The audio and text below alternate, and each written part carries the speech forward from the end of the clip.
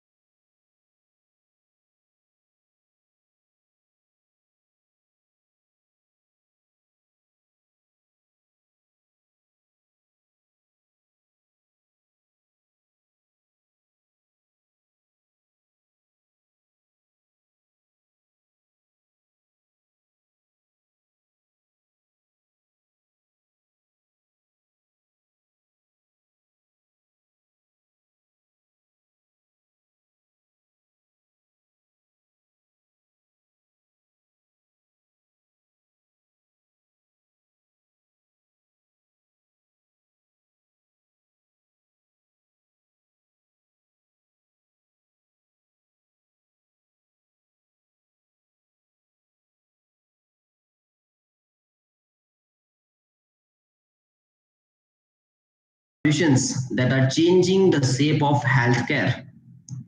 Deep learning in healthcare is a branch of AI that offers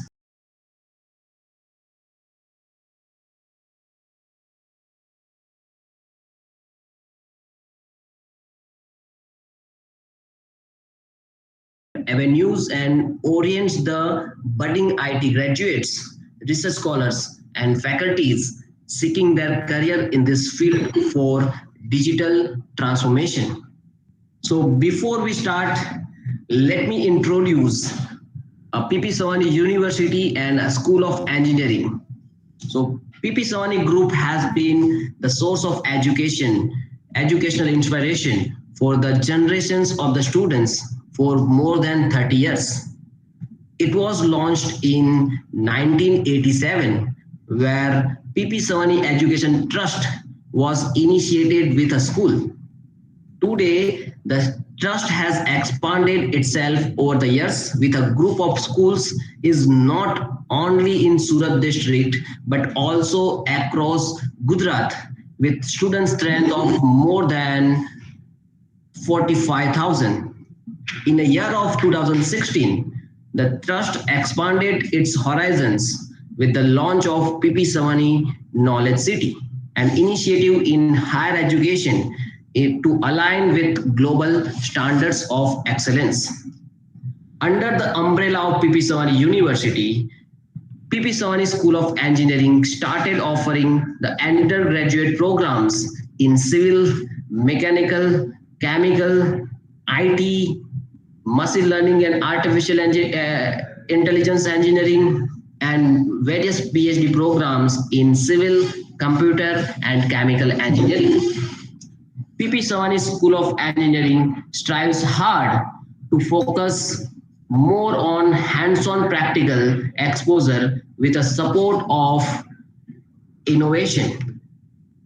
So with that, I welcome you all for the one-day GUJCO sponsored one-day online seminar on deep learning applications and challenges in healthcare systems. So, before let me give you today we in inauguration session, Dr. Neeraj Shah, Dean and Director of School of Engineering, PP Savani University, will address the participants. But before that, let me give you a brief introduction or few of the instructions regarding seminar. The instructions are simple. It is compulsory to attend. It is compulsory to attend all the sessions. It is compulsory to attend all the sessions to get a certificate, and you will be provided with at the completion of this today's seminar, you will be provided the e-certificate maximum by Tuesday next week. And at the end of the day, we will share a feedback form with you, and it is compulsory to fill up the feedback form for the betterment of the future such programs. right? So uh, we have Dr. Neeraj Shah, Dean and Director of School of Engineering, PPSU University. Dr. Shah has pursued his PhD in civil structural engineering from SOE Surat. From SOE Surat, Dr. Shah has experience. Dr. Shah has experienced of 22 years. Dr. Shah has experience of 22 years, including academic, administrative, industrial, and research. He has several publications, authored various books, guided doctoral and PhD students, and has been honored with numerous prestigious awards.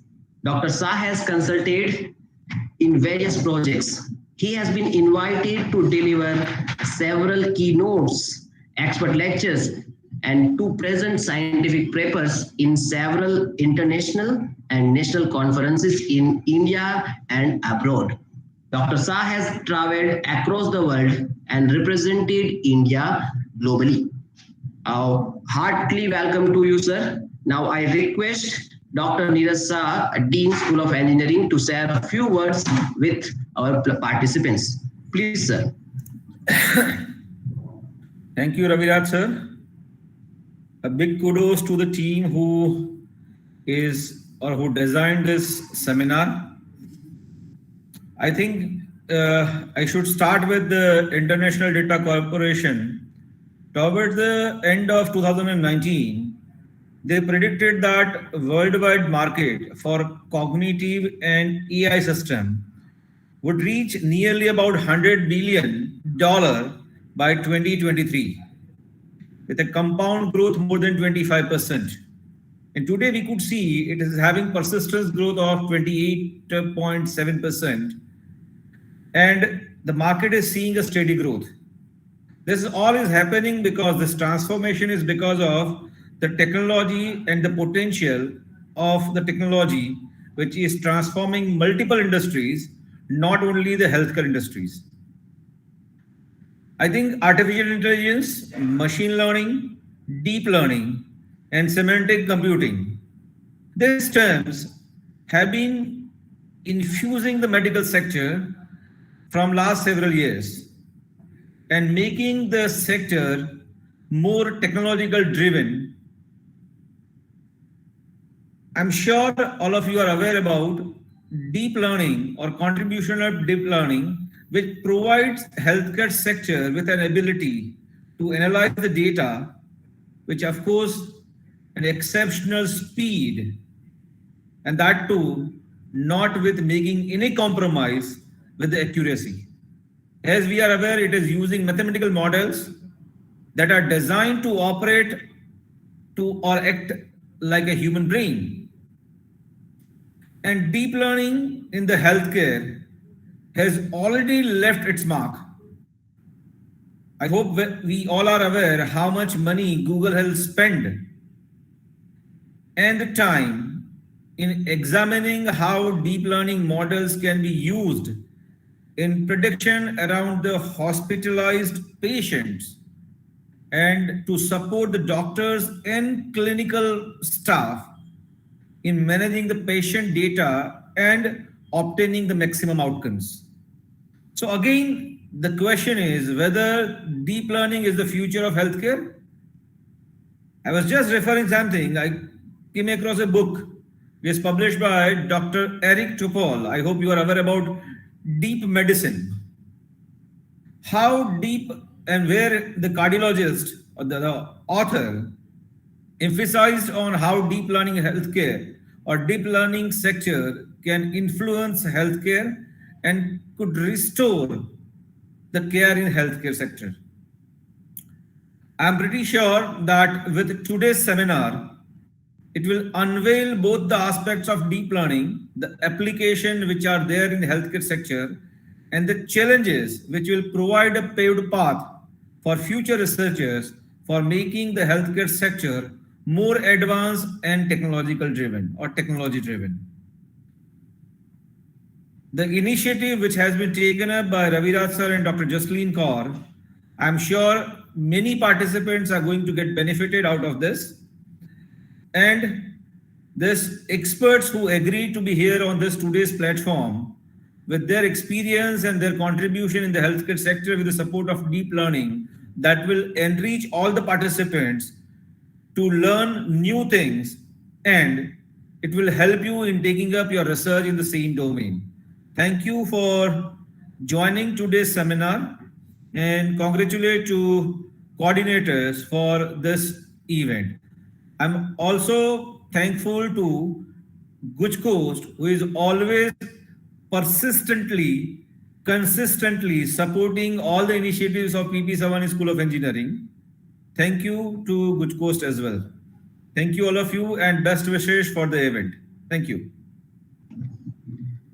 Thank you, sir, for enlightening the participants with your energetic words. We are also grateful to have today our Provost and Executive Dean of the PP Savani University, Dr. Parag Sangani, sir. Dr. Sangani is an Endeavour Fellow from QUT, Australia, and has global exposure of education system in Europe, Australia, and UK, and has worked with leading universities in UAE as a head of academics. As an academician, Dr. Sangani has been imparting his vast experience in the subject of innovation and creativity, information systems, and operation management at various institutes and universities around the globe. He has trained several executives in different parts of the world. Dr. Sangani has several publications and scientific articles in the Journal of Repute. Previously, Dr. Sangani has handled 250 million USD PPP mode projects in education and infrastructure in India. Dr. Sangani has worked with NAAC, NAC, India, QS, Singapore to enhance quality of higher education. It is a great pleasure for us to have you as enthusiastic leader of the PPSU University and a great torch barrier for us. I request Dr. Parag Sangani, Provost of PP Savani University, to please address the participants with enlightening words. Please, sir.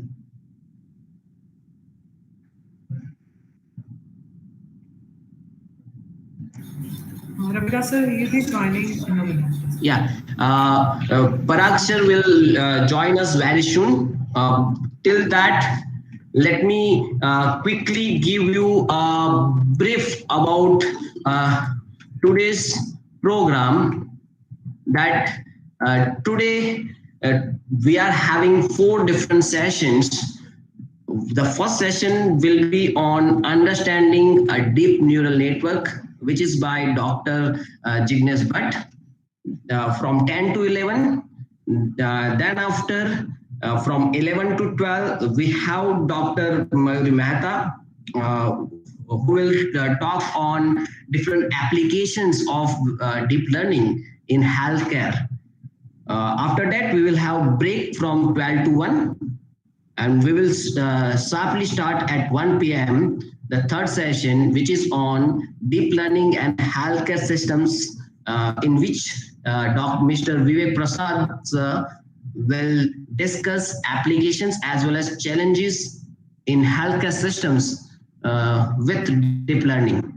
And at the end, in the last session, Dr. Pariza Kambose ma'am will explain you and give the demo on deep learning in healthcare, the game changer. So I request all the participants, to take a maximum benefit from all these 4 sessions, so that at least we can be we can move towards, or we can build our career towards the applications, or we can build various research in healthcare system with deep learning, right? So again, uh, Dr. Parag sir will join maybe in 1 or 2 minutes. Yeah, Ravindra sir, he's on the way. He'll be joining us very soon. Yes, sir. Yes, ma'am. So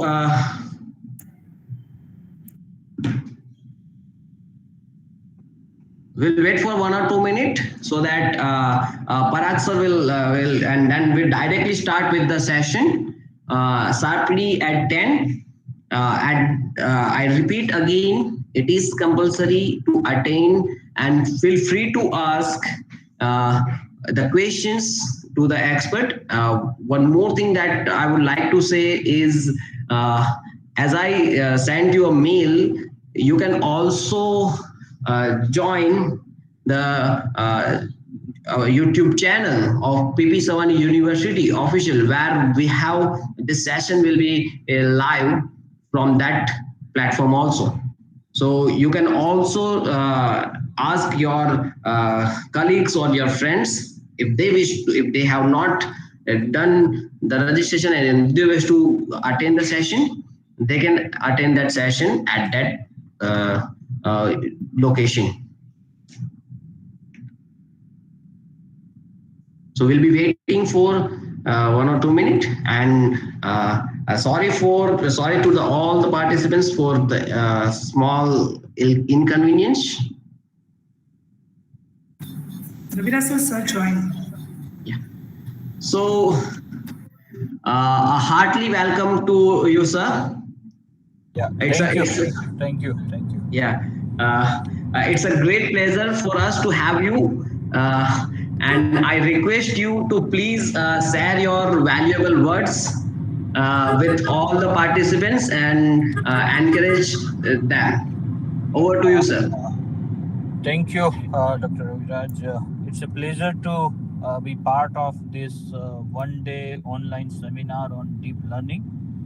I think we all are aware that technology is reshaping the world, and today the most sought after sector where technology has to make a difference, that's definitely healthcare sector.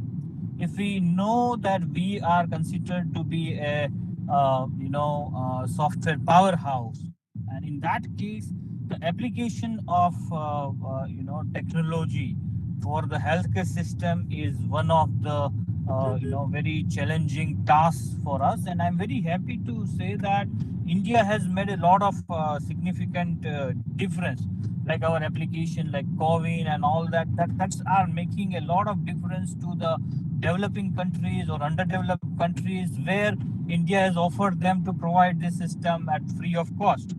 But what I would like to say to all of you is that we, as a faculties and students of computer science and information technology, need to see that how our applications are making difference to the society and world as a large.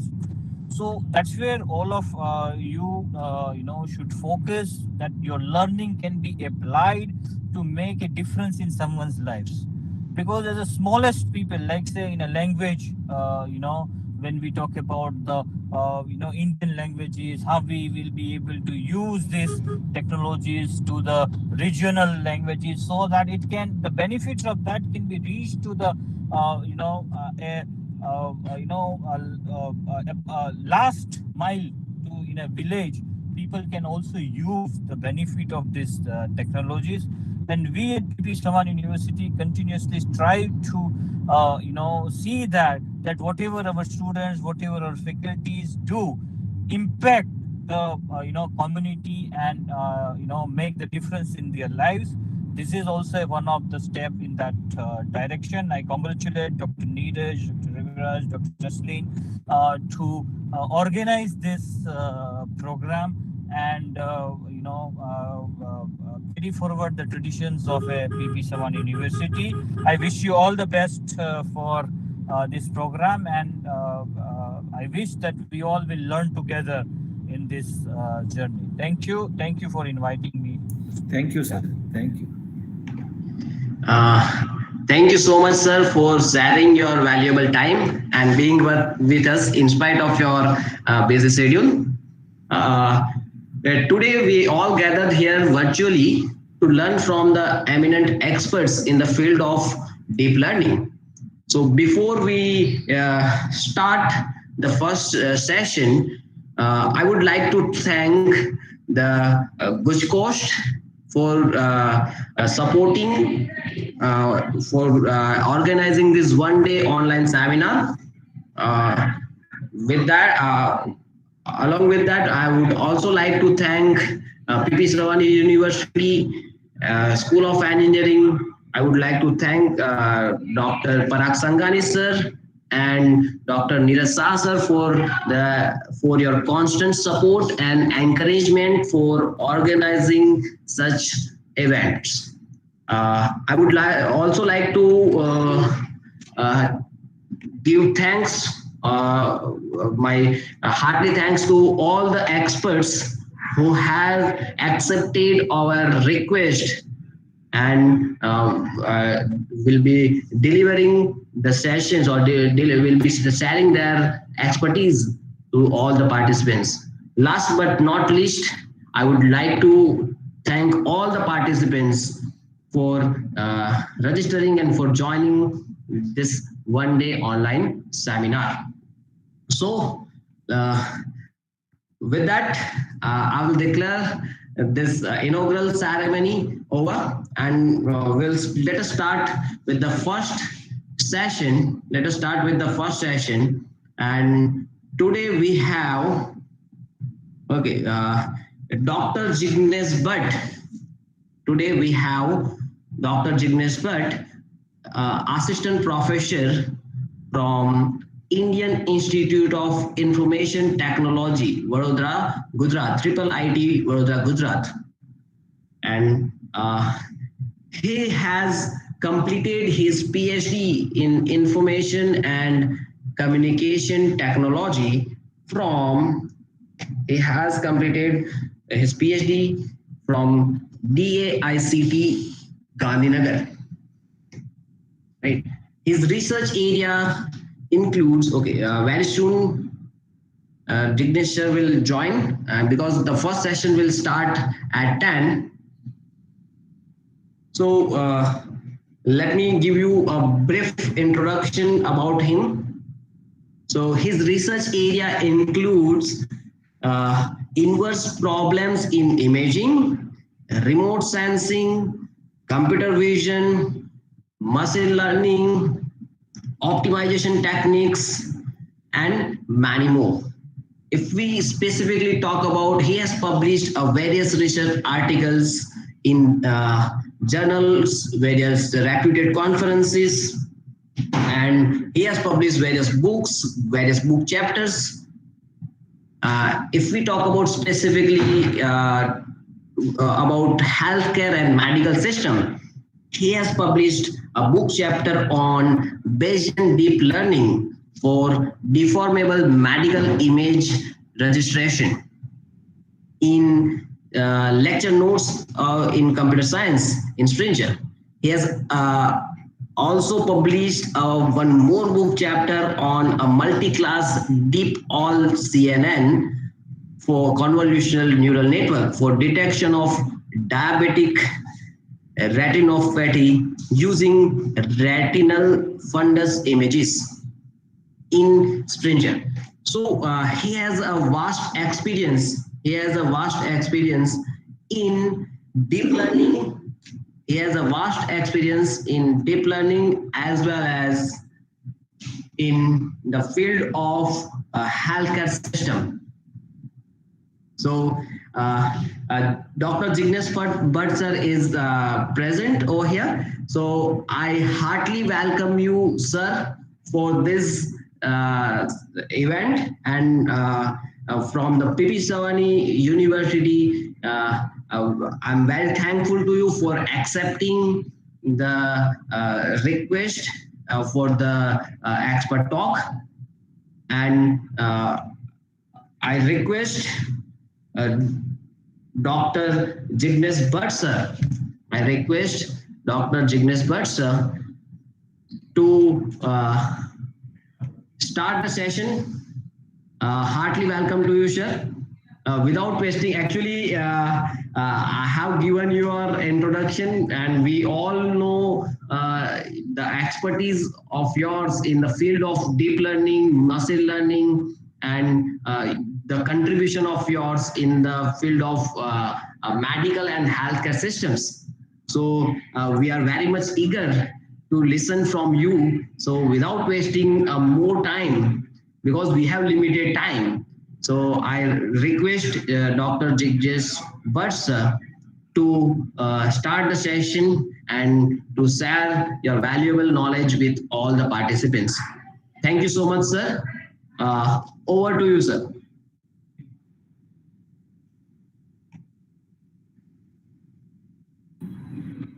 Yeah, good morning, everyone. So, thank you, Raviraj Singh and Dr. Kaur for inviting me to discuss some basics about the deep learning. So, can I share my screen? Yes, sir. Okay.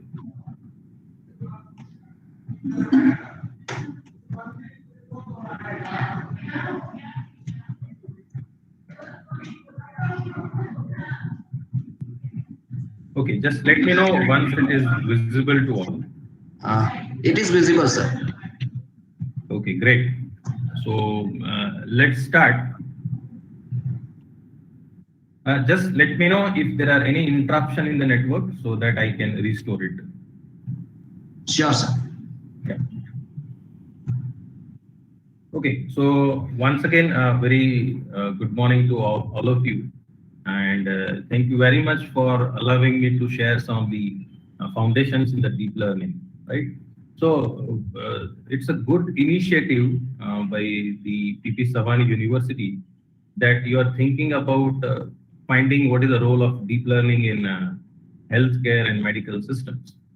It's a very challenging area, and since everyone is adopting a solution of AI-based solution in a different context, it is, as an academician and as an industry researcher, it is our duty to find out our role in a using of deep learning for different tasks in the medical and healthcare system, right? So, as instructed to me, the subsequent speakers are going to talk about the applications area of deep neural network in different healthcare systems. So I have been asked to discuss the foundations about the deep neural network, and accordingly, I have prepared some small set of slides, right? And I believe that the audience would be benefited by looking at the algebraic aspect of the deep neural network, and would be helpful for them to scale these basics to the different applications in healthcare systems. Okay, so with this note, I would like to start the discussion. Okay, so this is a basic tensor flow diagram when we come up with any deep neural network system, right? So if you can just click on this tensor flow diagram, it will take you to the typically a website wherein let me share that screen so that you'll be able to see that also.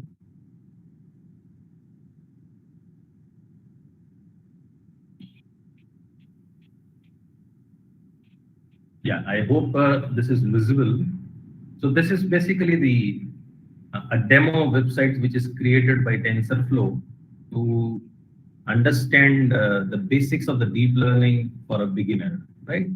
So if you look at here, they've given us the flexibility to construct a small network, or maybe a deeper network, right? We can increase the number of the neurons, we can increase the number of the hidden layers, we can change the inputs, right? And then we can see the output in two classes or more than two classes. And in between, we can have more connections. So by incorporating more layers from here, we can see how the deep neural network is learning from the data, right? So basically, as we all know, if we take some fixed learning rate, some activation function, some regularization and regularization rate, and the type of the problem, and if we start running it, the moment we press this click button, this network has started learning the features of the data for a classification. And at a certain level, we can see that on the diagram which is evolving on the right side, right over here, we can see that the data points are now well classified. So this neural network has learned a function in such a way so that this input data vectors are now perfectly classified into two classes, right? And this is shown by these circle, and it's this ellipsoid basically constituting all the data points which is in the one of the classes, and the rest are in the other classes. So this is basically to give us a feeling to start to dive into the world of the deep learning. Now, one can increase the number of the hidden layers and see what is the output, right? You can increase the number of neurons over here.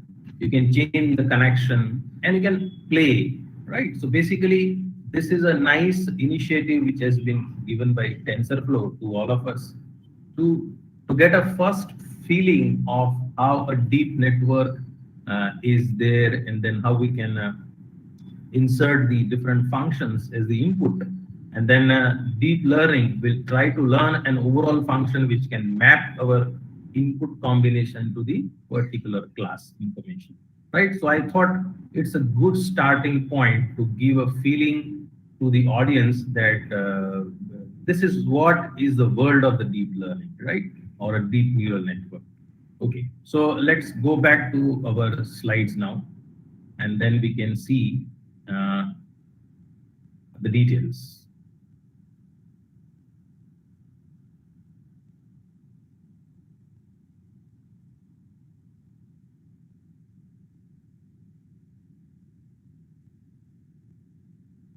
Okay, so this is where we are. So we just saw in this particular slide the first feeling of deep learning, right? The first feeling of a deep neural net. Now we would like to understand the process which is there behind this network, and we'll try to understand as much as possible to get the notion of the deep learning.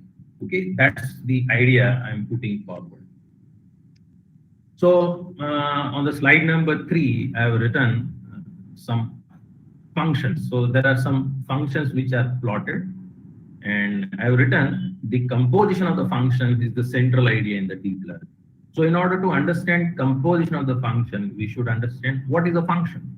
So we all know that a function is a mapping which takes the input data and maps it to one of the output points, right? So for example, if you look at this function which is there in the A, it's a linear function, right? Which takes the data from one of the input data is mentioned on the x-axis, and the output points are there on the y-axis. So it will pick up the particular input point and map it to the output point.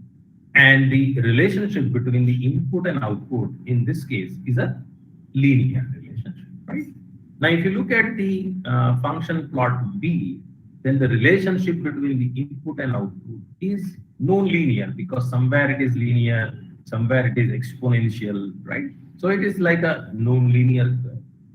And if you look at the plot which is there in the C, it is like linear from this point to this point. Then it is changing the slope and it is still linear from this point to this point.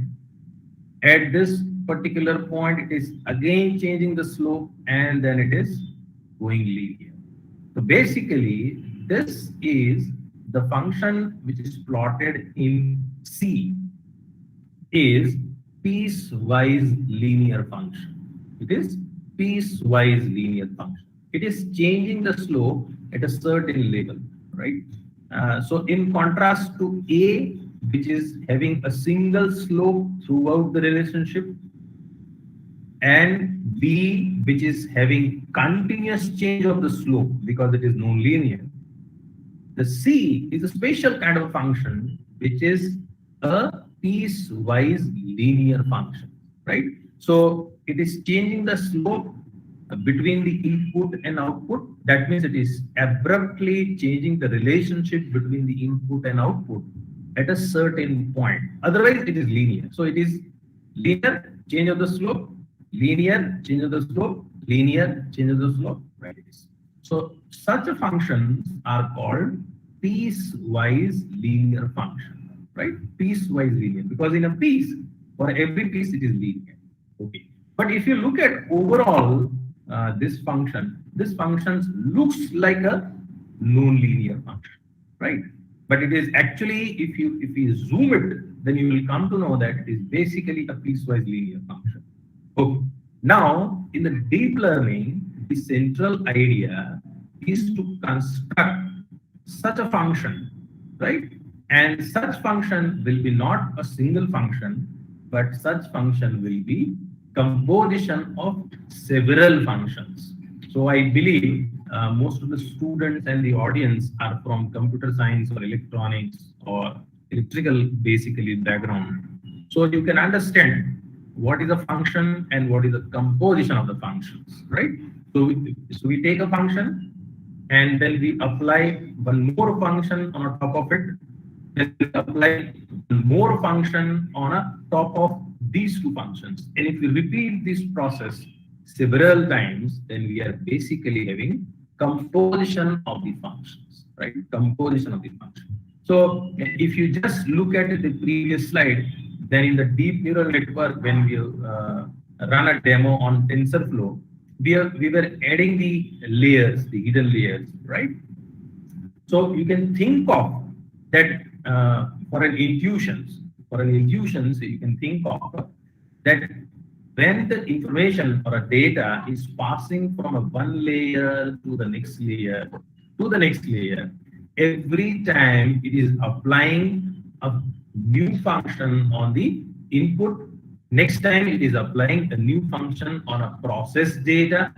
Next time it is applying on a process to process data. So every layer by layer, it is basically trying to construct a function, and hence overall, if you see the relationship between this X and this output classifier Y, this overall mapping will be piecewise linear function. It will be piecewise linear function because there is some linear combination of weights over here, and then there is a nonlinearity which is there in this layer, right? So at the end of this layer, so that nonlinearity will change the slope.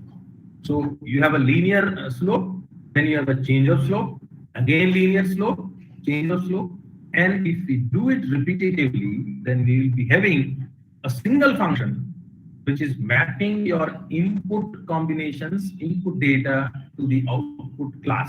But this overall function is a composition of several functions.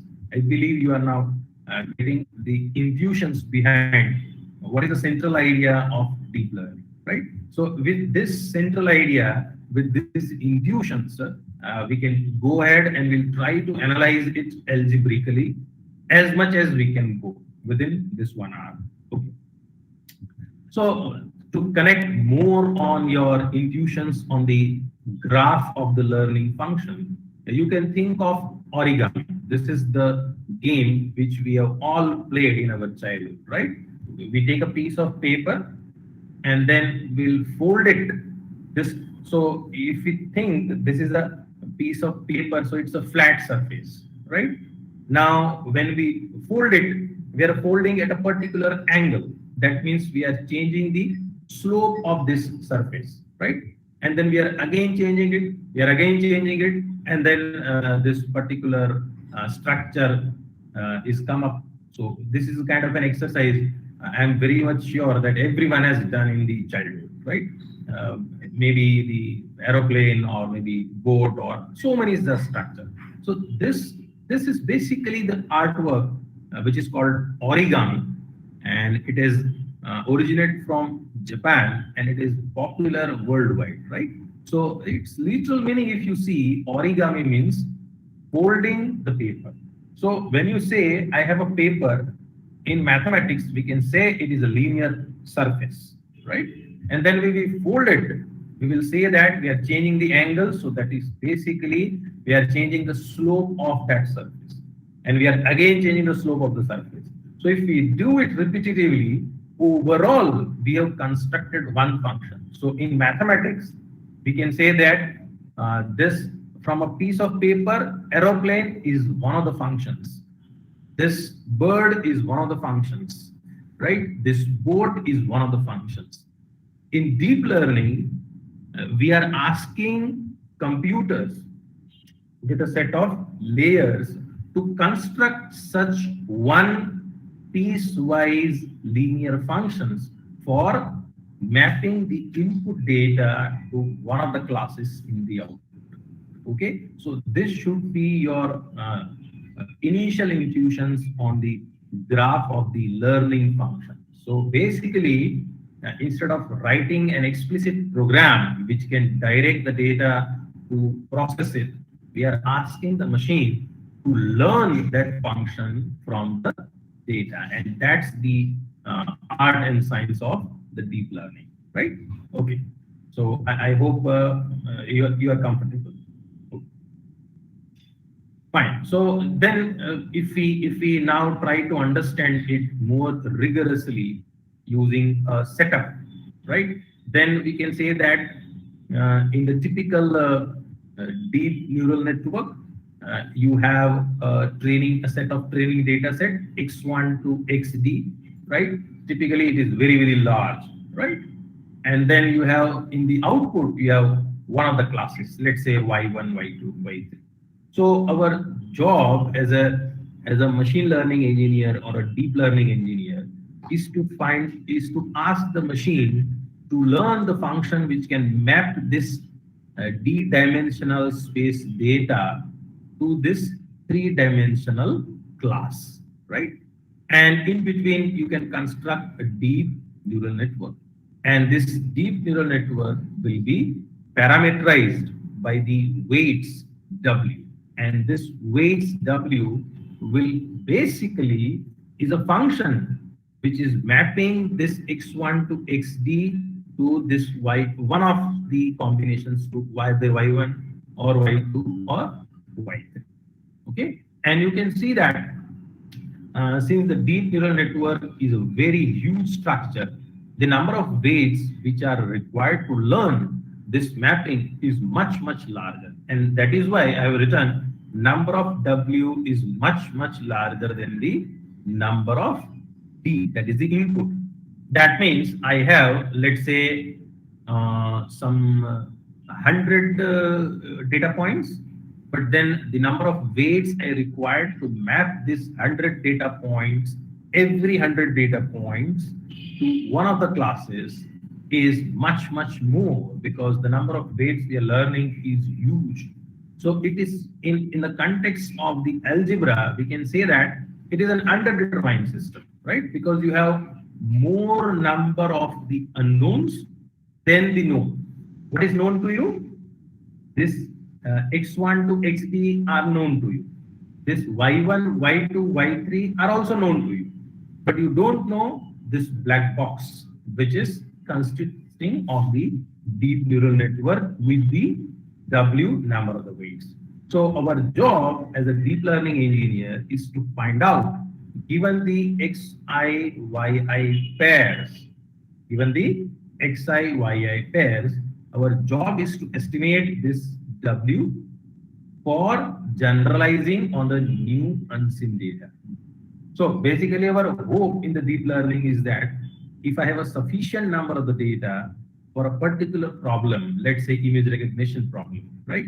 Then what I have is I know the input output combination, but I don't know what is that connection has to be made so that I can every time, even if I have not given the machine a scene data set, then the machine should be able to classify the unseen data set also. That means if I have trained a deep neural network over 10,000 pencils and 10,000 pens for a classification task, then my hope is that after learning the features from these 20,000 pens and pencils, the deep neural network will be able to classify any damn pen or pencil which is there in the world, right? This is called the generalization problem, right? So the way in which the human can generalize from the examples, we are expecting the machine to generalize from this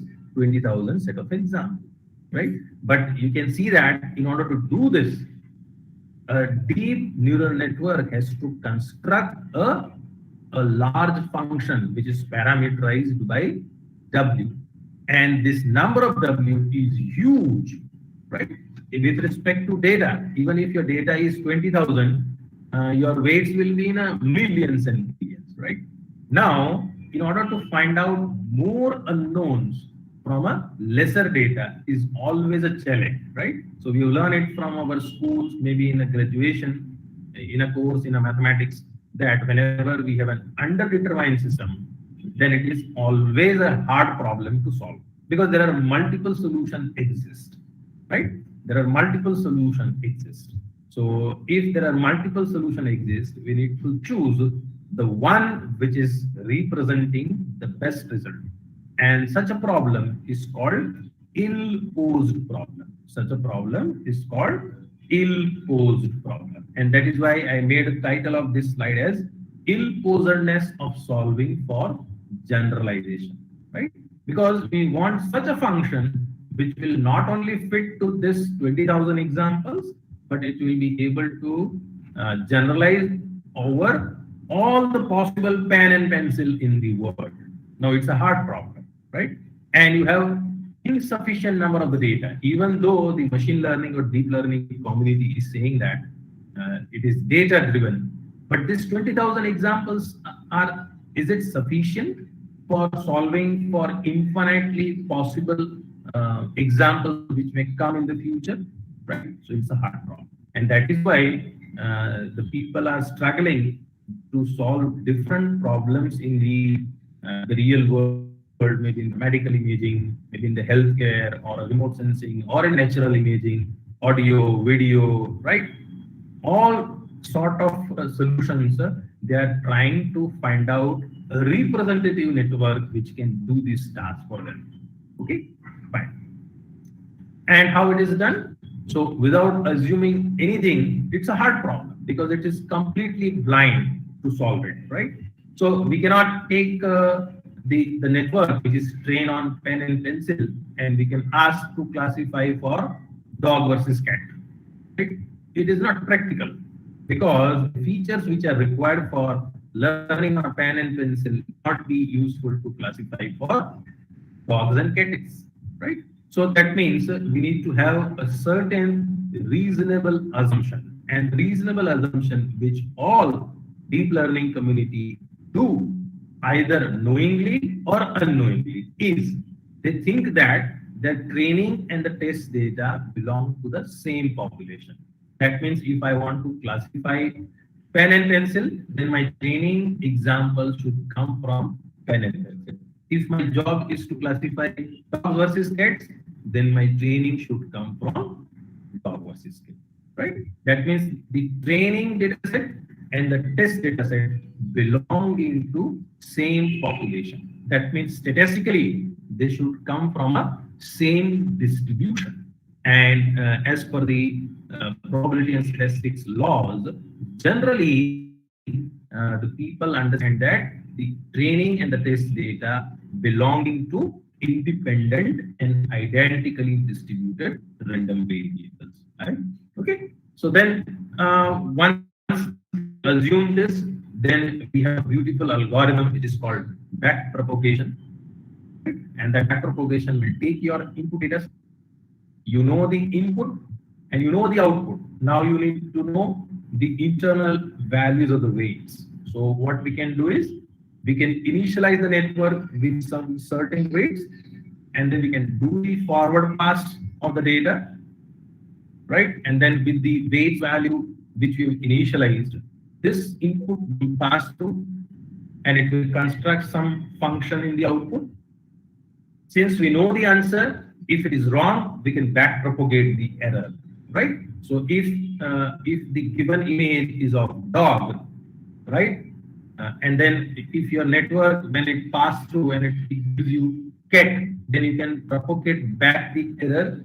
And when the error is getting back propagated, all the unknowns which is there in the deep neural network are the weights get updated, and that is updated using gradient descent based kind of an algorithm, which is basically computing the partial derivatives with multivariate chain rule, like the way in which I have shown, right?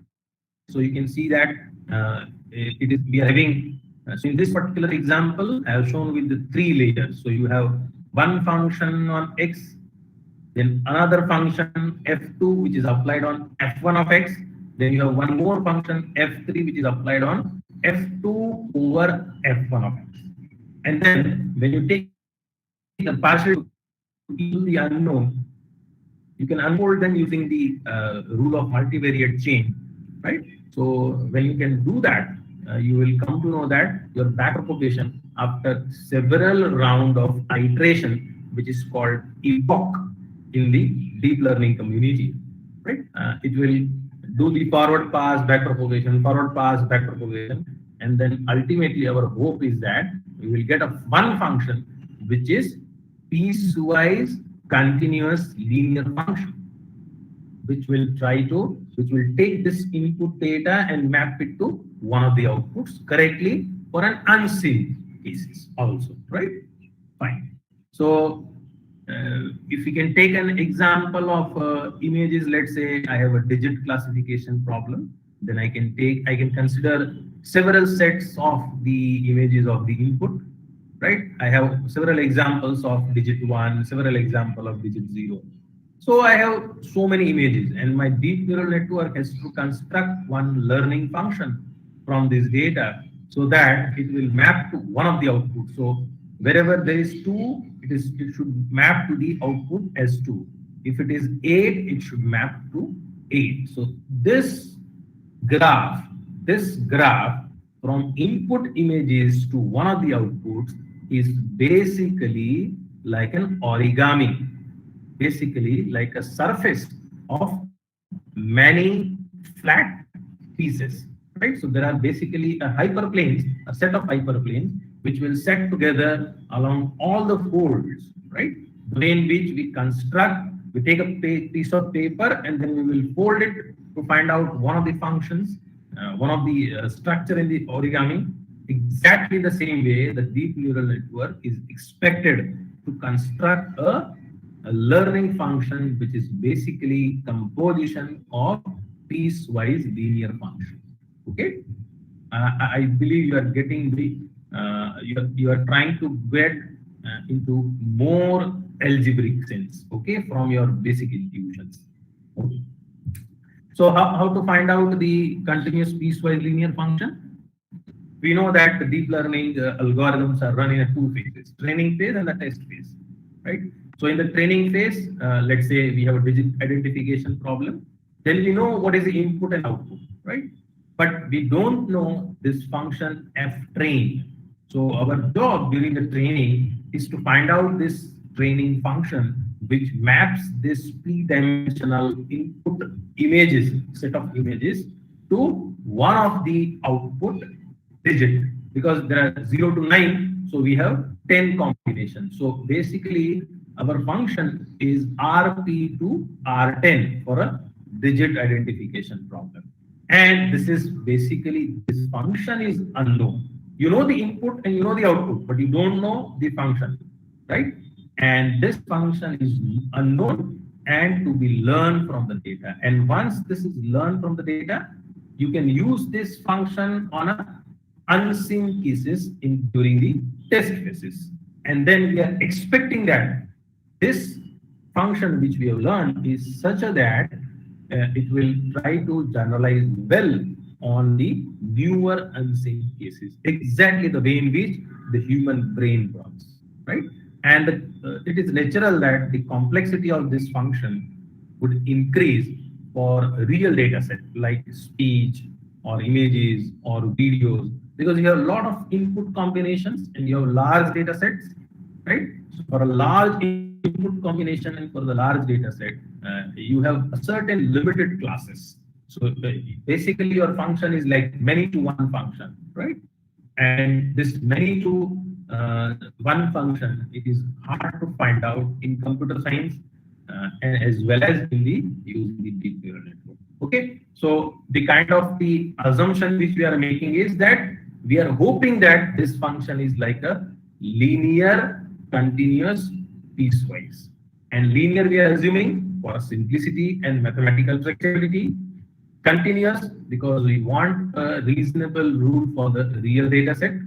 And piecewise because we want to incorporate non-linearity, the way in which it is there in our brain, right? We also take input from several people, but then so after listening to several people, we decide something. So the human decides something based upon his past experiences, as well as taking into consideration the input, whatever he has received from, he or she has received from several people. So this input reception is linear operation, but when it is getting together in the brain somehow decides one of the decision considering this large number of the input. So there is no linearity. So this no linearity and the linearity of the human brain processing, we would like to imitate in the deep neural network. So basically our goal is to find out such a function which is a combination of several functions, and overall this function will be look like continuous piecewise linear function. Okay, fine. So it is a natural. So on slide number 9, I have written something like a function approximation. So if you put more and more layers, you will get more and more resolution, right? So that is what I have written over here. So if you can construct this mesh grid using certain number of the values, if you increase the resolution of this, it will look finer and finer. So it is depend upon how much computing power you have and how much deeper network you can think of. But there is a theorem in the deep neural network that it is believed that more the deep network you construct, your approximation will be more and more universal, more and more universal. So there is a theorem which you can look into this one of the books, right? And the experts have written over here. Right? So think of with this basics. Now what we are trying to do, or what I would like to you to think of, can we construct our first piecewise linear function? Okay, so we thought of that the deep neural network will be trying to construct a piecewise linear function. Now forget about the deep learning or forget about the deep neural network. Now I want to make such piecewise linear function mathematically. How can I do it? So I have the input vector v, okay, input data vector v. I want to make a piecewise linear function. Forget about the deep neural network. Simple with a basic algebra, I want to do that. Okay. So what I will do, the first step is I will choose a matrix, let's say A1 matrix, and vector B1. Okay, and then I will take the V input, and this V input I will be multiplying with the matrix A1 and add with the B1. Okay, so ये तो linear step हुआ, it's linear step because you are doing matrix multiplication plus vector addition. So it's a linear step. So you have A1 times V, A1 times V plus B1. It's a linear step. Okay. Now when you do this, your resultant vector, may be having some negative values, may be having some zero values, may be having some positive values. Now, what we would like to do is, we would like to introduce a non-linearity. Now, there are many examples or many ways to incorporate the non-linearity. But the one which we are trying to do is to make all negative values to zero. So, in the third step, we will set all negative components to zero. So, इसको कैसे कर सकते हैं? We can go value by value in vector. Wherever we find negative value, we replace with the zero value. Simple step, right? So we can write a program for it. So we can say, and that operation in mathematics can be written as A1V plus B1 plus. So ये जो plus है, this plus indicates that this vector is non-negative vector. This vector is non-negative vector. All the entries in this particular vector is basically either zero or positive. Okay. Now, so we have this non-negative vector which is processed from a input vector V. तो जैसे input vector V क्या है? आपका एक image है. वो जो image है उसको आपने एक vector के form में लिख दिया. Let's say graphically. So you have vector of let's say 100 cross 1, right? And then you will do this operation. You will get another 100 cross 1, which is a representation of that image, but in a non-negative values only. Then what we will be doing is, let's say I'll take another matrix A2, and then I will multiply this A2 with this non-negative vector. So I will be having a function on V, which is basically a composition of several functions. You can see that we have done, we take the data V, and then we apply a linear step, non-linear step, again a linear step. So you have the formation of the hidden layer between input V and the output W. And that function, since we have constructed it, so we can write down that it is A2 of A1 times V plus B1 of plus. So ये function हम लिख सकते हैं because we have constructed it. Okay, so now I can draw it in a structure form, right? The thing which we have done mathematically, I can write down or I can show it over a graph. तो कैसे दिखा सकते हैं? For example, in this particular slide number 11, I took this 3 input. Okay, 3 data point as the input. This 4 data point as the layer, right? So I will be having some values in the matrix A. If I multiply this matrix A with B1, I will get AB1, AB2, likewise AB2. So I have this output, this many outputs. And then I'll pass it through a non-linearity. That means I will be making it non-negative. So I will add a bias B and make it non-negative. And then I will combine this output after multiplying it with another constant. That means I'm multiplying with another matrix. So I will get overall function. So ये जो function हमने बनाया, this is in our control because every step we have constructed. So I can find out how many number of weights are there, how many number of connections are there, A का value क्या है, B का value क्या है, what sort of non-linearity, everything is in our control. So this is like our first construction of the piecewise linear function. Okay, and then logically, if I want to connect this with the deep neural network terminology, then I have basically one of the internal layers of the deep neural network can be written like this. Okay, I have this input, then I have the weight matrix, So if my input is 4 cross 1, sorry, 3 cross 1, and then I have a bias vector of 4 cross 1 and weight matrix of 4 cross 3. So if I take this, I will get this, then I will pass it through a ReLU, rectified linear unit, right? Which will make all the negative components to 0. So this is basically no linearity.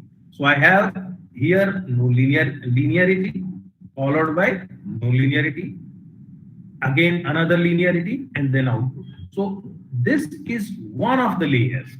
This is one of the layers. If we can construct such layer more and more, if I keep on adding the layers, every time I'll be having a set of linearity followed by non-linearity.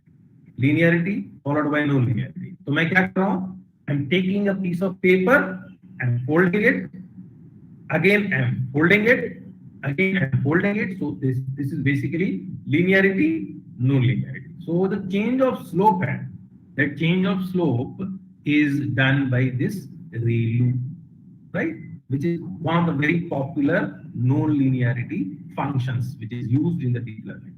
So if you think of the deep neural network as some recipe, then the ingredients for the deep neural network is, what is the basic operation it is performing? It is composition of the function. So there are layers, layers, and layer, and every layer is basically a piecewise linear function.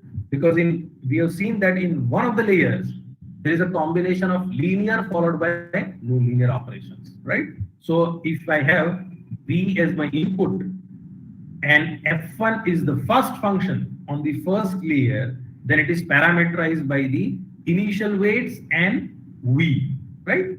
And then when this processed vector will pass through to the second layer, the input of the second layer is the processed output from the first layer. So if we repeat this process for several layers, then overall we'll be having one function, which will be a composition of several functions. That is why the basic operation in the deep neural network is composition of the function. And what is the rule to evaluate? Chain rule, which we have learned in the multivariate calculus, but in the deep neural network, we need to learn it using matrix calculus, right? We need to learn it using matrix calculus, and most of the beginner just ignore this fact and they think that since the Python libraries are with us, so we can always load those Python libraries and they can do it for us. But what they're doing matrix calculus on your input data points. Okay, and the algorithm by which your weights are optimized is typically the stochastic gradient descent kind of an algorithm. The subroutine which is run is the backpropagation to execute the chain rule, and the no linearity is typically the ReLU or maybe some other one, right?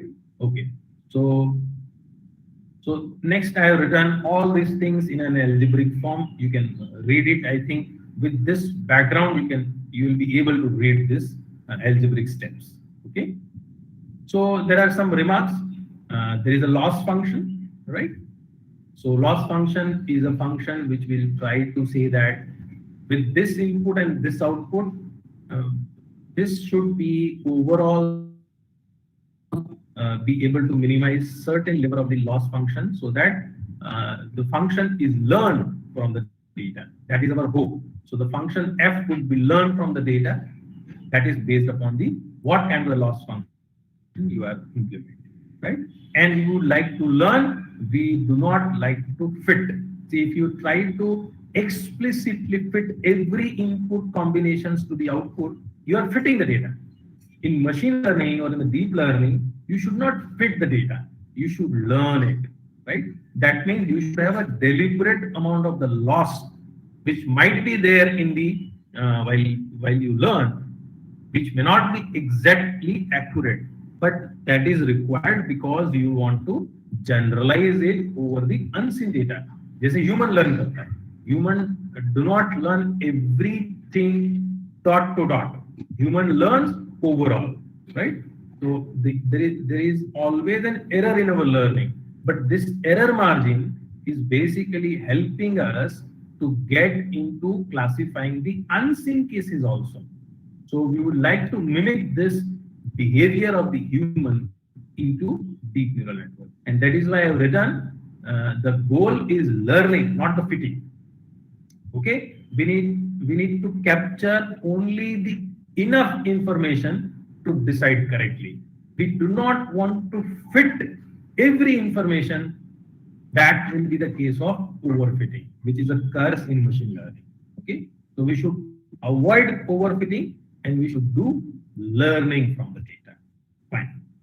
And we need to initialize the deep learning network with a very care, because if you initialize it wrong, you will either land into a wrong answer or you will be requiring a lot of iterations to reach to the exact solution. So that is why the central idea to remember is what kind of initial weight you should use to start your deep network, right? Because when you have just the input and the output, you have to write something in the in between. Na? Otherwise, this data cannot be processed. तो जैसे हमने वो A1 matrix लिया था, B बायस लिया था, फिर A2 matrix लिया था, तो वो जो हमने चूज किया है, ऐसा चूज आपको इनिशियली करना पड़ेगा. तो वो जो इनिशियली करते हैं, that has a lot of impact on the final output, right? So you can read this remarks. There are some hints given so that you should have a good choice of beginning your network, right? Once it is begin, it will iterate on a backpropagation, right?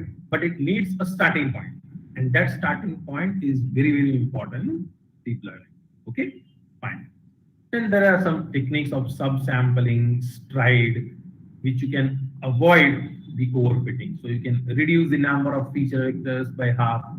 Okay, जैसे कि आप max pooling करते हो. So when you do max pooling, you take an image matrix and then let's say you consider this 2x2 patch, and you will take the maximum value of this only to go to the next level.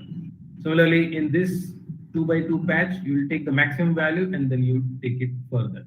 So basically, this 4x4, 16 values, you reduce to 2x2, 4 values. And you are saying that the dominant values in each of this submatrix is representing the enough information to classify. So we do not want the details. We want just the enough information. So you can incorporate the max pooling. Similarly, you can have different dimensionality reduction techniques which you can do. Okay, so if you try to do it such a network, fully connected neural network, and if you try it for a image recognition task, right, then it is impossible for you to do this task. The reason is your image in this particular example I have shown is, let's say 200 by 300, then it is having 60,000 cross 1 vector. Okay, if you convert this image into a vector, then it is 60,000 cross 1. And if you take this 60,000 cross 1 vector into the matrix, then the size of your first hidden matrix would be 60,000 by 60,000. And if you keep on repeating it in a deeper neural network, then you are required to learn a huge number of weights, right? A huge number of weights, which is not visible, and it's a very tough task. But we can explore that since the image is basically a local in the nature, right? Its nature is local, right? जैसे कोई भी natural data होता है, उसका जो nature होता है वो लोकल होता है. जैसे टेक्स्ट है, स्पीच है, इमेज है, वीडियोस है. These are all local in the nature. Their structures are dominated locally. They are not dominated overall.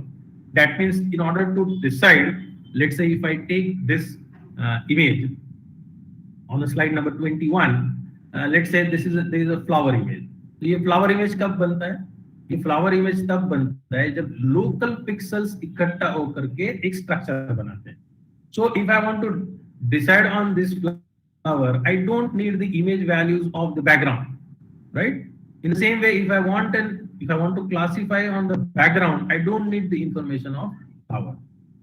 इसका मतलब ये है कि अगर हमें ऐसी इमेजेस को, नेचुरल इमेजेस को, नेचुरल टेक्स्ट को, स्पीच को, वीडियो को क्लासिफाई करना है, we do not need the entire information. What we need is a local information. And this local information can be captured not with the fully connected neural network, not with the fully connected neural network, but it can be efficiently and faster can be found out using shift invariant networks. Okay. And this shift invariant network, which is very, very popular, is convolutional neural network. Because when you do the convolution, you are thinking that your features are shift invariant over a certain range of the values, over a certain range of the values. So for example, if you take this image, then we know that this cameraman image will be having a certain feature which is constant when you're looking at his face. His features are constant in this background. His features are constant on a camera. His features are constant on his overcoat, right? So we can consider this image as a piece of information which are constant over a certain range. And this can be solved using convolution, right? So you can take a mask and then this mask you can keep it fixed. So instead of learning so many weights, which is required in a fully connected neural network, you can actually drastically reduce your computation in convolutional neural network.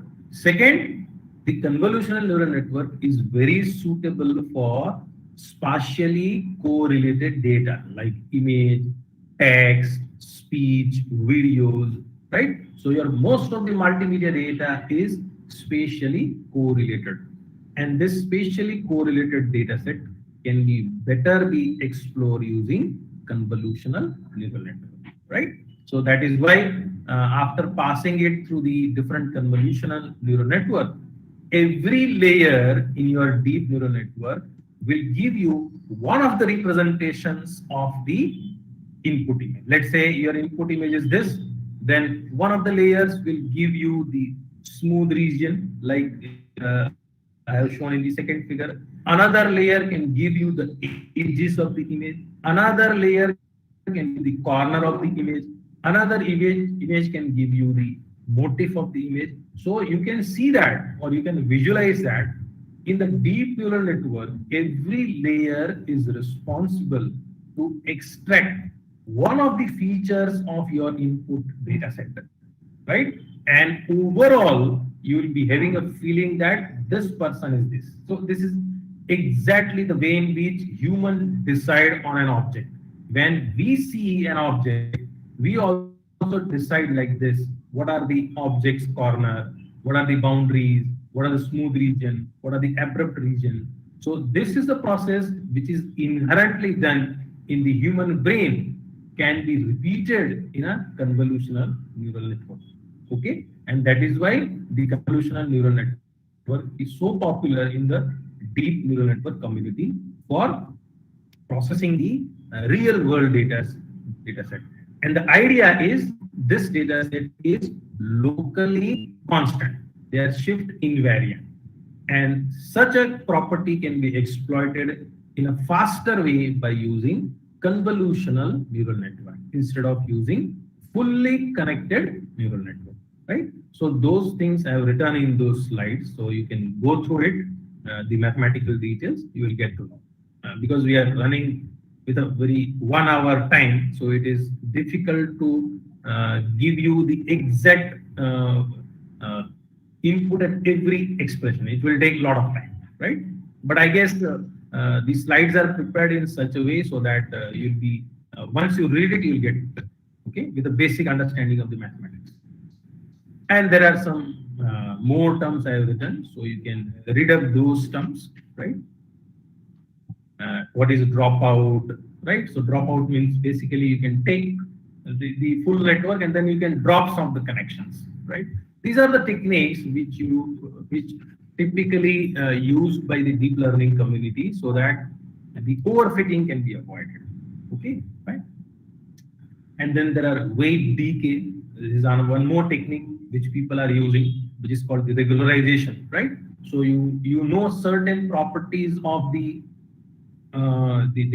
solution or the data, So that property you can incorporate while you are constructing your loss function. Okay?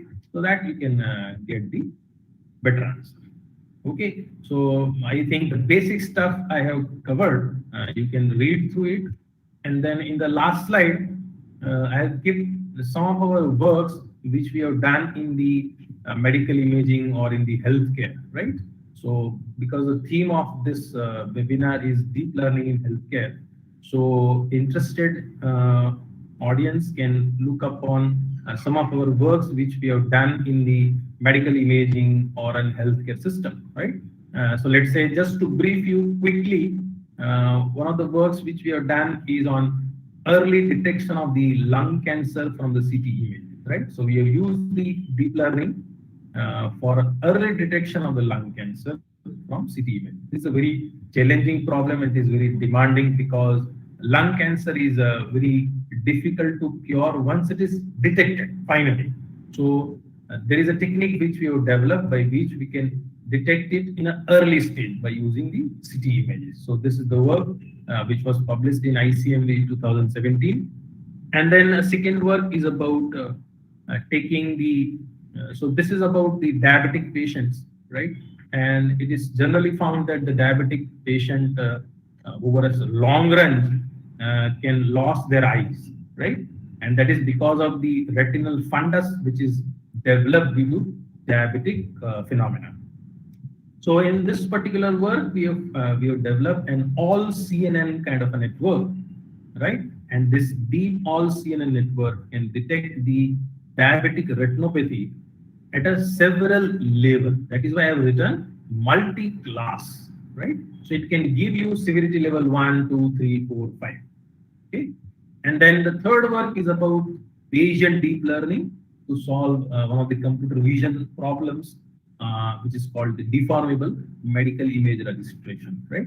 So that means when you acquire the image, when the medical acquisition is done, let's say in CT or MRI or X-rays, typically the patient moves, right? Or other noises are there. So because of this, the image is registration is not proper. So the image get deformed, and we have developed a Bayesian deep learning algorithm which can solve this deformable medical image registration problem, right? So this is also published in PREMI 2019, and these two are our recent work which are under review by the journals, but you can look up the archive version of it, right? One is the deep learning, unsupervised deep learning for medical image denoising, and the last one is box CNN. So if you are interested more into finding the mathematics behind a deep learning network, then you can read up this work, right? So these are some of our small contributions in the deep learning in the healthcare. So interested may explore it. That is why I just kept it at the last, so you can take it. Okay, so thank you very much. I guess I'm on time, and I've kept 5 minutes so that if the audience is having any questions, we can address it. Thank you. Thank you so much, sir, for such a wonderful session. It will definitely give the participants a detailed or at least brief insight of deep learning and how deep learning can be useful and in healthcare system. So again, a big thanks to you. Thank you, sir, for joining it. Participants, you can ask the question if you have any.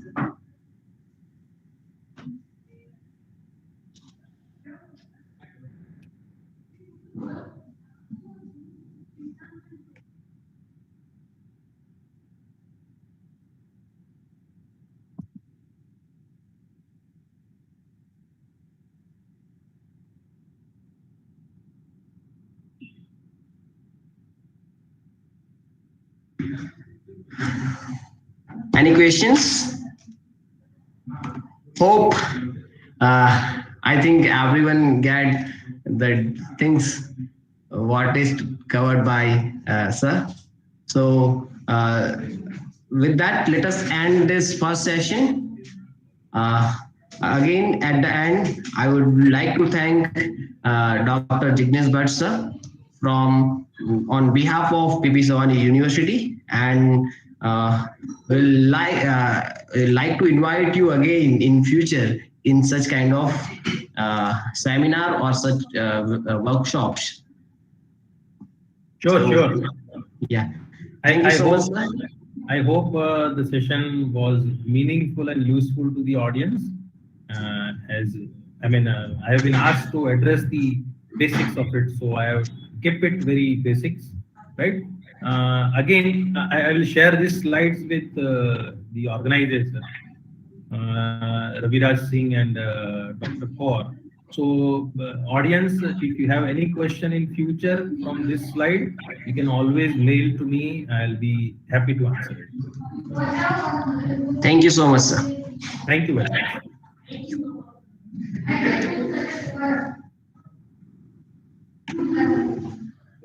Okay.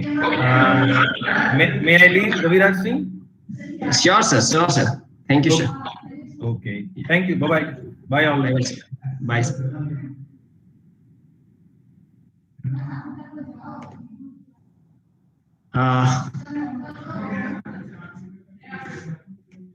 As we have learned from Dr. Jignesh Bhatt, the basics of deep learning. Now, in the second session, we have among us Dr. Mayuri Mehta ma'am, a professor from Sarvajanik College of Engineering and Technology, Surat. Dr. Mayuri is a passionate learner, teacher, and a researcher. She received doctorate in computer engineering from NIT Surat. Her research area of teaching or her area of teaching and research includes data science, healthcare informatics, machine learning, deep learning, computer algorithms, and Python programming. Her 20 years of professional experience includes several academics and research achievements, along with administrative and organizational capability. She is the author of 30 plus research papers and 2 book chapters.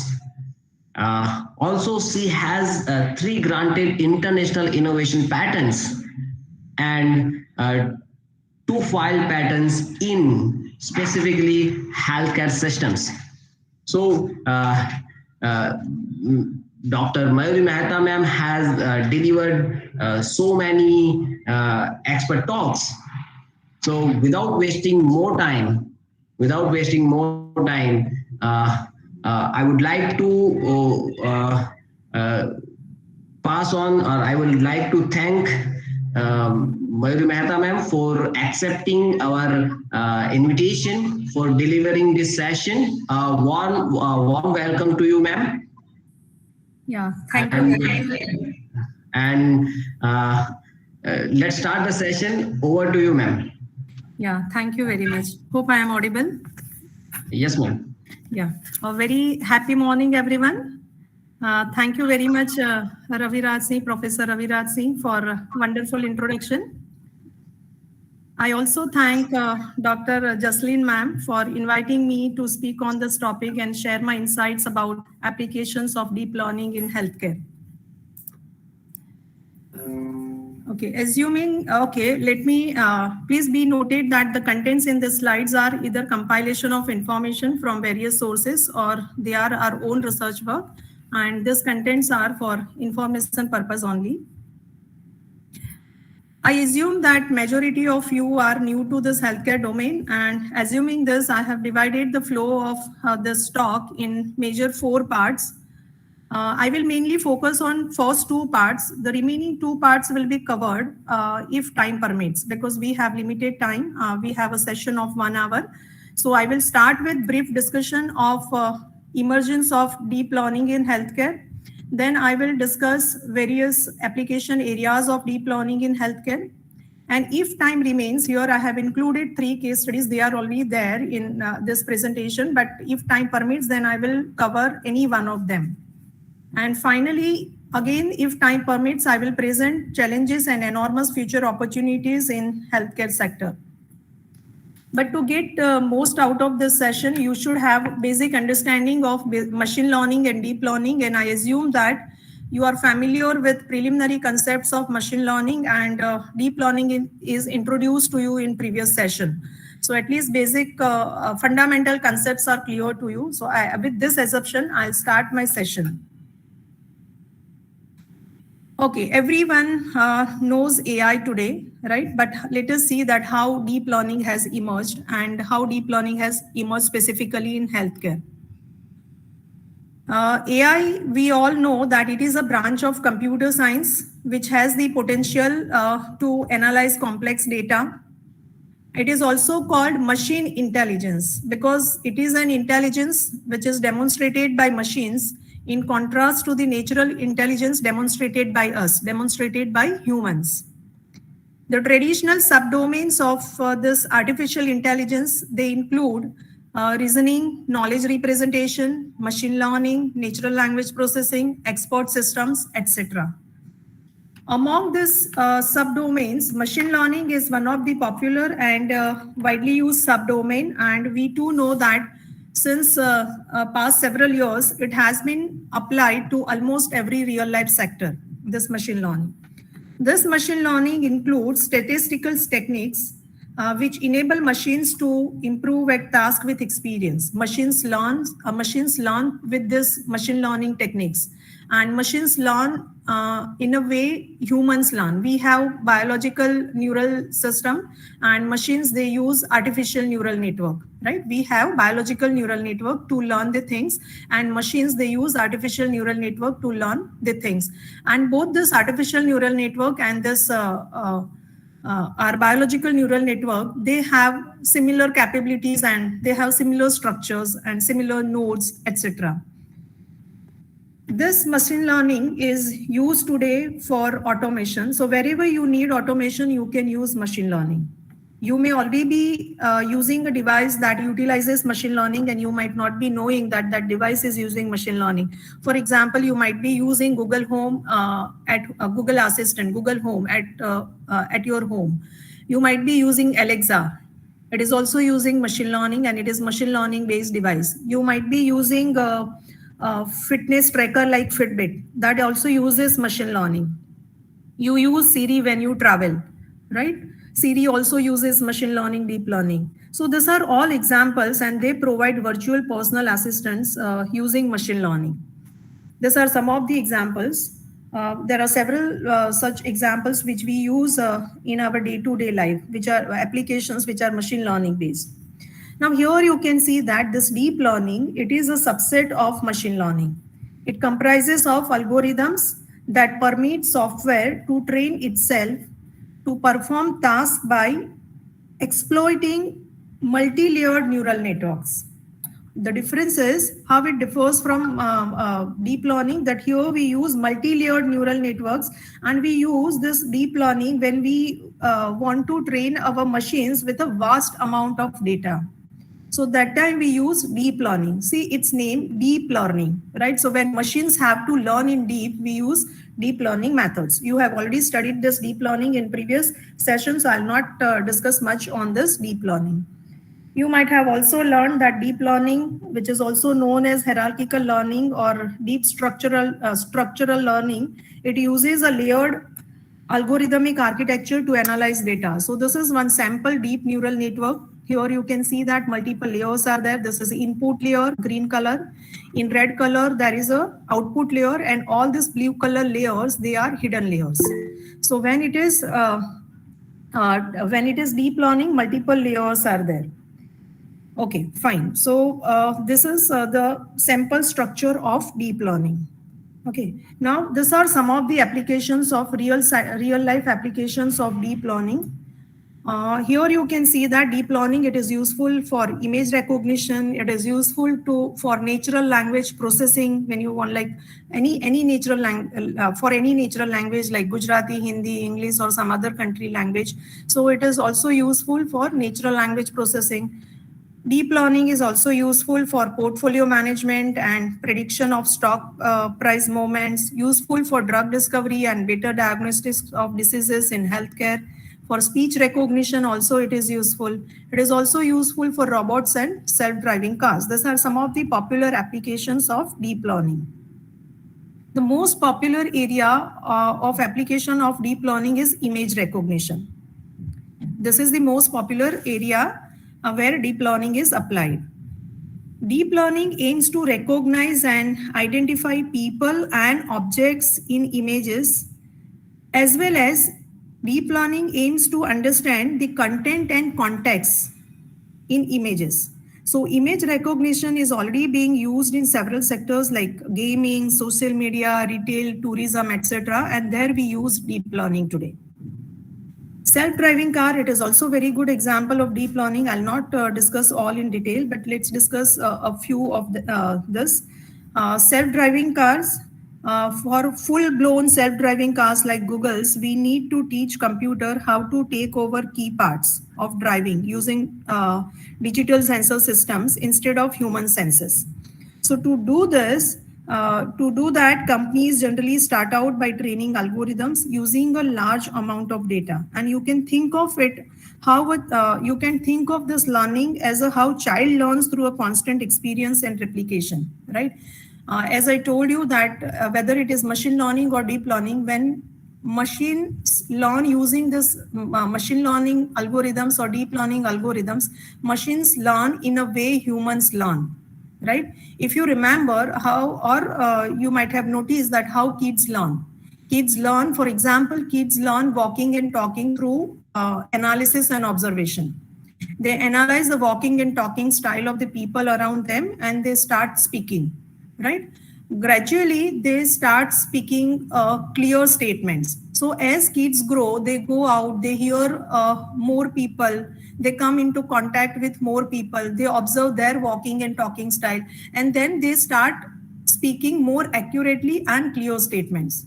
So we can say that their learning has increased. As they grow, they meet more people, their learning increases. And as their learning increases, they start speaking more clear statements. So they start speaking accurate statement. We can say that accuracy increases. So as learning increases, accuracy increases. So similarly here also, when we feed a vast amount of data to our machine, and we ask machines to learn using machine learning, deep learning algorithms, then machines learn in a way the humans learn, and machines learn through constant experience and replication. So if you present a more amount of data, the learning will be more, and accuracy of that application, the accuracy of the results will be more.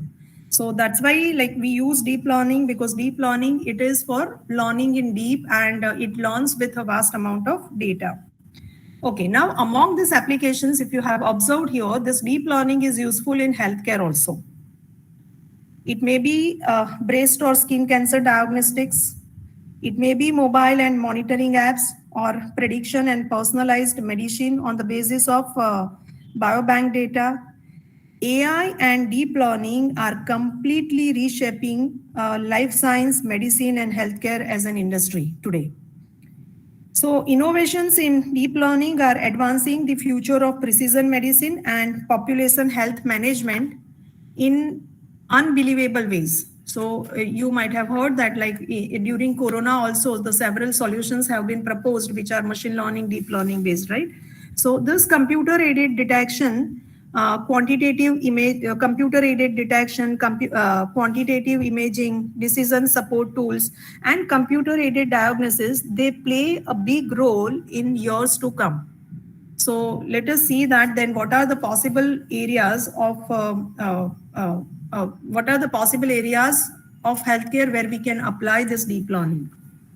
Okay. Now let us see how this exactly that why and how this deep learning has emerged in healthcare. This deep learning has evolved in healthcare due to three major reasons. Deep learning has evolved in healthcare due to three major reasons. The first is availability of a huge amount of electronic health data. Availability of a huge amount of electronic health data. You do know that earlier also we had health data, but it was not in electronic form. But with increasing use of computer system, the digitization of all medical records has become a standard, and it is widely adopted practice nowadays in every hospital. Hence, digital healthcare data is available in immense volume today because digitization has been adopted by hospitals. So this digital healthcare data is available in vast volume, and it includes a variety of health data that are generated by health related systems and devices. So in short, today we have a huge amount of electronic health data. We have digital health data, which we were not having earlier, right? So actually this term electronic health data, it was introduced in 2003, almost 18 years back. This was introduced in 2003 to represent the records that are maintained for improving the healthcare sector towards the benefit of patients and clinicians. Over the period of time, the adoption of this electronic health record system, it has increased worldwide, and it has made it possible to capture large amounts of clinical data, which ultimately results in big data, So today, if we say that, then we have this digital health big data. And there are several advantages of using this electronic healthcare records. Here I have included some of the key advantages of electronic health data. Let me discuss them. These are the key advantages of electronic health data, and that's why hospitals have adopted this digital systems and they are maintaining this health data in digital form.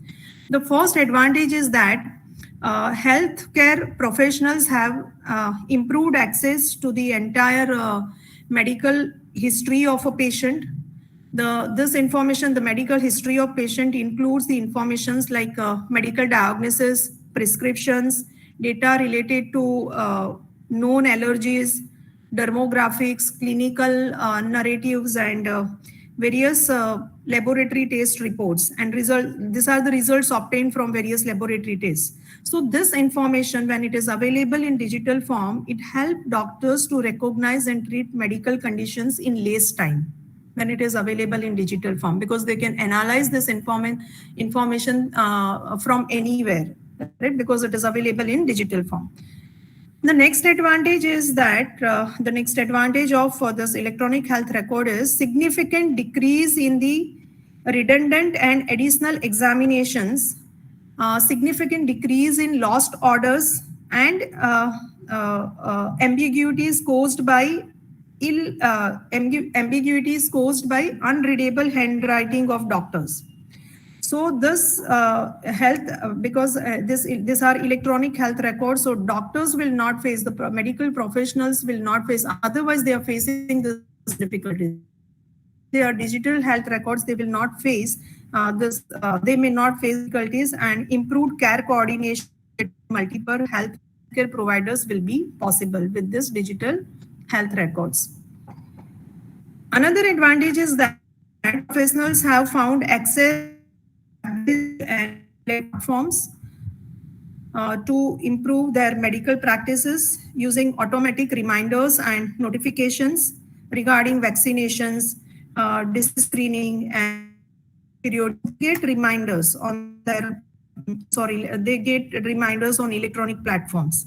So due to this, what would be the advantage? Due to this, there would be a greater continuity of care and timely interventions by facilitating communication among multiple healthcare providers, multiple healthcare professionals, and patients as well. This healthcare records also enable faster data to improve public health surveillance by immediate reporting of outbreaks. And this is last but not least, this electronic health records can also reduce or absolutely eliminate delays and confusion in the billing and claim management. So these are ways of maintaining electronic health records, and that's why now even small clinics, they are also maintaining health records. So as these are available in electronic, this data is available in electronic form, it has been possible to analyze this data.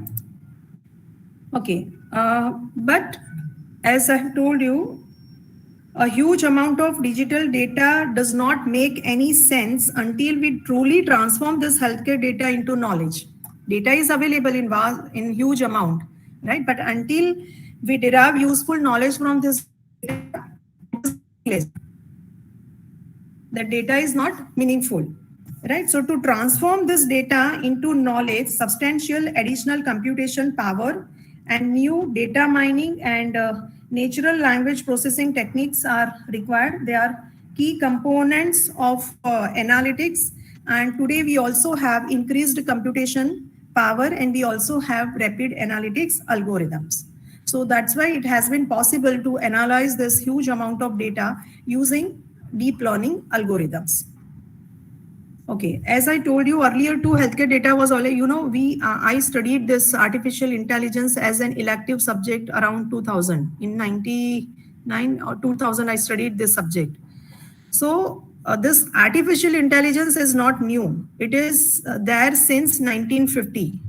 But we had not applied them to healthcare data earlier or to other sectors earlier because we did not have data in all those sectors in digital form, right? But today we have data in almost every sector, whether it is education sector, it is healthcare sector, it is finance sector, whether it is agriculture, right? Everywhere we have this data in digital form, and that's why it has been possible to leverage the advantages of artificial intelligence, including machine learning and deep learning. Okay, fine. So this deep learning and machine learning techniques, they have made to learn the various machines are made to learn the various parameters from healthcare data, including symptoms, behavior, biochemical, and pathologic variables. And today, due to this top tier companies like Google, Amazon, IBM, Microsoft, they are investing billions for artificial intelligence in healthcare, and hence AI related job market in healthcare sector, it is growing extremely rapidly today. There is a huge scope in this sector. Moreover, the economic survey carried out in January 2020, it has released information regarding the shortage of doctors. Shortage of doctors in our country. The doctor population ratio in India is 1:1456, and this is against the WHO recommendation 1:1000. So WHO recommends that there should be one doctor per 1000 people, and in India actually we have one doctor per almost 1500 people. So we can say that India has 6.8 practicing doctors per 10,000 population, but the minimum doctor to patient ratio recommended by WHO is this, right? So we are less by almost 1/3 of the required doctors in India, and AI is useful here to build automated healthcare systems which will assist doctors to provide improved healthcare services. So you need to remember here, please mind that this technologies, this AI, deep learning, machine learning, natural language processing, all these are useful in healthcare domain, but these technologies are to assist doctors, they are not to replace the doctors. These techniques are to assist doctors, they are not to replace doctors. Okay. It is said that AI is to make medical process faster and cheaper. Use of automated healthcare system makes clinicians more efficient and productive. It reduces the load on medical professionals. For example, it helps in clear detection of various chronic diseases like Alzheimer, diabetes, cardiovascular diseases, and various types of cancers like breast cancer, colon cancer, etc. Moreover, early detection reduces economic burden on patient, and early detection helps in controlling disease progression. And the early detection has also been possible with this deep learning, right? So that's why it is said that machines will not replace physicians, but physicians using AI will soon replace those not using artificial intelligence, right? So this AI is to assist healthcare professionals. Automated healthcare system helps to minimize the errors.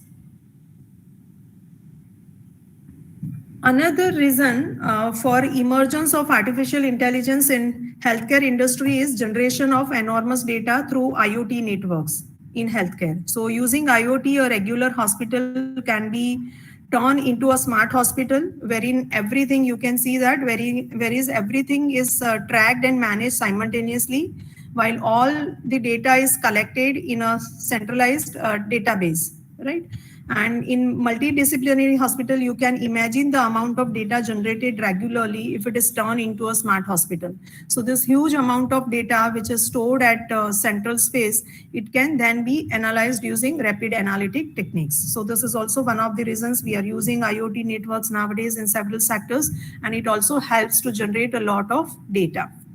So these are the reasons that why deep learning, machine learning, AI have evolved in healthcare. They have emerged in healthcare domain. Okay, now let's see briefly. I'll introduce some application, the major application areas of deep learning in healthcare.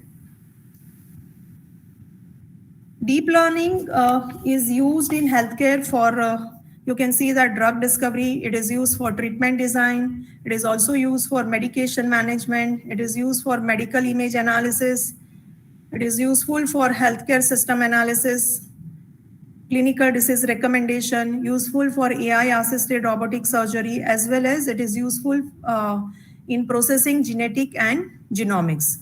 So these are the various application areas of deep learning in healthcare. Let me briefly discuss each of them one by one. I'll simply introduce each of this domain because these are huge concepts and they cannot be fully covered within this limited time. So starting with drug discovery, let us discuss each application area one by one. Okay, today, pharma industries, they have joined hands with AI industries to reform and modernize the classical drug development process. It has been reported by California Biomedical Research Association that a drug completes a long journey of 12 years to reach the marketplace from the research laboratory. हम सिर्फ दवाई खाते हैं and we don't know that what is the process behind it, right? Before it comes to market, it passes through a long journey of 12 years.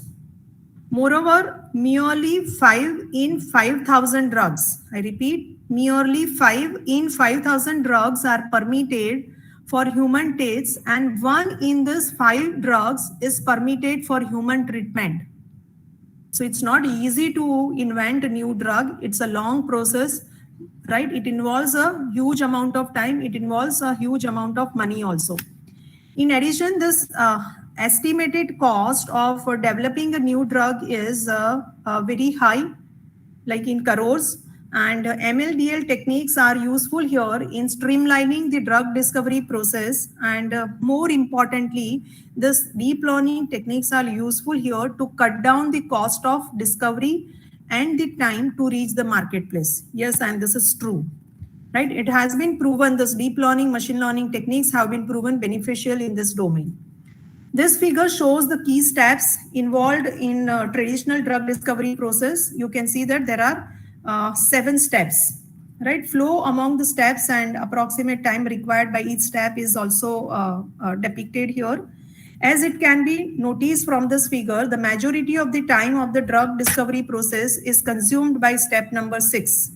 Yes, this is step number 6. Majority of the time is consumed by the step number 6, that is clinical trials. So if correct pairs of compound molecules and targets, they are identified during these first 3 steps.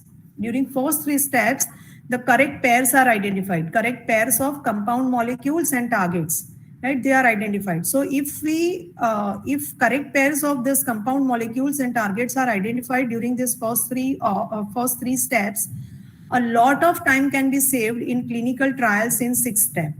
So machine learning, deep learning methods, they play a vital role here in discovery of previously unknown, however effective pairs of molecules and corresponding targets. And if they are used here, if machine learning, deep learning are used here during the first 3 steps, they save a lot of time of step number 6, which takes 6 years in traditional process. A process of like here, just for your information, I have included this, that what kind of research has already done in this domain, in drug discovery domain. So these are some of the ML methods to decover DTIs. DTI is it is known. It is target by a process, like it is drug target interaction. DTI is drug target interaction, and a process of matching chemical properties of compound molecules with target biomarkers and finding the effective pairs is known as this DTI, that is drug target interaction. And ML methods have been used to discover this drug target interactions, and supervised as well as semi-supervised method have been used, right? And these are some public data sets available in this domain. They includes a lot of information regarding different ways. So if you want to work in the domain, you explore this open data sets, and drug bank, target, TDR target, etc. Okay, the next application area is treatment design.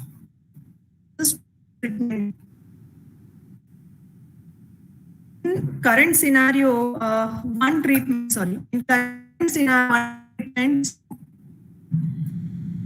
however, for better outcomes of medical treatment should be tailored to characteristics of the patient. Individually customized treatment should be designed, right? In many cases, right, when patients are suffering from a particular disease, the same medicine of dose is given. That is one treatment fits all, right? We do not check for the severity level of that disease. What are the characteristics of patient body? Right? Several factors that should be considered to provide positive treatment to the patient. So DL has found effect in designing such individually customized treatments, and in future personalized treatment will be given to individual patients. It has observed that different patients, they respond to drugs and treatment schedules differently. Different patients, they respond to drugs and treatment schedules differently. You might have also experienced, right?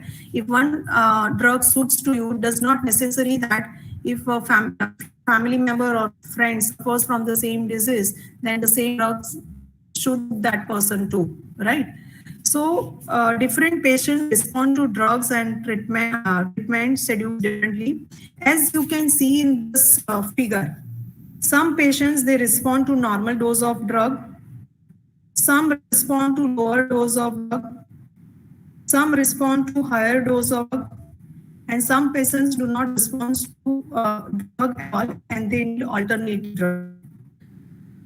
So personal treatment has enormous potential to increase patients' lives. And however, the challenge to personalized treatment, it is very hard to identify that which factors should be considered, which factors affect the choice of personalized treatment. So that the sort of research is still going on, right? This is in domain that personalized treatment should be provided in several diseases, like even in every type of cancer, the same type of treatment is provided, right? Chemotherapy and all, and even they consider the same dose also. So a lot of research is going on in this domain also. You can deep learn. I have included some examples of research in this area. Aalto University and University of Istanbul in Finland, they have developed a new AI technology that can compare different treatments, and it can identify the most suitable alternate for a patient. That among different treatments is the treatment considering the characteristics of the patient.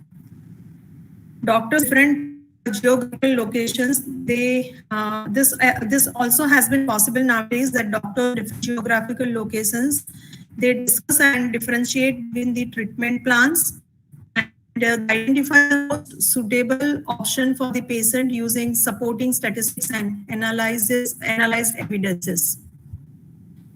The next example is this team at University of Toronto, Canada, is working to significantly reduce time needed to develop a radiation therapy treatment plan for cancer patients. So we are working on this.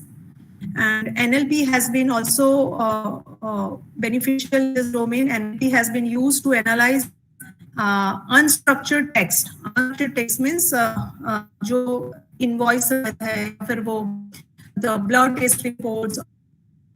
After that medical imaging, softwares they produce based on that medical image, whether it is MRI or image based on that medical image. Sonographers they produce right. So all called unstructured data domain, and it has been used to analyze this unstructured text such as reports and pathology reports to ask clinicians to say recommend the for complex diseases. This kind of is going in this treatment. The next step is this management.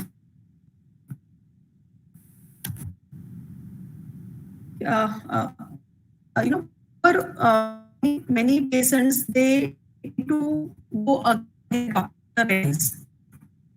doctor ने कहा है take this medication, then they will be their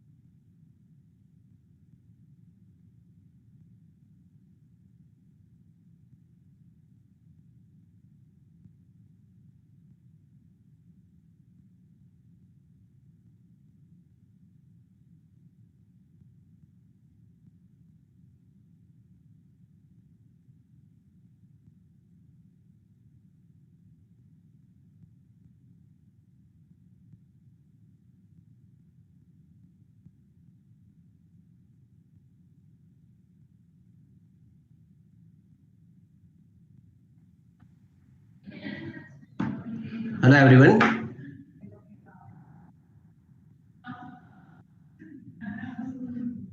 Mayuri ma'am might be facing issue of network. Please hold for 1 or 2 minutes.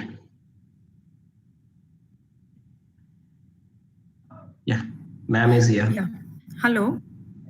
Yes, ma'am. Yeah. Sorry, I was not knowing. I got disconnected.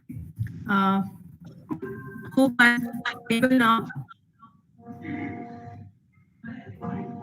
Am I audible clearly now? Yes, ma'am. Yes, ma'am. You are audible. Yeah. Is I audible? How? Am I visible? No, ma'am. Your slides are not visible. Okay. Okay.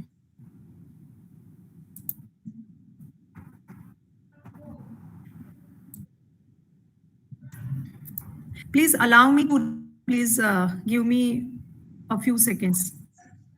No problem, ma'am. Okay, fine. Now I am getting that option. Okay, fine. Let me present.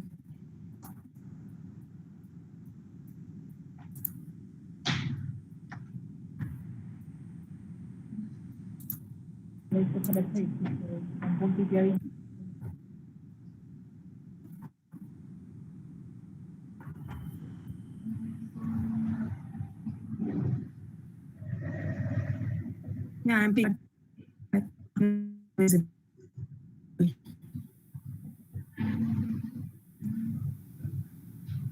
Is visible now?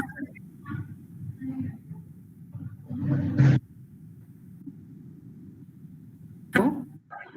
Hello. Yeah, is it visible now? Presentation, yeah, it is visible, ma'am. Yeah. So I don't know when I got disconnected discussing the medication management.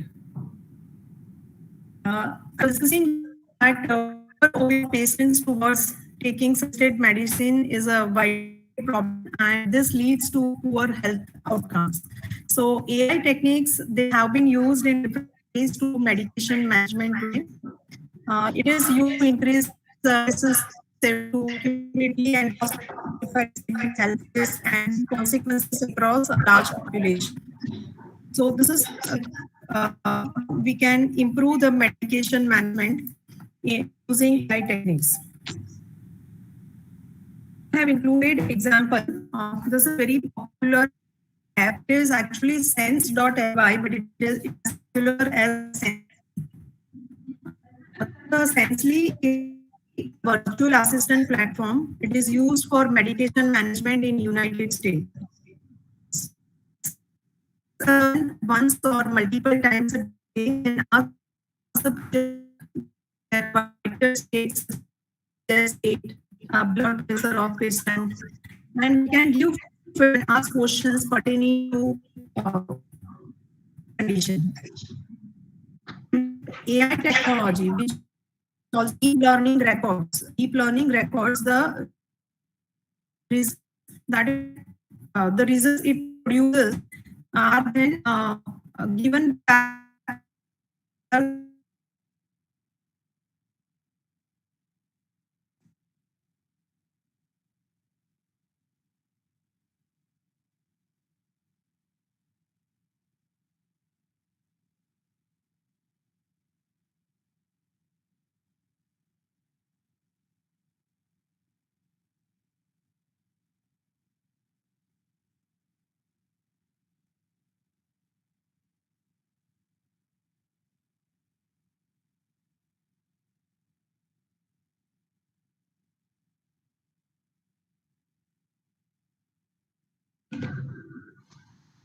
Dear participants, thank you for the patience. Ma'am is facing issue. She will join immediately.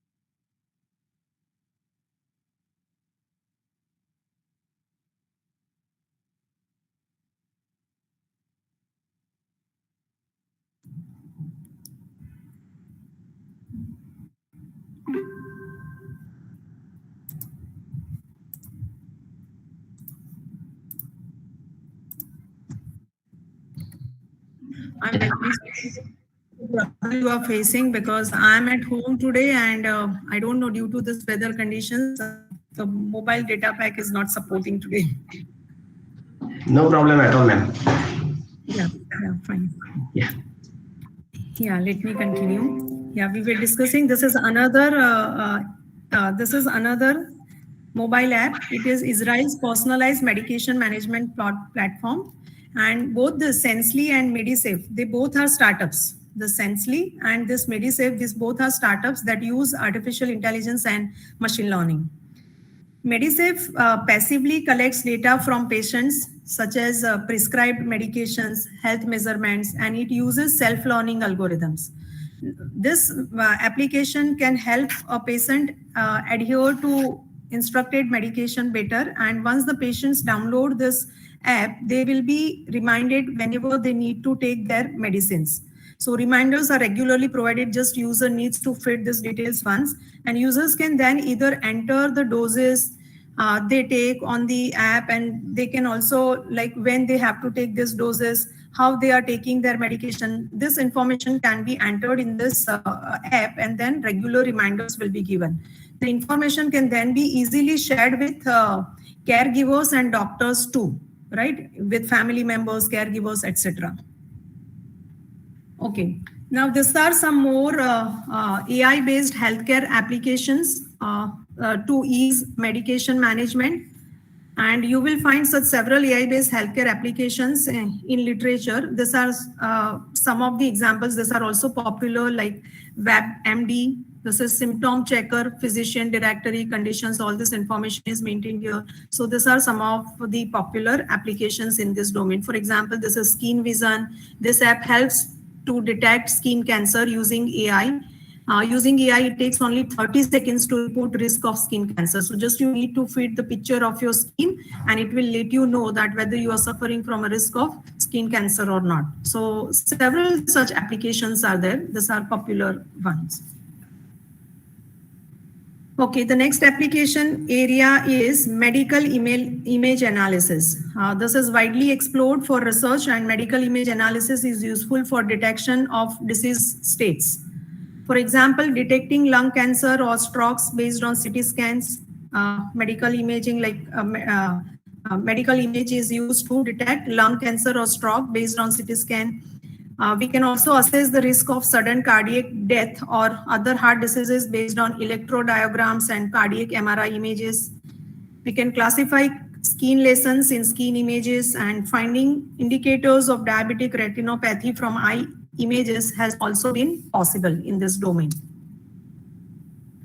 Different medical image modalities are available, which are mainly divided into two categories. Now here you can see that they are mainly divided in two categories: radiology images and visible light photography. Visible light photography. Under radiology, we have again different varieties: X-ray images, CT scan. You must be familiar with all these terms, right? And this is visible light photography, microscopic image, dermoscopic image, endoscopic image. And for each of these five, here I have provided sample image. This is chest X-ray. This is CT scan of chest. This is MRI of brain. This is ultrasound image of kidney. This is thermographic image of breast. This is PET image of brain. This is microscopic blood cells. This is a PET image of lung, right? So these are the different image modalities which can be analyzed to detect, to diagnose diseases. Okay. Here I have included one example. Now, you know, even if you focus on any one of the subcategories, maybe X-ray, maybe CT scan, maybe dermoscopic image, if you focus on any one of these subcategories, enormous research opportunities are available using DL. For example, if we focus on X-ray, we do know that several diseases can be diagnosed considering this one type of image modality. X-ray is used to diagnose bone-related diseases. X-ray is also used to diagnose TB. It is also used to diagnose pneumonia. It is used to diagnose corona, right? So if you focus even on one subcategory, enormous research opportunities are there. Let me give you one example. If we focus on, say, ultrasound images, they are useful for diagnostic of digestive system. Ultrasound images are also useful for diagnosis of brain. They are also useful for diagnosis of kidney, etc. So even if we focus on digestive system comprises of several organs, right? Here you can see in this picture, this is our digestive system. It comprises of several organs. You can see all these organs, right? And major organs are like stomach, small intestine, large intestine, pancreas, liver, gallbladder, etc. Associated with each of this organ, different types of diseases are there. Different types of diseases are there related to each organ. And these diseases can be diagnosed using ultrasound image. These diseases can be diagnosed. If you consider the ultrasound image of stomach, then this diseases, diagnosis of this diseases can be automated. Which kind of diseases? Like you might have heard that gallbladder may develop gallstone. Gallbladder may develop gallstone. right? So gallstone, presently, there are clinical methods to diagnose these gallstones in gallbladder, and if they are severe, if they are in more quantity and they are severe, then they may damage the functioning of other parts of the other parts of this digestive system, and many times this gallbladder is removed. So this decision is currently taken manually. But if you want, then you can automate this process, diagnosis of this gallstone and their severity level, and the decision can be automated that whether the gallbladder should be removed or not. Right. So here you can find the gallbladder. This green color indicates the gallbladder. One of my PhD scholar, he is working on this gallstone identification and classification. And this is the sample explainable deep model for disease diagnosis. So here you can see that maybe this may be the collection of MRI, CT scan, X-ray, ultrasound images. Then you need to pre-process this medical images. Then here you need to use deep learning model to automatically extract features from this medical images. Then you may or may not use explainable model, and then here you will get results. Right here there is a classification at the end of this. You must have studied this in previous session, that how this deep learning is useful in healthcare. Okay, this is popular algorithm. This is the example of this is algorithm developed by Google. This is the popular application in this medical imaging area. It is Google's algorithm that predicts heart disease by looking at your eye. Google team has discovered a new way to assess a person's risk of heart disease using machine learning. So company software, this algorithm is able to accurately deduce data, including individual's age. So looking just at the back of the patient's eye, this algorithm predicts individual's patient's age, blood pressure, whether or not patient is smoking, and this can then be used to predict the risk of suffering a major cardiac event such as heart attack. So with roughly the same accuracy as current leading methods are giving, this algorithm helps us to predict cardiovascular risk. The algorithm potentially makes it quicker and easier for doctors to analyze patients' cardiovascular risk, as it does not require any blood test. This is another example in this domain, medical image processing. This is research done by Stanford University in medical imaging. You can see that these are images of skin lesion. They are segmented, and here deep models are used, and then they tell us that whether it is benign or malignant. So this algorithm is also giving good results, and the results produced by this algorithm were compared with the results given by 21 dermatologists, and it has been proven that this is also giving very high accurate results. The clinical findings as reported that this achieves a performance on par with all tested experts, which demonstrate that an artificial intelligence is capable of classifying skin cancer with a level of competence comparable to dermatologists.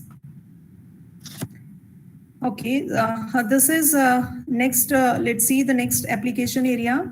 It is health system analysis.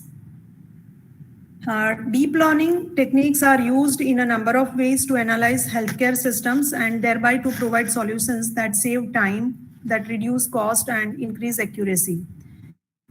This deep learning algorithms are used to analyze a wide range of data throughout a healthcare system, to mine that data, to automate and predict processes. For example, here I have included a few examples that how deep learning algorithms are useful to analyze this healthcare data. Okay, so for instance, healthcare invoice generation. Healthcare invoice generation is automated in Netherlands. 97% of healthcare invoices are electronic, that allow both invoice delivery and payment to take place online. both these things. Invoice is delivered online and payment of that invoice is also made online, which in turn increases efficiency while reducing the cost. Then a Dutch company, the second example, a Dutch company uses this AI. It analyzes data through a healthcare system using this AI to emphasize mistakes in treatments and to emphasize workflow inefficiencies to help the healthcare system to avoid needless hospitalization of patients. IBM Watson, it supports physicians in being able to analyze thousands of medical papers using natural language processing to identify treatment plans. And about 25% of healthcare costs in United States, they go toward billing, usually for insurance. Right now, there is one application developed over there, one desk application. It can coordinate between patients. You can see that it can coordinate between patients, insurance companies, hospitals, specialists, and bank. So, due to computerization of this process, all this is smoothly coordinated. Coordination between patients, insurance company, hospitals, they generate bills, right? Specialists and banks, to keep human intervention to a bare minimum in the billing process. So this is how healthcare systems can be improved with the use of AI techniques, with the use of machine learning, deep learning, and natural language processing techniques.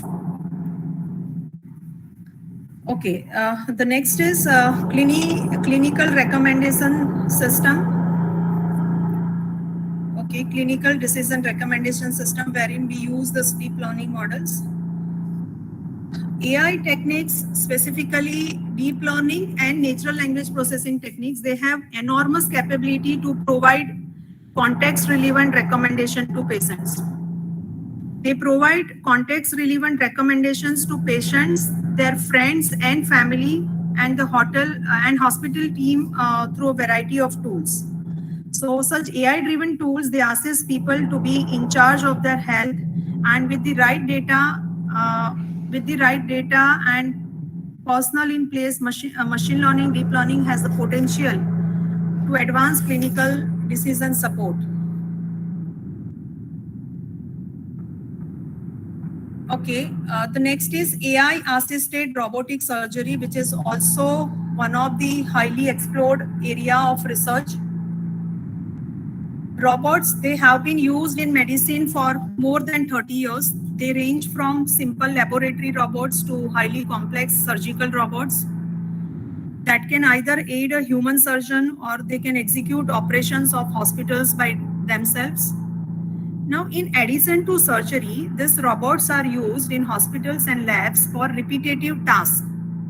They are also used in rehabilitation and physical therapy and in support of those with long-term conditions. So if there are patients who are with long-term conditions, then for them, the robots are used as nurses in hospitals. And you might be wondering, but the social robots like Paro, these are the names of robots which are used in hospital. These are social robots, Paro, Pepere, Pepper, Cabochan. These are the names of the social robots. They are used in hospitals. Okay. These robots, when they are used for surgery, robots and robot-assisted robotics, or you can say robot-assisted surgery, can give doctors better vision, precision, flexibility, and they can control when performing. They can provide control when performing complex, minimally invasive surgeries. So benefits of robot-assisted surgery for patients are smaller scars on body, shorter hospitalization time if surgery is performed with the help of robotics, lower risk for adverse side effects, faster overall recovery has been proven, the less pain when the surgery is performed using robots, no blood donation prior to surgery, less blood loss, weaker return to normal activity. So these benefits have been observed when surgeries have been performed with the help of robots. Many countries are putting a lot of money into developing these technologies, and Israel is much respected all over the world in this area. Several significant Israel surgical robotic companies are there, and they develop robots. These are some examples of surgeries performed with the help of robotics. Here you can see that Summerlin Hospital in Las Vegas, Mayo Clinic all over the world, they have performed these different surgeries with the help of robots.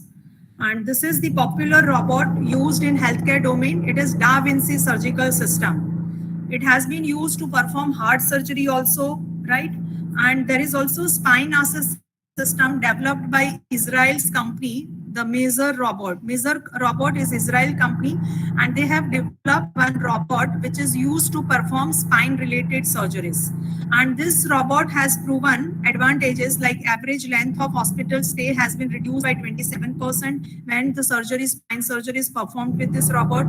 Complications rates has been reduced by 48%. Then 40 reduction in revision procedure is observed, and less post-operative infections has also been observed.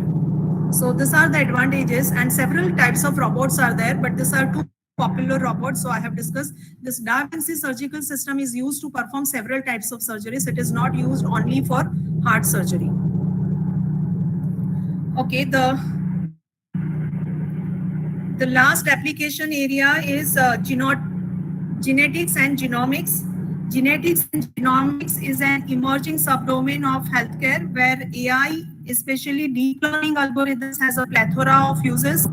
Genetics and genomics data sets are complex and large in size, so deep learning methods are more suitable to process this data and to facilitate drug target identification and development of new remedies.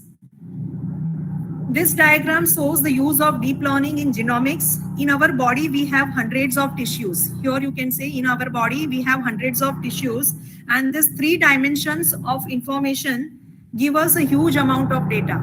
Each of these hundreds of tissue have 3-dimensional information. So you can imagine the amount of information. And when we have a huge amount of data, we prefer deep learning to train our machines. So if we have trained this model with a large number of patients information, now this is the huge amount of data related to one patient. Now if we consider several patients, then you can imagine the amount of information we have. So we can use it for fast discovery of drug and for disease diagnosis.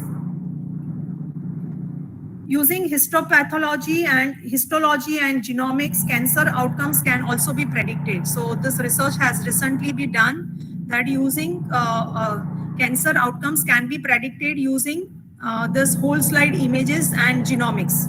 So this information can be combined to predict the possibility of cancer. Okay, so these are the various application areas of deep learning in medical domain. Each application area is vast and it can go further. You can go further in depth exploring all of them, right? It's impossible to cover them completely in this limited time, but you can explore them later. Yeah. So I think time is up. So I'll not be able to cover this use cases. But if I am permitted for more 5 minutes, then I can discuss challenges and future possibilities in this domain. Of course, ma'am, please. Yeah, so let me discuss challenges and future possibilities in this domain.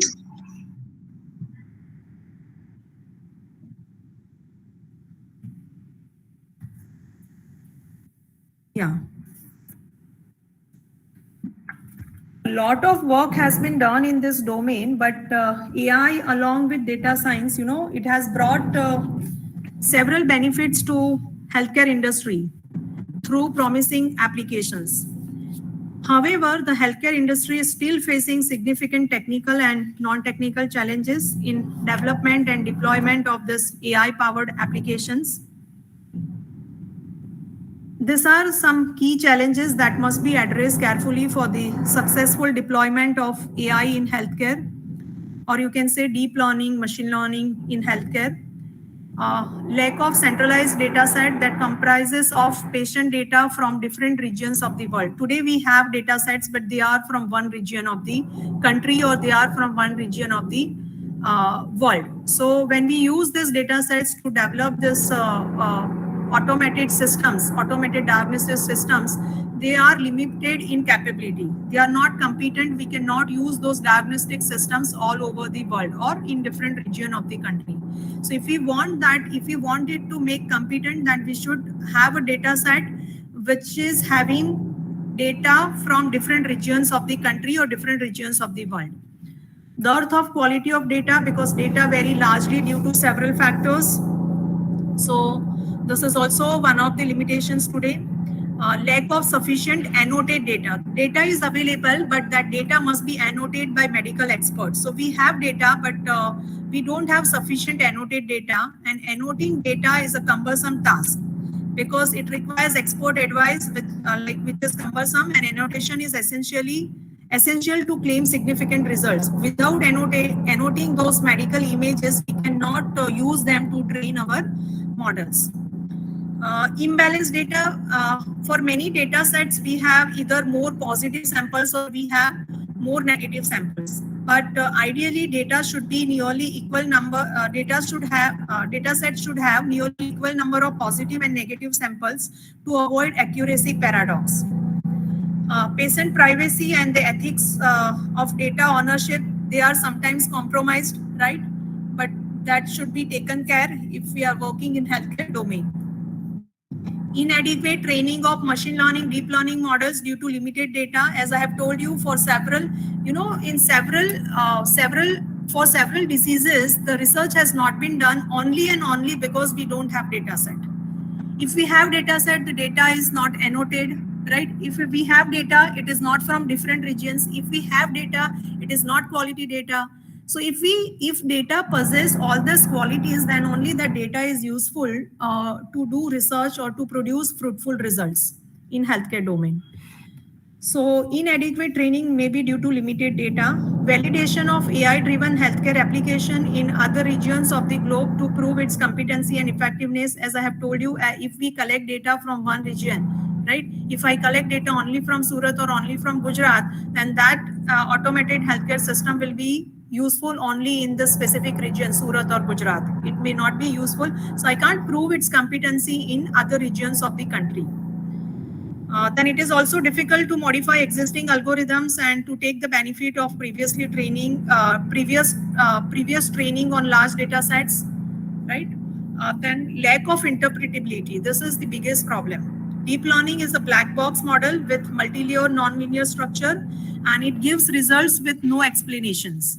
So this led to lack of trust. Medical experts and patients, they are not ready to trust the results produced by AI systems because these results are produced without any explanations.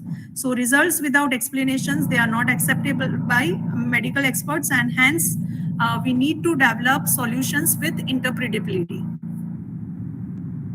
Accuracy of existing machine learning, deep learning models is not sufficient.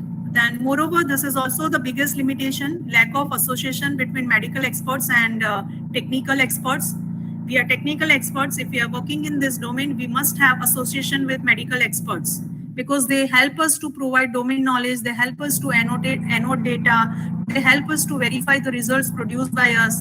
So there must be association between technical experts and medical experts to produce the effective solutions. Okay, design of solution that can be smoothly implemented and integrated into clinical practices. Okay, design of global solutions. Global solution means the solution which we develop, it must be acceptable across population, across institutions, across scanners, and across countries. Scanners means here CT scanners, MRI scanners, we are talking about that. Right, so across population, across institution, across countries, and this is difficult because it needs centralized data set. Okay, so to overcome these challenges, like how can we overcome these challenges? Though machine learning, deep learning, natural language processing, they have brought significant changes in several sectors of healthcare, the future of AI in healthcare unfolds several opportunities over the next few years. AI-powered solutions have made small footsteps towards addressing primary challenges, however, still have to achieve a meaningful overall impact on the global healthcare industry. So present opportunities where researchers can contribute are, you can use transfer learning and data augmentation techniques that can help overcome the data dearth. You can use you can carefully select data that can help improve accuracy of machine learning, deep learning models. Automated models can be created to produce text reports from medical images. Presently, from all medical images like X-ray, MRI, CT scan, those reports are produced manually. Sonographers are there and they write the report. Analyzing those medical images, they write report. But we can create automated models that can produce text reports. Because in that case, you know, when sonographers, they write reports, they are subjective.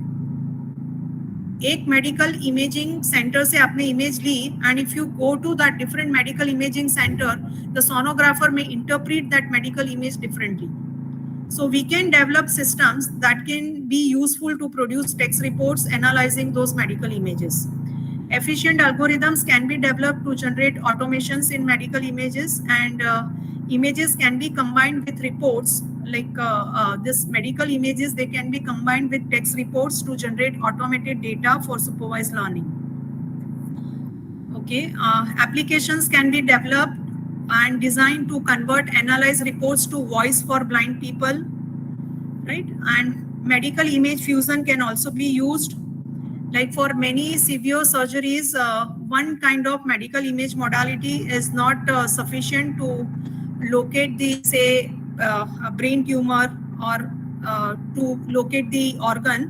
One type of medical image modality is sometimes not sufficient. So in that case, we can use two different medical image modalities. For example, MRI and CT scan. We can consider fusion of these medical images, and it is recommended to extract more precise feature, more precise information to locate and navigate through those organs or through, say, brain tumor.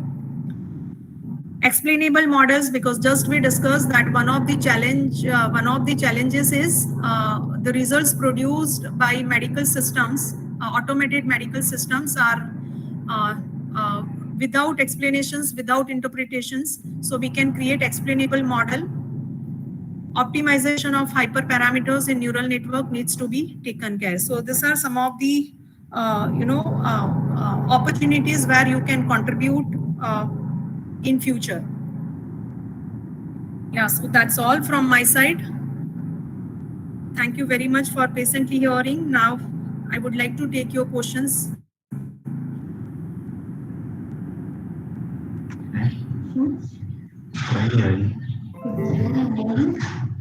Thank you so much, ma'am, for such a wonderful session.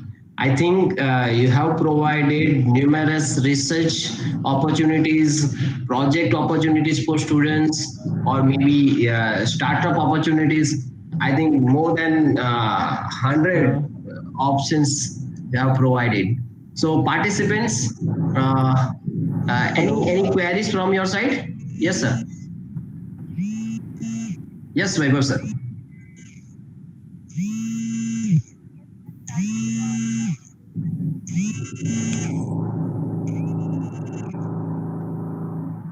Vaibhav, sir, any query?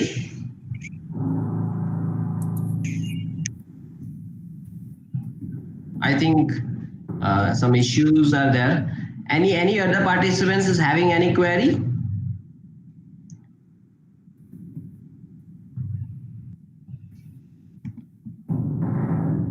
Okay.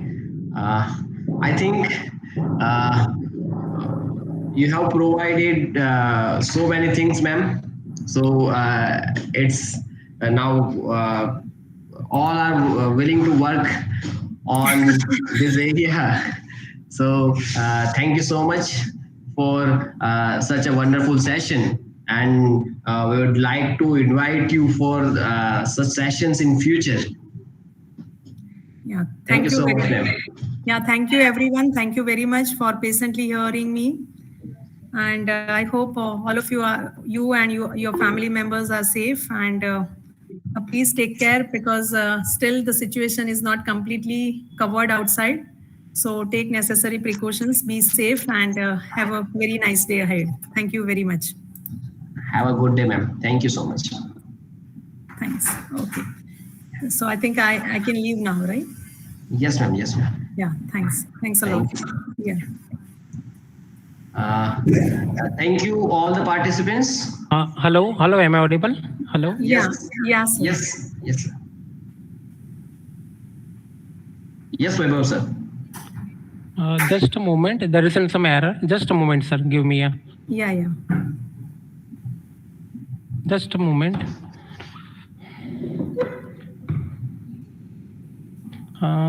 Am I audible properly? Hello? Yes, you are audible. Yes. First of all, thank you so much, ma'am. I, Vaibhav Gandhi from Navratna University, and it's my honor, first of all, to attend this webinar, and it's my pleasure to hear you, ma'am, here. My question is here regarding the glaucoma. Yes, welcome, ma'am. Thank you so much. Basically, my question is regarding with a particular disease that is about the glaucoma detection disease. So, as you have described the number of CNN algorithm over there, so which one is good to use, particular this algorithm, particular this disease? So, yeah, what kind of data you want to analyze? You want to analyze if I'm going with a real-time data. If you are going with real-time data, then too you need to know that whether you are planning to analyze images or you are planning to analyze text data. So if you are planning to analyze text data, then you can use RNN LSTM. But if you are planning to analyze image data, then you can use CNN.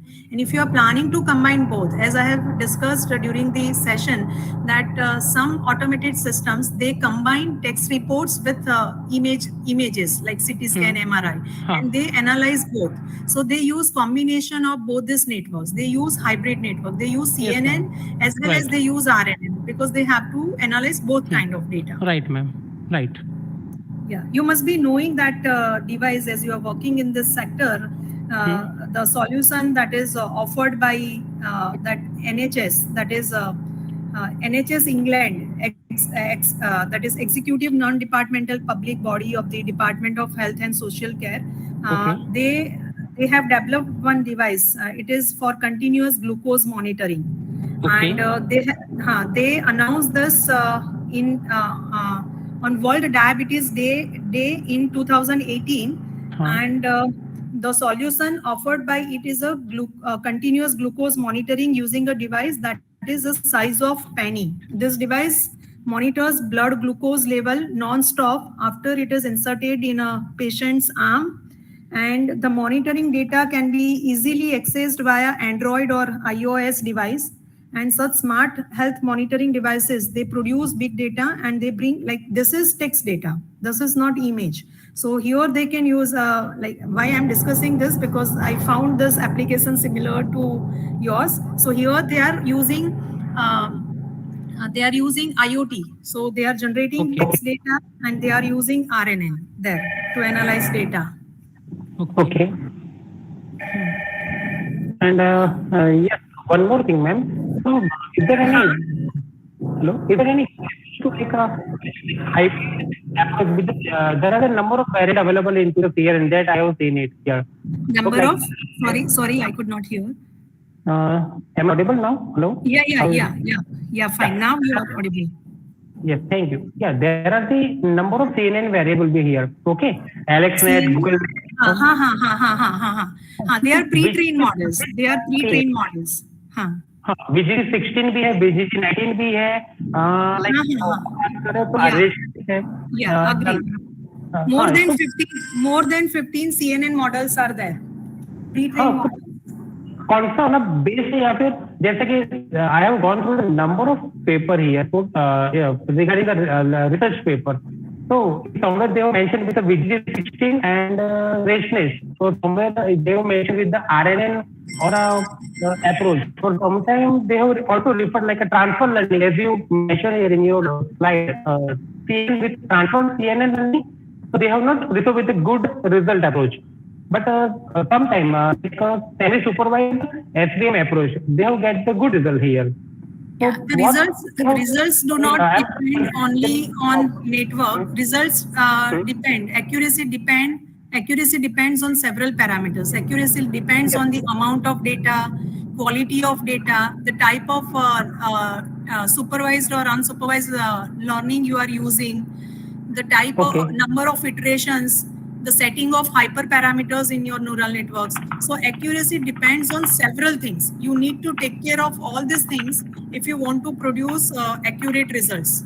The setting of hyperparameters, the number of layers you are using. Even you can use that CNN optimization when you are using CNN. So a lot of things are involved when you are working and when you carry out research in this domain. Like, yeah. I hope I have. Yeah. But one more question, अगर आपकी permission हो तो ma'am, if you don't mind then. Yeah. So as you suggested, there are the several parameters. But whatever that I have to tell my research for, like whatever the survey that I have done, in each and every paper they have most probably gone with the one like image, fundus image that particular required for this glaucoma detection. Or sometimes hello. Yes. Hello. Hello. Yeah, hello? I think I lost connection. Can you please? Yeah, I'm very sorry. I lost connection. Can you please repeat your question? What I have done it up to till date, what I have find out from that, they have only used fundus image to like a pre-processing on the fundus image, and then go ahead with some parameter as you suggested, simplicity, simplification, recall, and like many other parameters.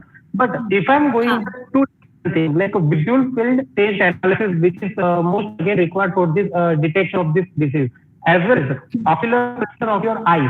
Pressure, I can say of your eye, or somewhere you can also assume with your any other disease which is parameter like diabetes के patient को या फिर like steroid, अगर वो steroid को regularly periodic time से वो ले रहा है यहाँ particular disease के लिए, so how can we consider those also data into our training data and then go ahead with the further procedure, ma'am? Yeah, you first need to finalize that what data will really be. You need to consult doctor first. With association with doctors, you need to finalize the data which are really useful. You also need to know that which parameters affect more and which are less useful. Then accordingly, you need to set the equation for probability that whether patient is suffering from a particular disease or not. You need to provide. You need to provide training considering the features, the data which are more useful to make accurate prediction. They should be considered more to provide training to machines so that machines should understand that if this, I hope. You told me that I have actually already consulted with some one.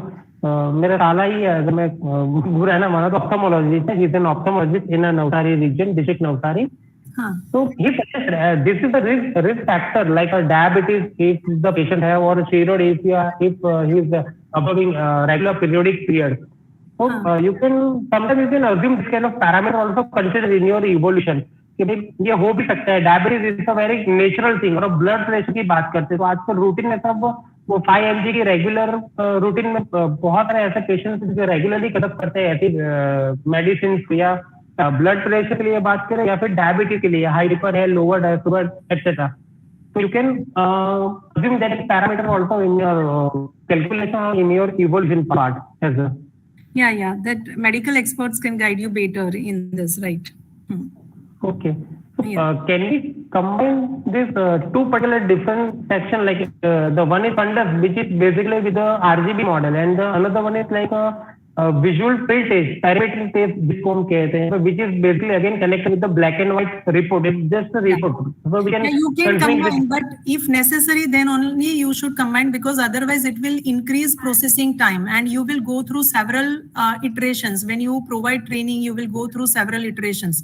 So if it is really useful, then only you should consider those other models like RGB and other, right? There are also other models. But you need to, like, there is a trade-off. If you consider it, you may produce a comparatively higher accuracy, but at the same time, you are compromising processing time. So yes. yeah, with experimentation, you can finalize like that, which is if only black and white images are producing expected results and accurate results, then you can work only with black and white images, gray images. And if you are not getting the accurate results, then you can try with other color models also. Different color models are there, right? So through experimentation only you can prove that whether it is useful or not.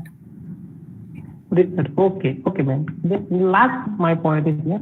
From the CNN, different variants which are available, like as you know that like Google Net, RN, ResNet 50, VGD 16, 19 layer.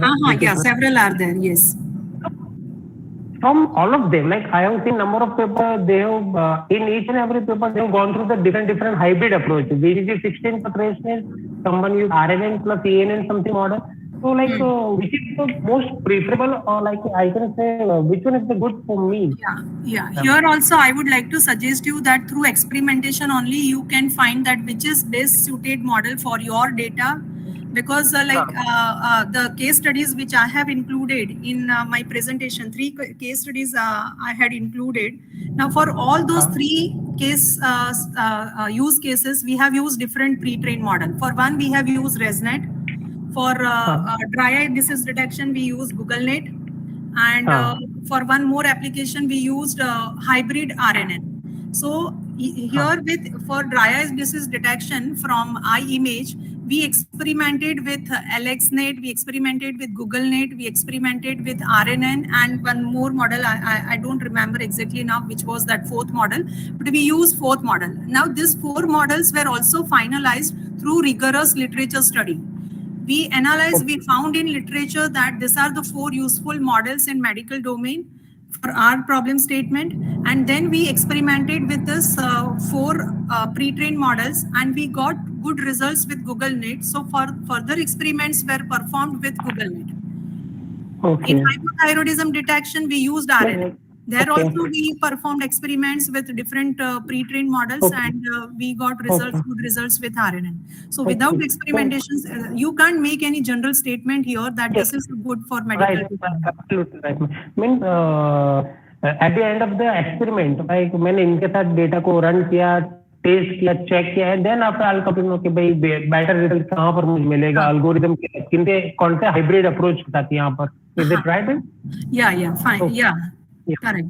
That way only you can check and verify that which is good option. Okay, sure, definitely. Thank you very much. All the kind of information regarding this CNN neural network and all the these different variants. Once again, thank you so much, sir. Yeah, thank you very much. Thanks a lot.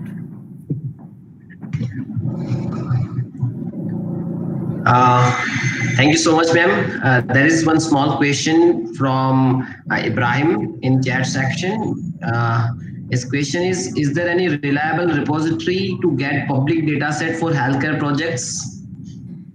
Reliable means you can find some data sets on Kaggle, you can find some data sets on this GitHub, you will also find data sets in UCI repository, but there is no standard one repository where you can find medical related data sets. Like on different repositories, some medical related data sets are there. Some data sets are also available on Signal Processing Society website, because we used one from there. So you simply need to search. There are also some laboratories, research laboratories in foreign countries, and they also make their data public.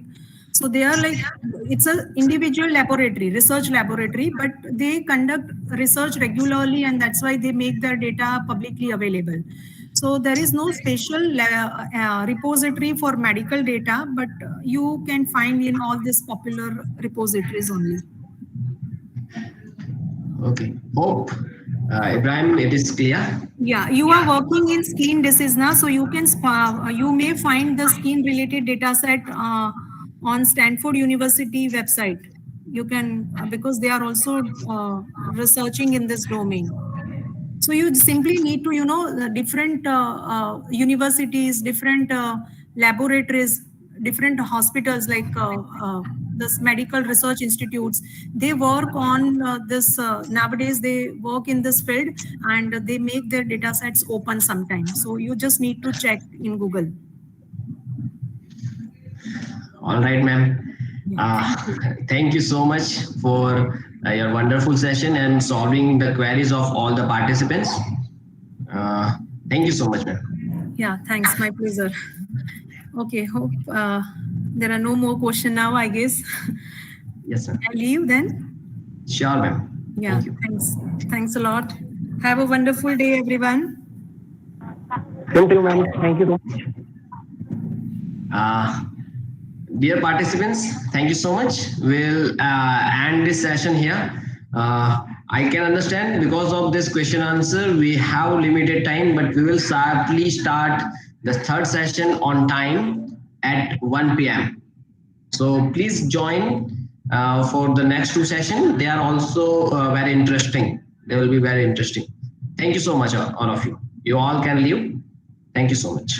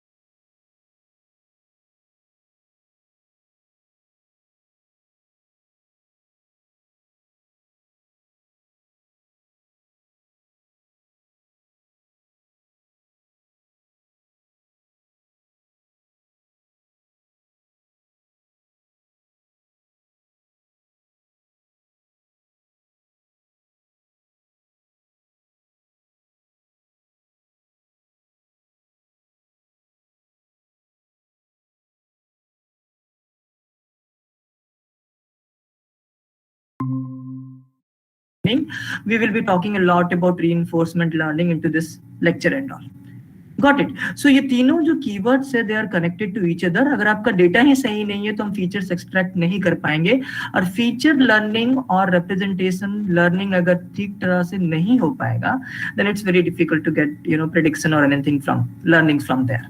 So these three are the very important keywords. So now why why people are talking about healthcare and deep learning? Why to make everything automated when we are dealing with your healthcare? Right. तो इसके पीछे motivation है जब Covid pandemic आया, COVID-19 pandemic आया, so we wanted to reduce your human intervention, and we wanted that the machine should think by its own. Okay, so many research people have come up with lots of hierarchical diagram and all that will tell you that deep learning is important in healthcare industry and all. So basically I took this diagram from your grandviewresearch.com. So what these people will do, they will do an analysis on the US data, and they identified that as and when we will be moving ahead with years and years from your 2019 to your 2028, they have done the prediction that कि आने वाले दिनों में everything, like most of the thing in healthcare will be automated. Okay, तो हम deep learning के mechanism को हम healthcare में use करेंगे, and by 2028 you can just see the differences in the graph from 2019. It has been gradually increased from 2019 because of this pandemic and all. So this is the main motivation, why we are going for your deep learning concepts in healthcare and all. So likewise, we have n number of analysis has been done by different public domain, and every analysis will tell that yes, the deep learning is in demand for your healthcare sectors and all. So this is the main motivation behind that. And so I will be starting up with the first topic of the talk, that is the uses of health care system, uses of deep learning, in healthcare system. The very first one is your drug discovery. Okay, so why will we be making use of drug discovery? Because deep learning algorithms can predict the drug properties, the drug target interaction prediction, and in generating a compound with your desired properties. So what it will do, in addition to this one, this will also detect different patterns, of your drug. So these are very much important, and these things can be identified by using your deep learning algorithms and neural networks. Then the next one is medical imaging and diagnostic. So basically what will happen in this case is that, the deep learning models can be used to classify the medical images. The medical images can be it will be in terms of your X-ray, CT scan, MRI, scan. So what they will do, they will perform on this medical images, and then they will identify that what kind of diagnosis has to be done. So what it will do, the deep learning algorithm, mostly CNNs will be used for this one. They will detect the risk or flag anomalies with respect to these medical images, and they can suggest the treatment that has to be done now.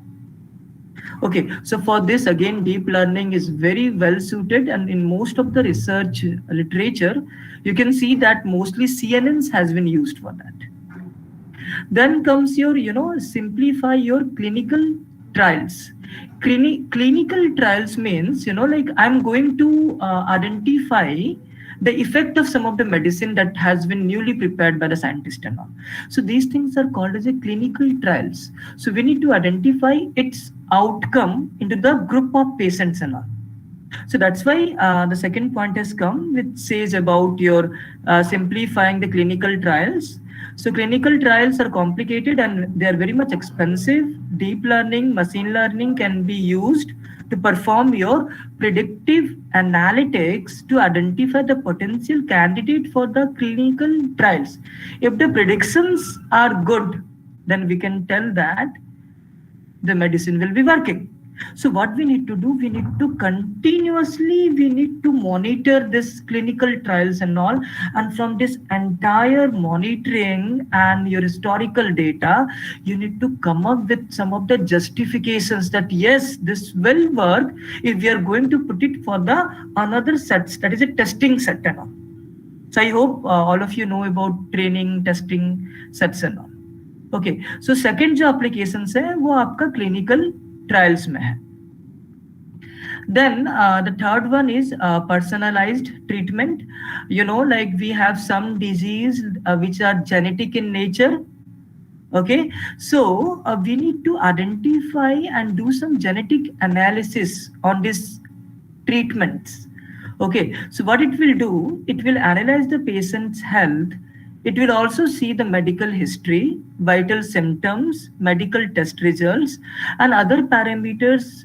It will be considering it, and then they will be able to identify that what kind of treatment has to be given. You know, like every symptoms has some of its consequences. If the sugar level is very much high, insulin level has to be increased. Okay, so these things, how you will identify? So again, deep learning will be acting here, right? So deep learning will be working here to solve all these kind of problems. So with real-time data collection through connected devices, machine learning models can use deep neural network to predict the upcoming health conditions or risk and provide specific medicines or treatments and all. So don't you think so that these kind of automated, you know, result analysis is going to help the healthcare systems? That's absolutely true, right? So, the next point is improve health records and patients monitoring. So basically, my research work will move around this one where we have worked upon your health records and how cloud computing and deep learning techniques will be managing it automatically without your human intervention. So it will be happening by its own, and we will be making our system automated. So improved health records and patient monitoring means deep learning and ML models can be processed and analyzed for various medical and healthcare data. So ये data जो है हमारे पास जो healthcare records जो है, you know, it can be both in structured and unstructured form. Okay, so these classifications and these are maintained up to date, and they are, and maintaining it, updating it manually, it's quite difficult. So what we need to do, deep learning will be working here. Okay, so deep learning can be used to manage these smart health records. And these records are very much important. Do you know why? Because from these medical records, ultimately we will be able to do analysis and we will be treating the patients and all. So you can just imagine how much critical these medical data are. So if it's so critical, then we are not supposed to worry. We have deep learning concept to manage it. So what it will do, you know, like we will be getting lots of data from the patient's monitoring systems. You know, we have, we are in the era of your healthcare 5.0, where the healthcare is connected back to your 5G, to your IoT devices, and various medical tools and robotics are connected to each other. So many communications will be always keep on passing from these, you know, like parameters and all, and from these small devices of your healthcare 5.0. So again, deep learning will be used to manage intelligently, you know, these data sets and to predict the risk for the patients, and they are going to mitigate the problem that the patients may be facing it. I hope I'm audible and clear. Am I audible? Hello? Yeah, yes, sir, you are audible. Okay. So the next one is health insurance and fraud detection. As you know, like most of the data sets will be maintained in your public domain. Okay, so though your data is in the public domain, it's open to everyone. So we require some mechanism to save these data, like your health insurance data and your fraud detection kind of thing and all. So deep learning can also be used to save this data and to predict the future risk and all. Is it clear? So how to predict the future risk? I will be telling you with the help of the case study that I have used for my PhD work and all. Second one in this slide is talking about your deep learning and NLP. So basically, like nowadays chatbots, let it be Flipkart or it can be Amazon. If you want to complain, if you want to say something about your product, you won't be talking to a directly human interface people who are sitting back there. They won't be there. There will be actually the chatbots. The chatbots are like a robots that will listen to you, they will analyze your questions and then they will give answers back to you. So जिसमें interaction होता है, just for example, right now I will be teaching you, telling you about your nursing robots also. So nursing robots जो है वो physically and like they work physically तो वो वैसे robots जैसे दिखेंगे, but mentally they will talk like a human being and they will console the patients also. So basically जहाँ पे हमें console करना होता है, जहाँ पे हमें interaction करना होता है to your patients or it can be your end users and all, deep learning and NLP will be used. And guys, if you will see by the end of this slide, if we are going to implement these things with very much accuracy, अगर है काफी correctness है, then we can see that we can save lots of human power and it will be totally fully automated, isn't it? So deep learning and NLP are some of the algorithms that can be used for your chatbots and voice bots, that they will be assisting you, the various stakeholders or patients in your hospital management system. So this is one of the important use of your deep learning. Nowadays, if you will open your Google Scholar and all, so many research work has been done on your robotics and all.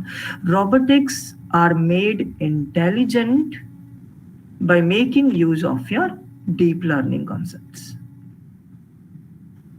So the second outcome, the second topic with respect to my session is your robotics, that is a AI or deep learning based robotics in your healthcare systems and all. So guys, you can just look back this diagram, and I've taken this from this given source. You can see that the robotics, the AI based robotics, if it is being used in medical field, there are so many like different ways we can use it. We can use it for doing treatments, life care, research, training, keeping well, monitoring the patients, early detections of your disease based upon your present and historical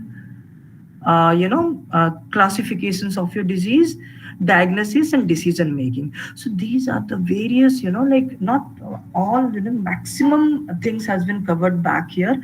So with the help of this robotics, which has been made intelligent in the medical field, they can solve lots of problems as I discussed.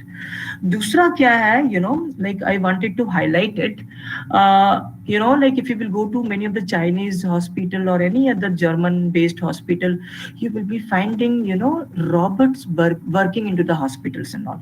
You can find out lots of case study into your Google. These robots, they will be doing the cleaning work at your hospitals. They will be sanitizing it. They will be giving medicines to the patients, keeping the records of the patient that whether they are taking medicines or not. So keeping robotics into healthcare, what it will do, it will reduce your human interaction. So jitna human interaction kam hoga, like we can tell, jitna kam hoga, utna infection jo hai wo less hoga. Obviously, right? So that's why people are trying to put, these doctors to one of the end, that doctors will be dealing with a computer interface and internally these robots will be working into your hospital. This is whole possible, for your deep learning concepts and all. So robots in the medical field are transforming how surgeries are to be performed, streamlining supply delivery to disinfect the compound or area of your hospital, freeing up the time for providers to engage with your patients, surgical assistants, modular, service, social, mobile, and autonomous robots and all. So I will be discussing about each and every robots that I'm talking about. And these robots, their sense will be made by making use of your deep learning and all. See, basically, I have given topic like I need to discuss about the various examples of your healthcare and all. So I'm not going to deep of your technical thing. I will be going it when I will be teaching you about telling you about your, like my PhD thesis work and all.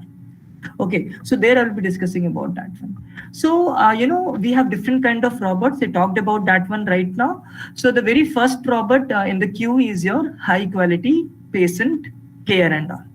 Okay, so high quality patient care, the name itself is indicating its meaning. What it will do, it will be used for your frequent monitoring of your patients. They will be monitoring it with respect to their chronic diseases, intelligent therapeutics, social engagements for elderly patients. Okay, so they will be associated with your patients and all. So in addition, as robots, alleviate workloads, they work as nurses and other, caregivers can offer patients more empathy and human interactions. They will be doing it, which can promote long-term of well-being. So how they will be implementing it? They will be implementing it with the help of your neural network training and with the help of your visualization aids and all. So I will be telling you in the forthcoming examples, AR, VR techniques has also been used to make more intelligence, to put more intelligence into your robots, the healthcare robots and all. Is it clear? I hope all of you know about AR, VR, virtual reality, augmented, So operational efficiency is another kind of robot. So what they will do, they will be working with respect to the various operations which are associated into your healthcare sectors. So service robots streamline routine tasks. They will reduce the physical demands on the human workers. They will reduce the human interfacing, workload, and ensure more consistent process. So what they will do, they will be doing like a mobile cleaning work. They will be doing it. They will be disinfecting the hospital rooms, sanitizing it. Okay, and they will be ready for the incoming patients quickly and all. So these kind of operational efficiencies are possible due to deep learning concepts and all. And let me tell you the basic of deep learning and making a robot. Again, those things will be coming. Your APIs will be there. You will be having your Arduino kits. And again, intelligence will be put by training the robots and all. So these robots can also be made as operational efficiencies. They are, okay.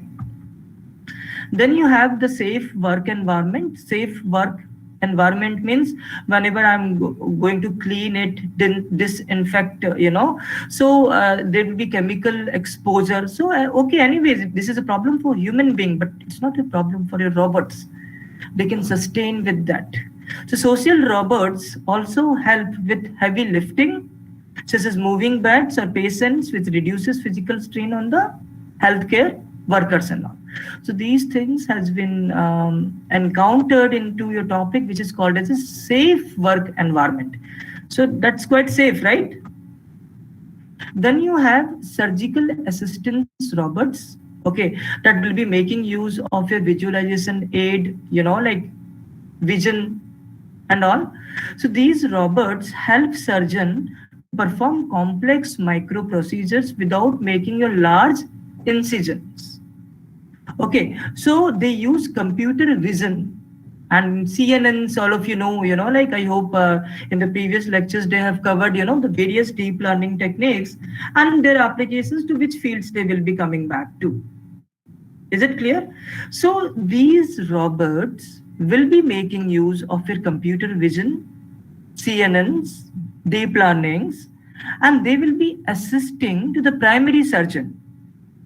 Okay, and some surgical robots may even be able to complete tasks automatically, allowing surgeon to oversee procedures from a console point of view. Then comes your modular robots. Okay, so the modular robots, these robots will be performing different functions, in your healthcare sector. So they will be dealing it with the patients which are like suffered from strokes, paralysis, traumatic brain injuries, multiple surgeries.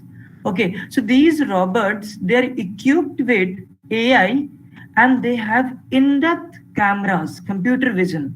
So what they will do, they will capture the patient's motion. Okay, they will monitor the patient's, like actions and all, and they have also trained with the prescribed exercises, and they will note that how the patients are recovering, okay, or how the patients are coming to the correct position. Okay, so they will be measuring the degree of the motion. You can just imagine, degree of the motion means how intelligent this computer vision will be. So they will measure the degree of the motion in different positions, and they will track the progress, precisely than your physical, like human eyes that we have. So every angular movements, how they are moving, degree of their motions, everything will be, captured by this computer vision based, like robots and all, and they will be identifying that yes, there are some improvements into the patients and all. So you can just imagine, deep learning is like a blessing to the humankind. These are the examples for that proves actually.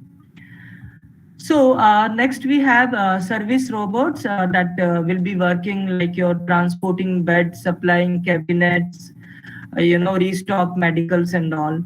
And then you have social robots and all. Social robots, and again I told you, deep learning plus NLP based, like concepts and all.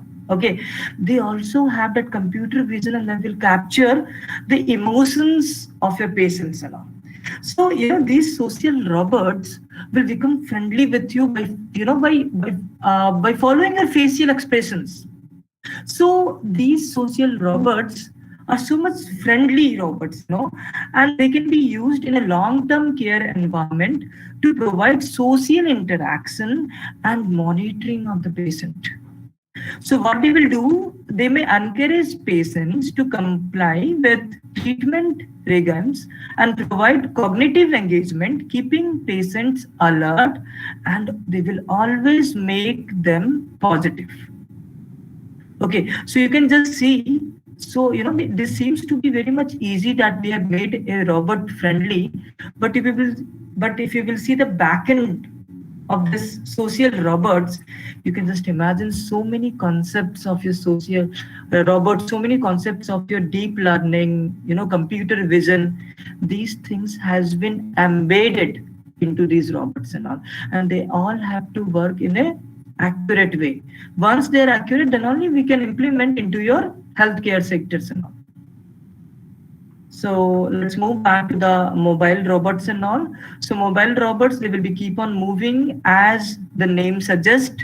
Okay, so they will be using for your disinfection purpose, for cleaning purpose, for carrying out some of the chemicals.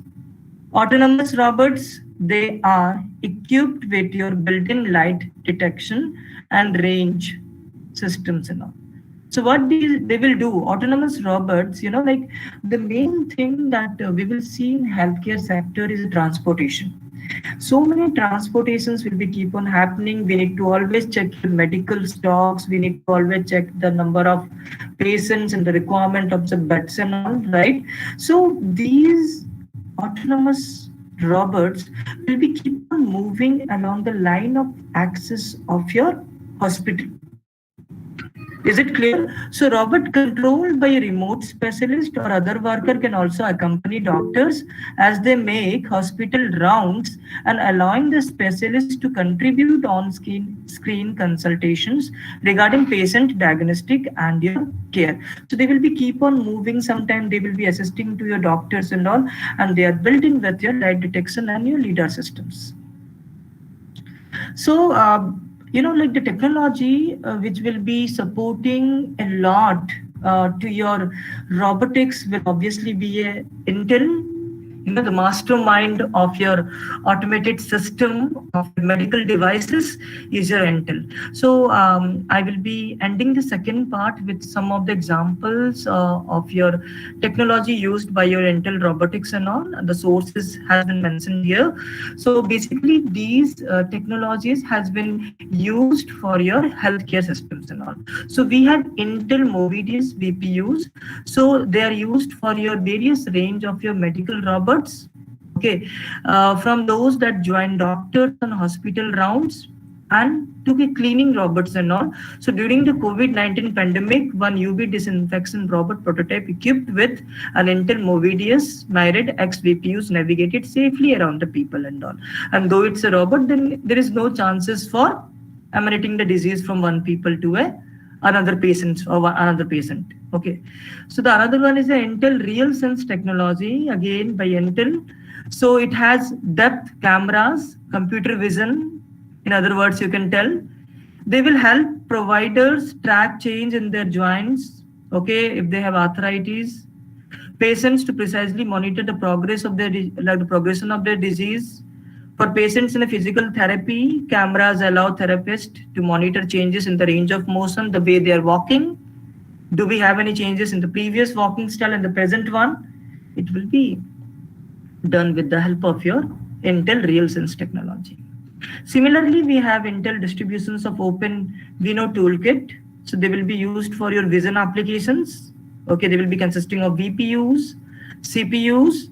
So this portfolio enables the range of use cases. Surgical assistance. I told you what does the surgical assistance mean. Okay, social robots that autonomously navigate hospitals, corridors and all. So they are similar to your mobile robots. So they are making use of this Open Vino Toolkit.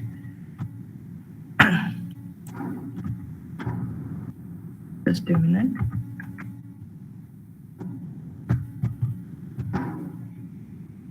Oh, I'm sorry. Just a minute.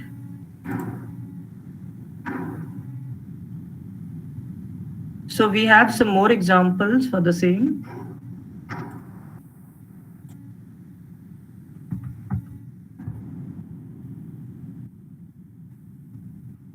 So like we have Intel Core processors and Intel Atom processors. So they will be used, for deep learning enabled surgical robots of a low power disinfection robots. Then we have Intel Xeon scalable processors. Scalable means as and when the operations increases, they will also be able to increase their work power. So they will be using a scalable processor for high performance for edge server in hospitals and clinics. And then you have Intel supported 5G. So we all know about its era of 5G, and nowadays 6G is also coming. Okay. So Intel supports 5G networks with increased access to medical specialists via video-based checkups and enable AR/VR assisted surgeries. So basically in AR/VR surgeries that will be happening in a real time. And if the things has to be done in a real time, communications has to be, empowered. तो इसके लिए हमारे पास 5G है, and this 5G we can use it for your Intel supports. So these are the techniques, that will be used for your healthcare systems. Okay.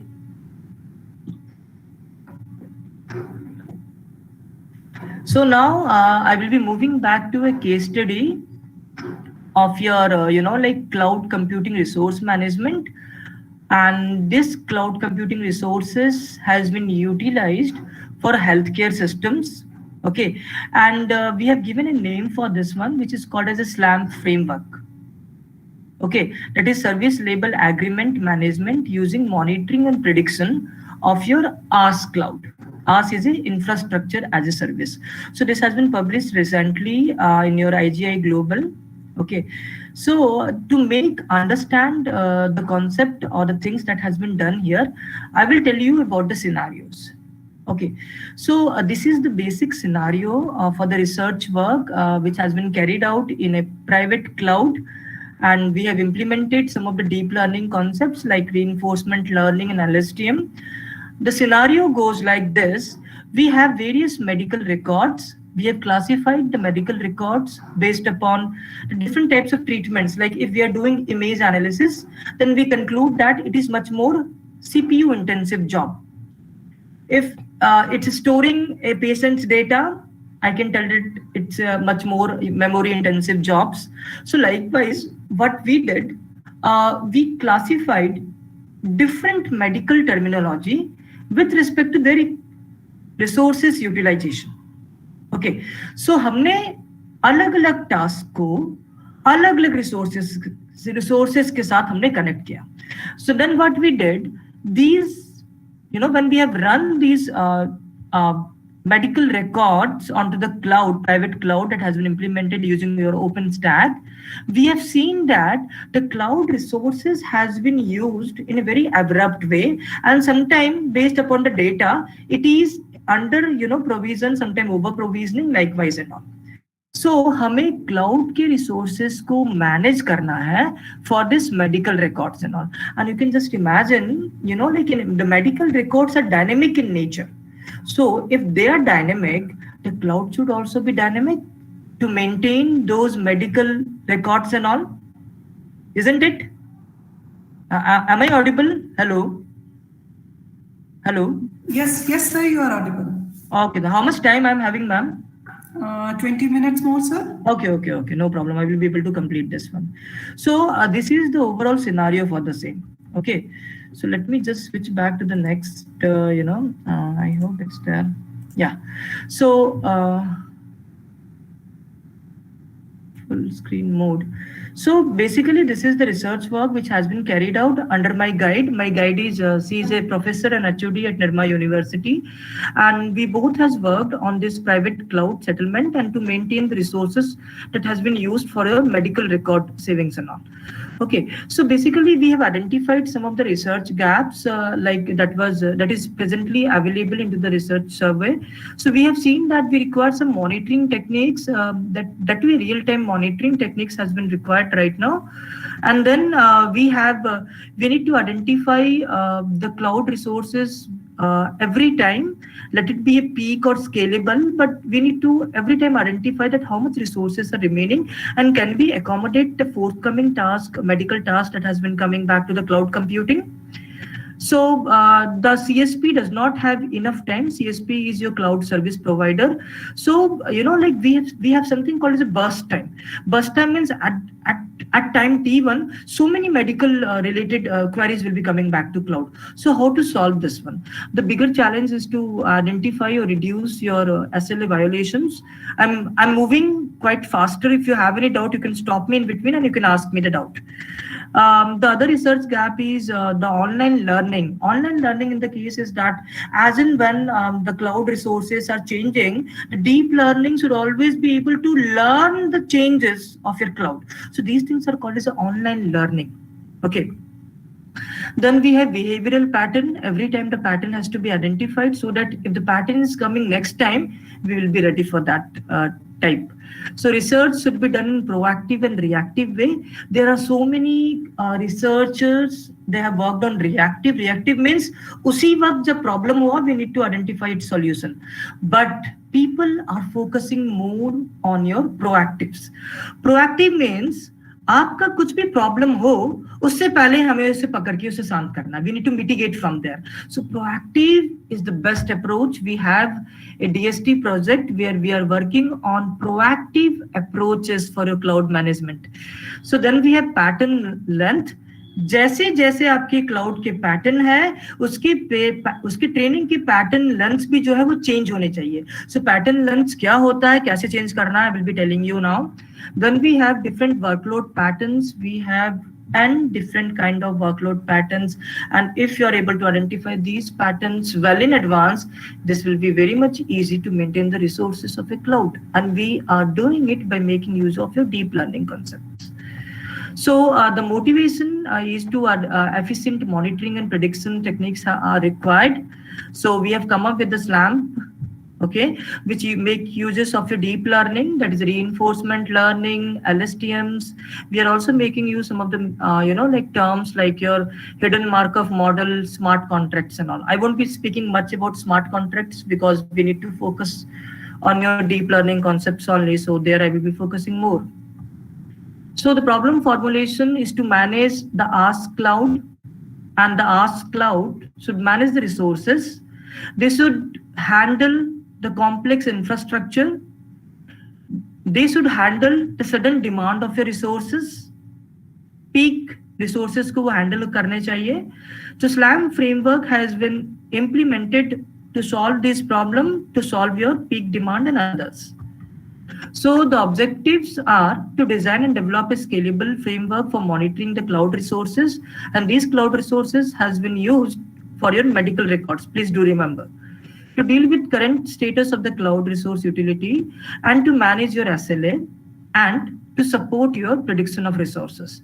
Prediction of resources are very much important. As you know, everything is depending upon your prediction. Let it be a deep learning based medical diagnosis or let it be your cloud resources. Predictions are correct, we can easily maintain the future scenario. So actually, I will just cut short it and I will tell you the entire architecture. I will be moving back also. The entire architecture of the SLAM framework has been classified into 4 different layers. सबसे जो and lower layer जो है, ये lower layer हम use कर रहे हैं यहाँ पे deep learning का concept, which is called as a reinforcement learning. Above that you have HMM, and then above that we have smart contract, and above smart contract we have your LSTM to predict the resources and all. So please keep this figure at the back of your mind to understand the concepts of a SLAM framework. Okay, so I'm once again repeating it. Very lower layer we have RL, then above that we have HMM, SC, smart contract and LSTM. So now I will tell you that what are the uses of these technologies. ये जो methods हम use कर रहे हैं, इसकी uses क्या है? तो सबसे पहले हमने देखा कि सबसे lower layer पे हम RL use कर रहे थे. So what do you mean by RL? So reinforcement learning जो है वो खुद से अपने आप को train करता है. They are used for your games, Atari games if you have heard. So Atari games में क्या होता है guys, वो जो agent जो है वो खुद से learn करता है environment को और वो हमेशा एक optimal policy को follow करते करते हुए वो initial point से वो एक optimal policy में reach करता है. It will be moving to an optimal policy. So these optimal policies are very much important and this will lead you to a final goal. Okay, so this is which is happening in your reinforcement learning. सबसे basic equation reinforcement learning का जो है वो आपका Bellman equation है, जहाँ पे हम reward देते हैं, reward के बाद हम वो state और actions में जाते हैं, then we will give some discount and maximum value. The discounted value should be always kept nearby 1 so that वो ज़्यादा explore करे. Is it clear? So explore करके वो क्या करेगा guys, ये जो state है जो initial से वो optimal state में जाएगा. तो हम क्या चाहते हैं? हम चाहते हैं कि cloud का जो present status जो है, that is being utilized because of the medical diagnosis or healthcare data set and all, वो cloud के present optimal solutions को हम identify करना चाहते हैं. So we have made use of RL for the same. So if the cloud task will be trained, like I'm going to learn it for the given task, the given scenario of the cloud. So what will happen? We will get output regarding the recorded patterns of your workload. So अगर ये patterns हमारे पास आ जाएंगे, then what is there? Resources allocations will be very much easy. So very first layer in SLAM model, we are making use of your RL. तो RL के जो results होंगे, I will tell you that will be looking like this one. So we have 2 things here. Okay, so these are the results of your RL. So RL में हम क्या कर रहे हैं? We are identifying that if the task is less than average, so it will be making use of your, we are keeping a threshold of 70%. तो वो कितने episodes में अपने आप को वो train कर रहा है? Similarly, the other scenario, that the task has been given which will be taking more than your average से भी higher utility है उसका. So we have trained it and we have identified that such task or such pattern will be taking this much of time for these many of episodes and all. Okay, तो इससे क्या होगा guys, हम लोगों के पास में एक workload patterns आ जाएगा. Is it clear that I was talking about this one? Then, we have something called as a patterns and anti-patterns. It has been identified in your research that if the same pattern is used for a longer period of time, that won't work. After, let us say 10, 20, 30, 40 iterations and all, this will change. Actually क्या होता है, फिर anti patterns आ जाता है. तो जब anti patterns आएगा तब फिर क्या होगा guys, we won't be able to predict the things carefully and all. So that's why in the second layer we are making use of your hidden markup model. So if you will see HMM or markup model is the base of your artificial intelligence for n number of algorithms. Okay, so हमने HMM use किया to see whether it's a pattern or anti-pattern. So what we did, we have taken 10 observation. Okay, so this 10 observation is called as a pattern length. अगर हम देख रहे हैं कि काफी abruptly हमारा resources change हो रहा है, तो ये pattern length जो है वो less होना चाहिए. And if it is not changing abruptly, then backend का जो pattern का जो length है, people are taking it 10 to 12. So I have taken for my research work as a 10.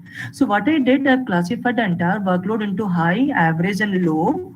Okay, and you can see the color significance and all. We have red, and this is ivory or brown and blue. So हमने क्या किया, हर एक iterations में हमने check किया कि cloud का resources कौन से label पे है. So if you will see the first one, we can say it's a high because we have more number of like blue blocks, and the formula of HMM will also suggest prediction algorithms will be used, probability algorithms will be used. Similarly, iteration 2 में हम देख रहे हैं, I have taken different case studies to reflect high utility, average and low utility. So HMM ने क्या किया, जो pattern जो RL से आया, we have cross checked it that this is the previous pattern or it's a new pattern. Okay, that is the second one. So this is the flowchart diagram for that one. So you can just look back here if there is a changes. Okay, और changes हमने देखा कि normal same pattern है, तो हम बोल रहे हैं कि ये pattern है. Okay, लेकिन अगर changes आ गया है guys इसमें, that means पुराने वाले observation पे और नए के जो observation है, we can see there is a significant difference and all, then we can say that there is a anti-pattern. Is it clear? So anti-patterns related to your workload of your cloud computing. So you can just see how deep learning has been used to classify the workload of a healthcare based cloud computing and all. So ये अगर हम identify कर पाते हैं कि ये pattern है, anti-pattern है, then what will happen? It will be used for your handling the scenarios like your under provisioning, over provisioning, and variable peak in your cloud computing. So once the HMM, the RL, they will giving us the inputs of your workload, then what can happen, we can manage the SLA. So if you want to manage the SLA, I have made use of your blockchain based smart contract. So as and when the data will be keep on increasing and decreasing based upon the output of your RL and HMM, we will set the resource utility and we will keep things into your like a smart contracts and all. So we have made use of Ethereum's Ganache for the same. Okay. So जब हम SC use करते हैं, SC means smart contract, इसका output क्या है? Fine tune services है. So if we are getting a fine tune services for the task which has been given back to your cloud computing, then what will happen? We will get the resources utility now. So once the resources utilities are available, अब हम क्या करेंगे, ये resources utilities को हम predict करेंगे. So there are n number of ways. I have made use of ARIMA, ANN, other, like CNN also, we can use it for the textual data and all. GRU, bidirectional LSTM, I've used those concepts and all. So basically, for this example, में हमने LSTM use किया because it's a smaller part of our research work. Still, so many things has been done and we will be continuing it further also. So हमने क्या किया, फिर बाद में ये जो क्लाउड रिसोर्सेस थे इनको हमने प्रेडिक्ट किया for your LSTMs, using your LSTMs and all. So if this is happening, then what will happen? For the given task, we will be able to identify the exact requirement of the resources. So अगर हम ये advance में पता लगा लेते हैं, then managing the healthcare cloud will be very much easy. Okay, so basically, in short, we have these 4 steps: reinforcement learning for workload generation. I have used it, HMM for identifying anti-patterns and patterns, and blockchain for maintaining your SLA, and LSTM for prediction of the resources. So, in a nutshell, if you will see, these are the 4 things which are keep on happening in this SLAM framework, and this is happening only because of your AI, deep learning, machine learning techniques, and all. Without that, we cannot make our system intelligent, as I have told you before.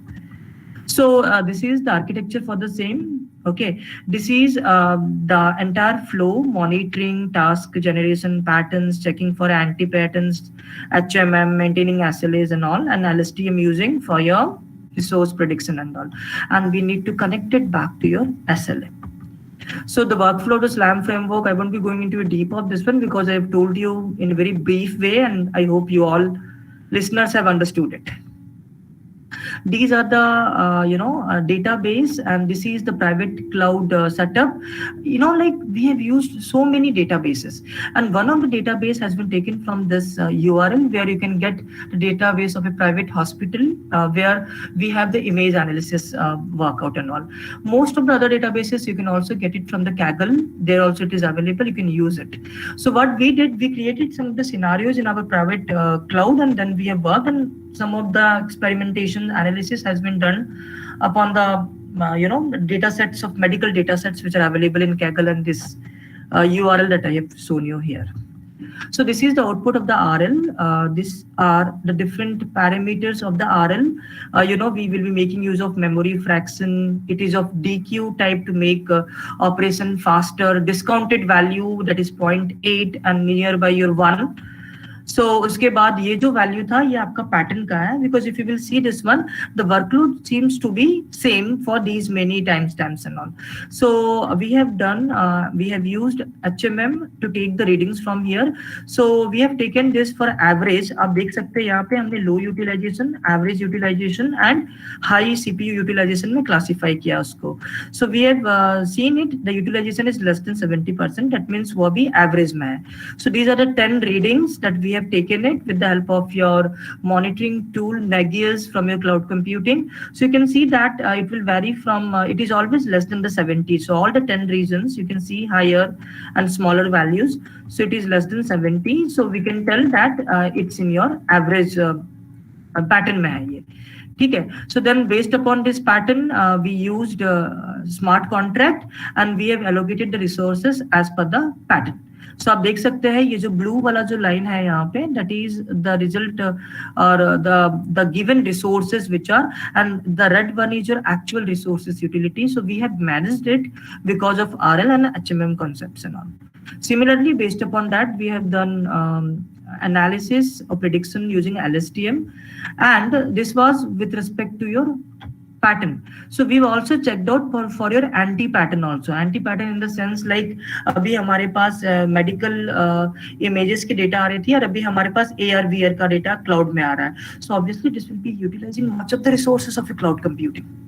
Got it? So अभी क्या होगा, वो normal pattern से वो deflect कर जाएगा, change हो जाएगा pattern वहाँ पे. So this is called as an anti-pattern. So the diagram will be looking like this one. Guys, please remember that I am using CPU utility.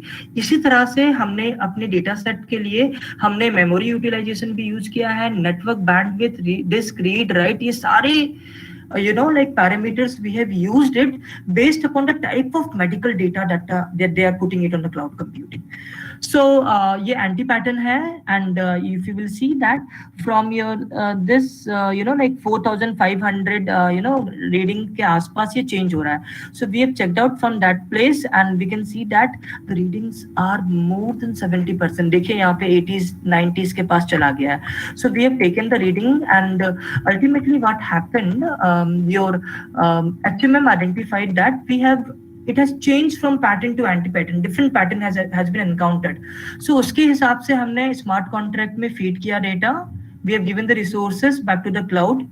Okay. Then based upon we have done the prediction of your LSTM. So we have compared our approach with the existing, like techniques like Nagios, Open Nebula.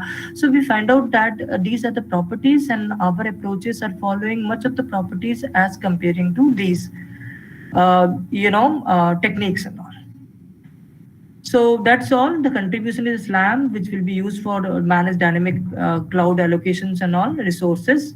So the conclusion is we need to manage cloud resources in a very dynamic way, real-time way, because if the cloud is being used for the medical images, obviously it will be like dynamic. It should be dynamic in nature, and the cloud has to handle these many data from your healthcare systems and all. So then only the correct accuracies analysis will be done. So SLAMP is well suited for these kind of data sets. The source of inspirations will be Dr. Rajkumar Bhuiya and Kai Hawang. They are the main authors, and we are following their books to teach our students to learn cloud computing. And these are the references that we have used it. So I hope I have completed on time, right? Yes. Hello. Yeah. So again, it's 2:00. I'm open for any questions if anybody is having.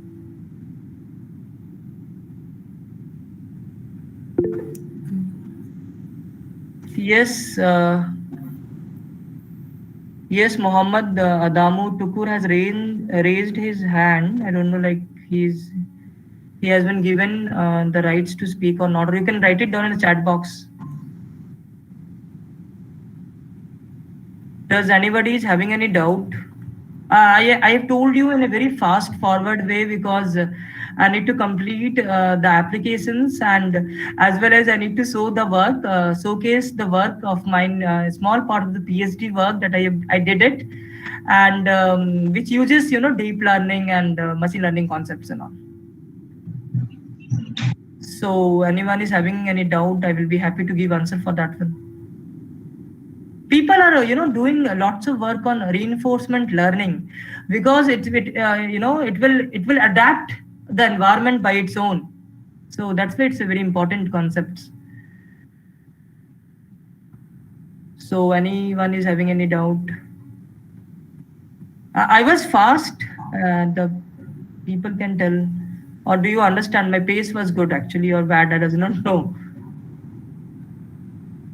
Any queries by any participants, please?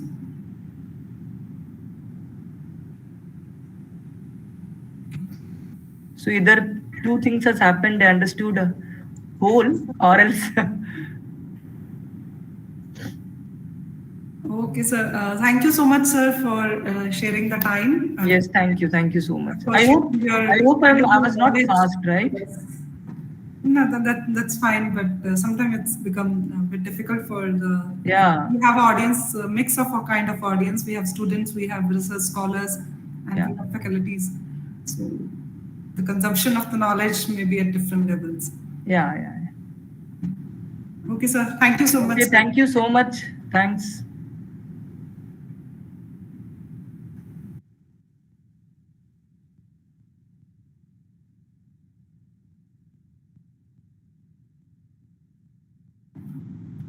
So moving forward towards the last session of the day, our next speaker is Dr. Pariza Kambose.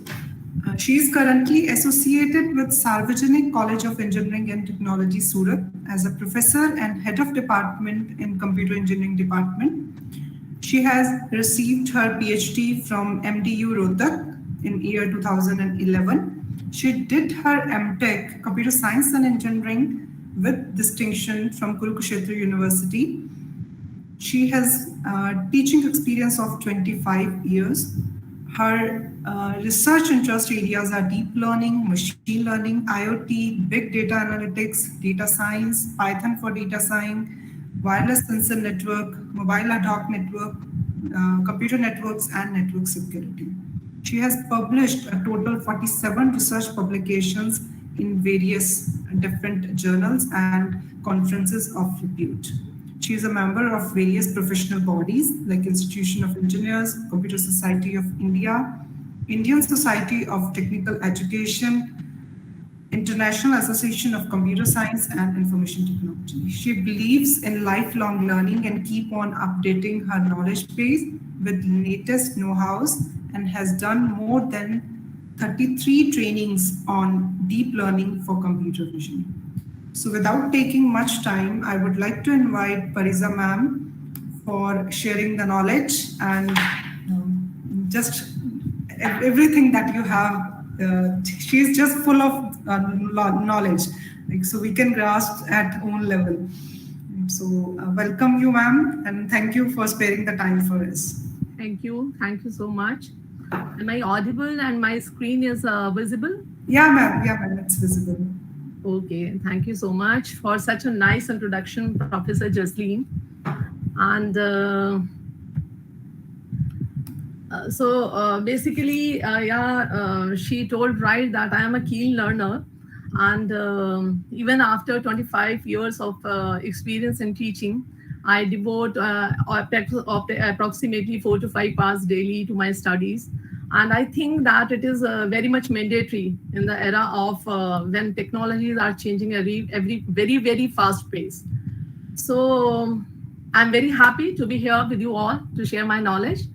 And I would be covering my talk under these topics like deep learning, brief description, deep learning healthcare system, healthcare transformation, credit goes to technology and technological developments. Then why DL is preferred in healthcare over traditional algorithm like machine learning, deep learning in healthcare, changing the game, and the inherited challenges. And then finally, the future of AI in healthcare.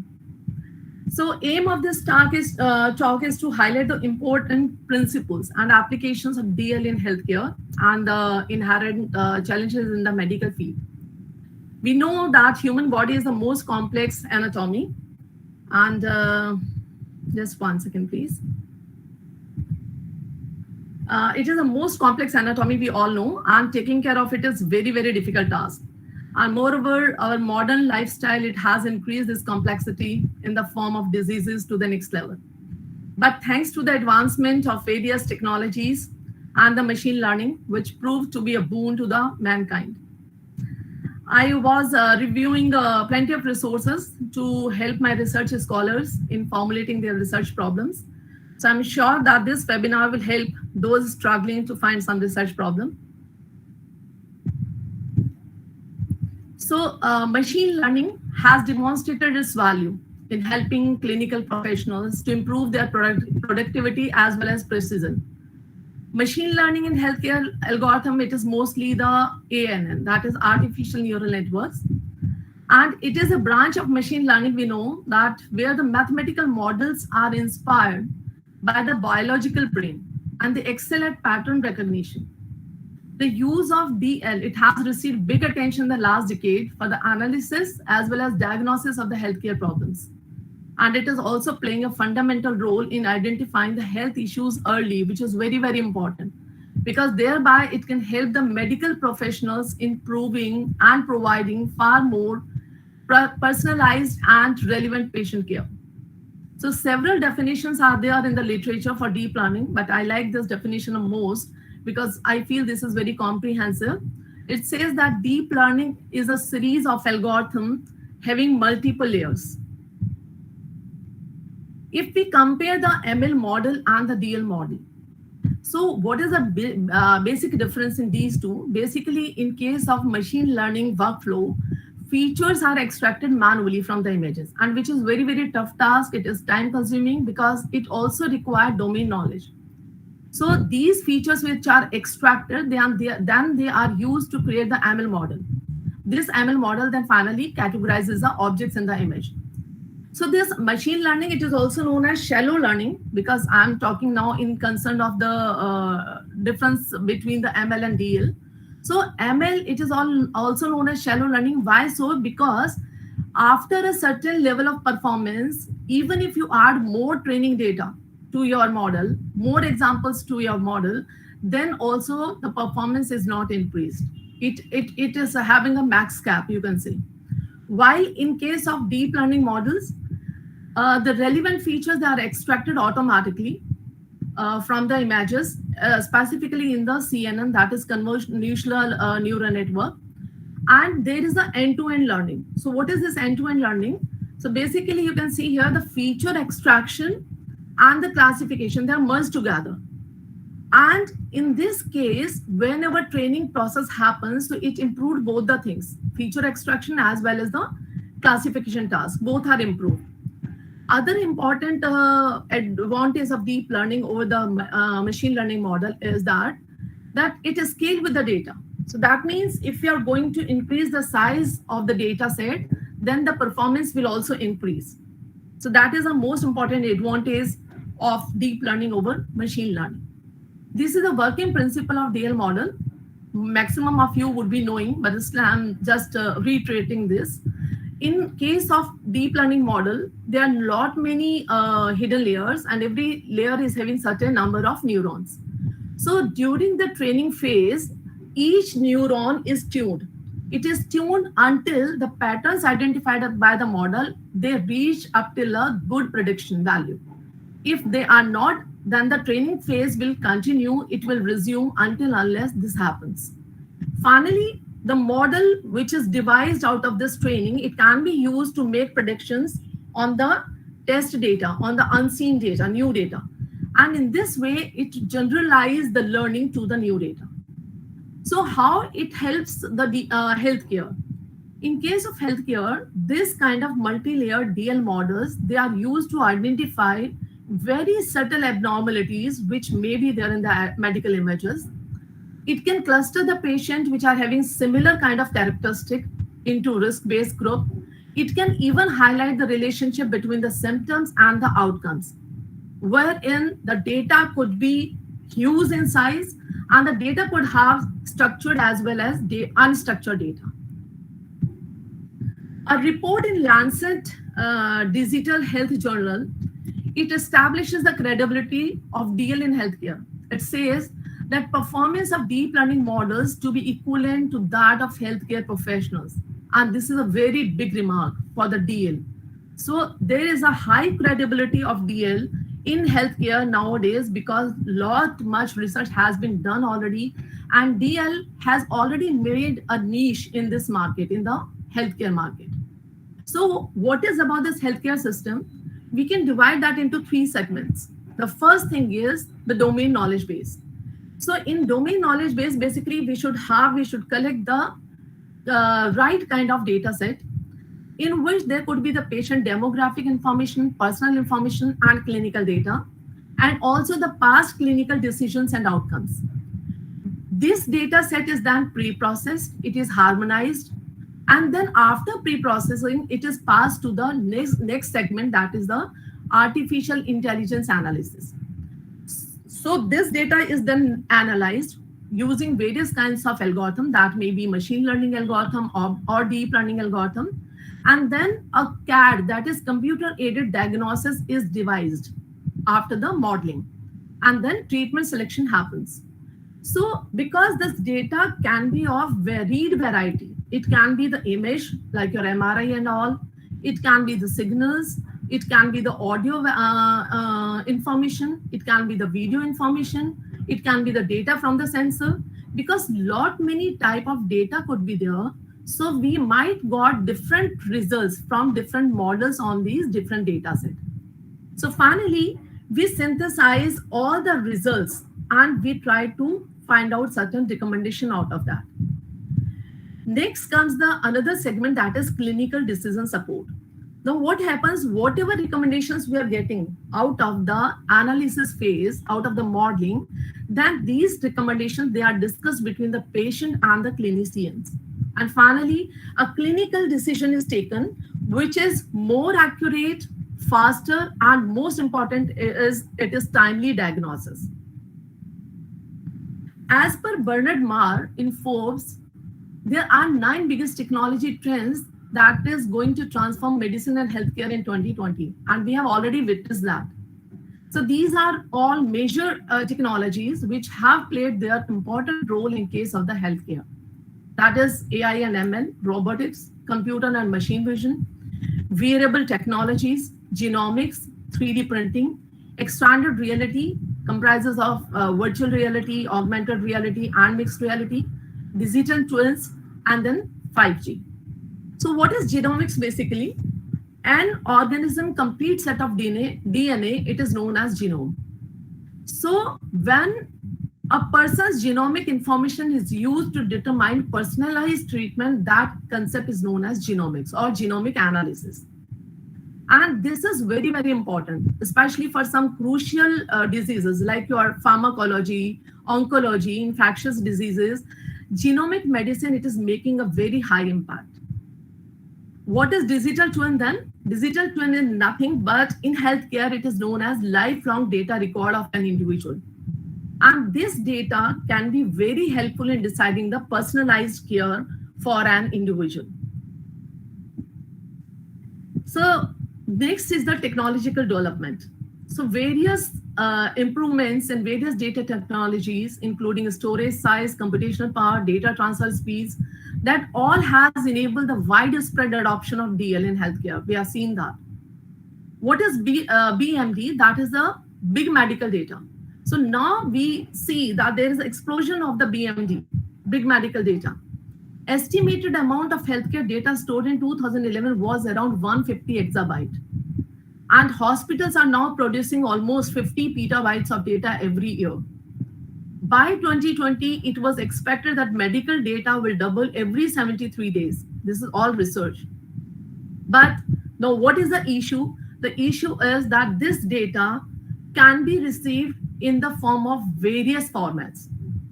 Medical images could be there, which are created by X-rays, ultrasound could be there, MRI could be there, then CT scan could be there, ECG, EEG, EMG, PTE scan could be there. So beside this, these are some of the ways, and beside this, the data may be created by the mobile phones even, right? It may be created wearable devices, it may be created by sensors.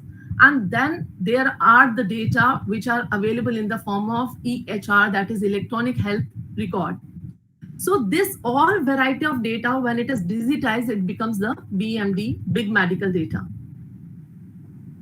This big medical data, because it is received by a variety of devices, so for sure, the format would be different.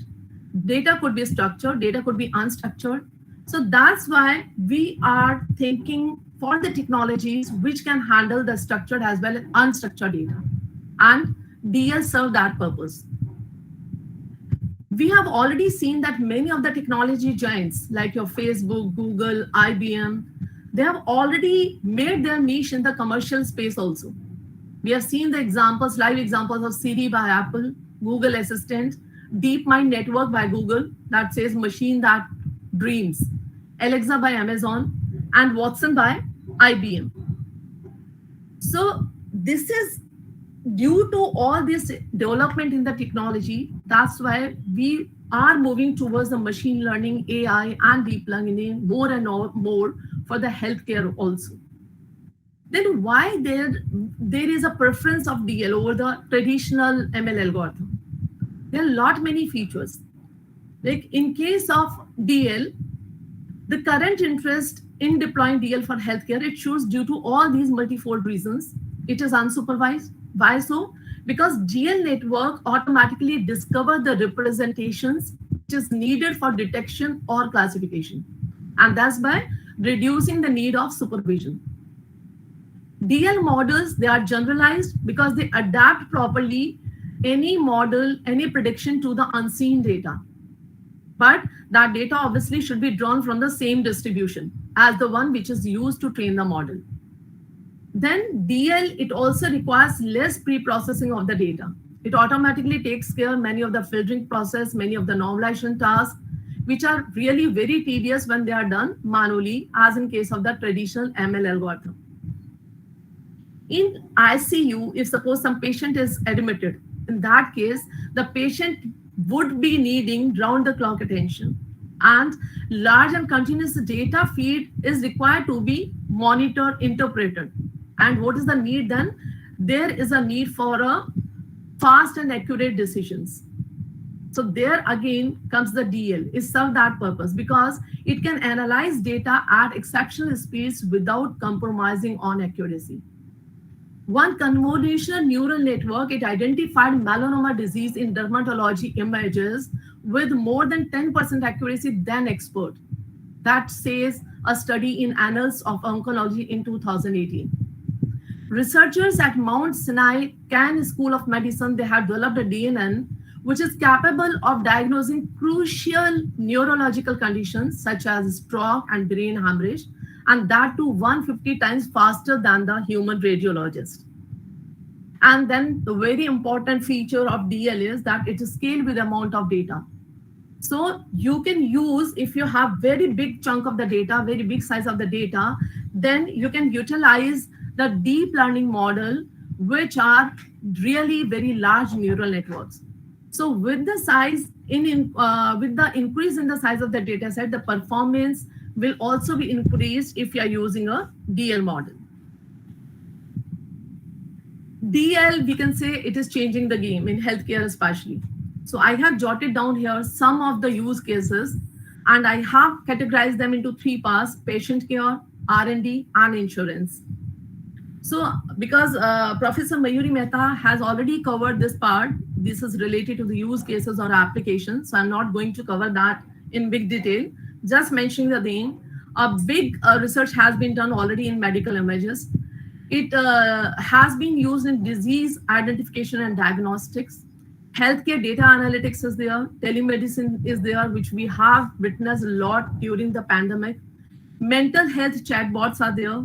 Then EHR are produced with the help of DL. Robotic surgery can be done. Robotic and other patient support tasks is there. Improving lifestyle and healthcare applications are there already in the market. Besides that, in R&D sector, drug discovery and manufacturing, it depends a lot on deep learning. Medical research and clinical trial improvement, that is also very, very important, because during the pandemic, we were having very short time with us, and we had to provide the drugs to take care of this pandemic, and we were having very short time. So clinical trial, which took number of years, that was also expedited with the help of deep learning. Next comes the precision or personalized medicine and prescription audit. So that is also feasible with the help of deep learning only. Genomics analysis, it helps a lot to find the new medicines even, and to give a personalized care to an individual. Mental health research is there in the market. It has been done a lot. Epidemic control, we have again witnessed in the case of coronavirus. Healthcare, health insurance underwriting and health insurance fraud detection, these two are to help the companies to provide relevant and perfect kind of insurance to the clients. So I'm not covering all these in detail, but just want to discuss one very good example of image processing, how fast it is done nowadays. And there is a very big market of image processing in healthcare. As per a report on Healthcare Dive, the AI-based medical imaging market, it is going to hit $2 billion by 2023. So just want to quote one example here. YOLO is very perfect example of this. It is a real-time object detection and extremely fast and accurate. It is actually able to do simultaneous object detection as well as classification in the image. YOLO version 2 Tiny, it was able to process images at 200 frames per second, and it was trained on COCO dataset, and is still producing very good kind of prediction. Let's just have a glimpse on this YOLO in action. Right now, Udemy is having one of the biggest sales of the year. Just bear with me with this ad. I'm going to skip it.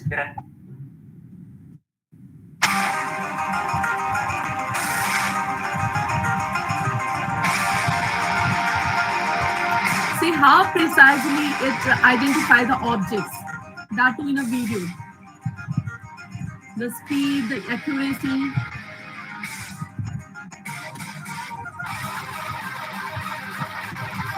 It can identify cell phone, even the tie.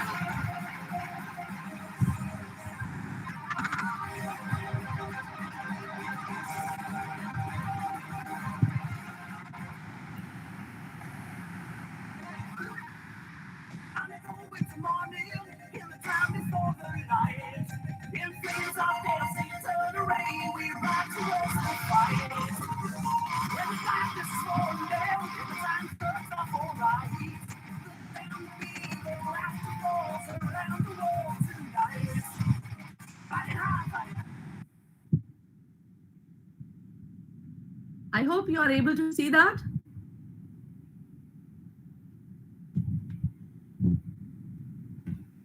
Yes, any responses?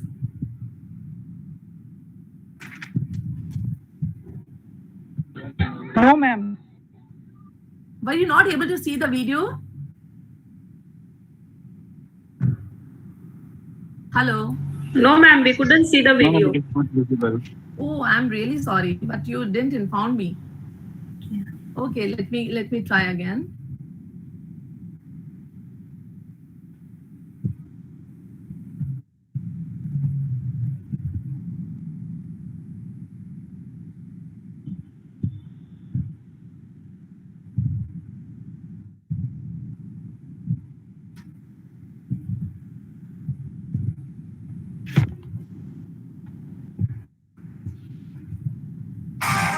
Are you able to see now? Yes, ma'am, it is visible now. Yeah.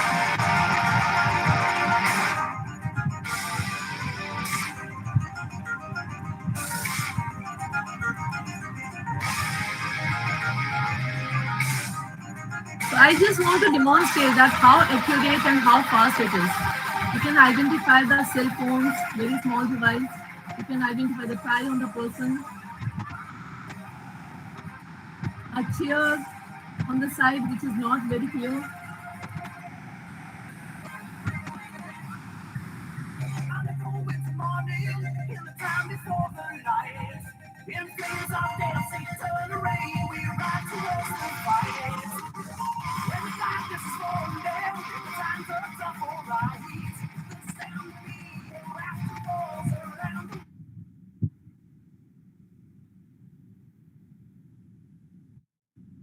Yeah, are you able to see my PPT again? Yes, ma'am. Okay, so just I want to demonstrate it that a lot much research has already been done, and it is at very good stage, the image processing, and that's why image processing is doing wonder in healthcare as well. So this I was demonstrating about the version 2 of YOLO, and the latest version is version 5, and it is even smaller, very lighter and very fast in comparison to this version. Next is very important, that is about genomics analysis. So with the help of this genomic analysis, DL can predict very accurately that who is at risk of acquiring various diseases, which are very hazardous, like you can see the cancers and the Alzheimer, right? And by understanding that how these complex diseases, they manifest, how the genetics, they increase or decrease any person's risk to aid in these preventive healthcare. With the help of this genomics analysis only, doctors were able to identify that SARS-CoV-2 virus, it is creating new variants with different characteristics due to the mutation in the genetic code. And if you're talking about the history, so the very first human genome sequencing project, it cost more than $3 billion. And it took more than 13 years to complete. But nowadays, any individual, they can pay less than $600 to have their genome sequence, and they can get result very fast within a week. So that is the, you can say, the benefit of using the deep learning in healthcare. During the COVID-19 scenario, deep learning applications, they were used for many things, like early detection of COVID-19 was done, analyzing of chest x-rays and CT scan images, helping to find potential patients who have high risk for COVID-19, who are having like diabetes and all. Then predicting ICU admission, estimating need for the ventilators even. So all that done with the help of DL applications. So it is giving actually a big support in the healthcare. There is a poll happened on www.helio.com, and it tells that 87% of US patients were satisfied with the services received through telehealth during COVID-19. So many happenings are there in deep learning, which is supporting the healthcare in many ways. But despite the promising results which are obtained using DL architectures, there is a long way to go, as there are many unresolved challenges in the application of deep learning in healthcare. Most trained, which are pre-trained model, they fail on medical images. And the traditional feature engineering, the image augmentation, it doesn't seem to work on medical images like in other domains.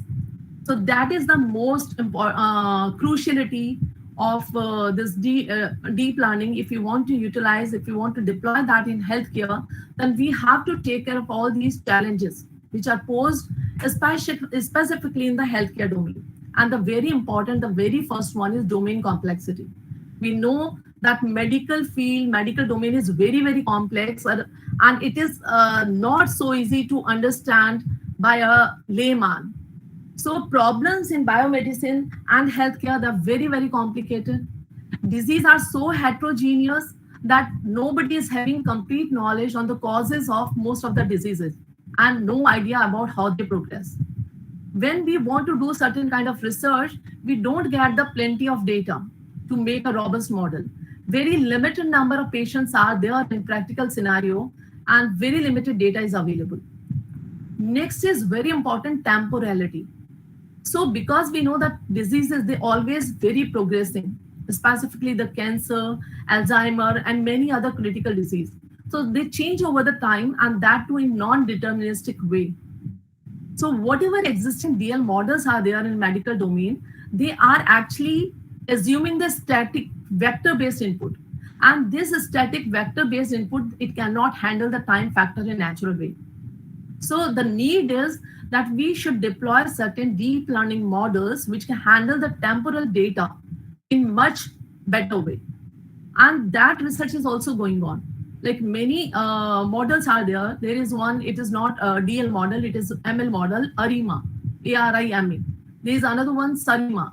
So such kind of models, they handle the time series data and they can be utilized for making such kind of models which can handle the temporality in case of specifically the critical diseases. Next important issue is related to data.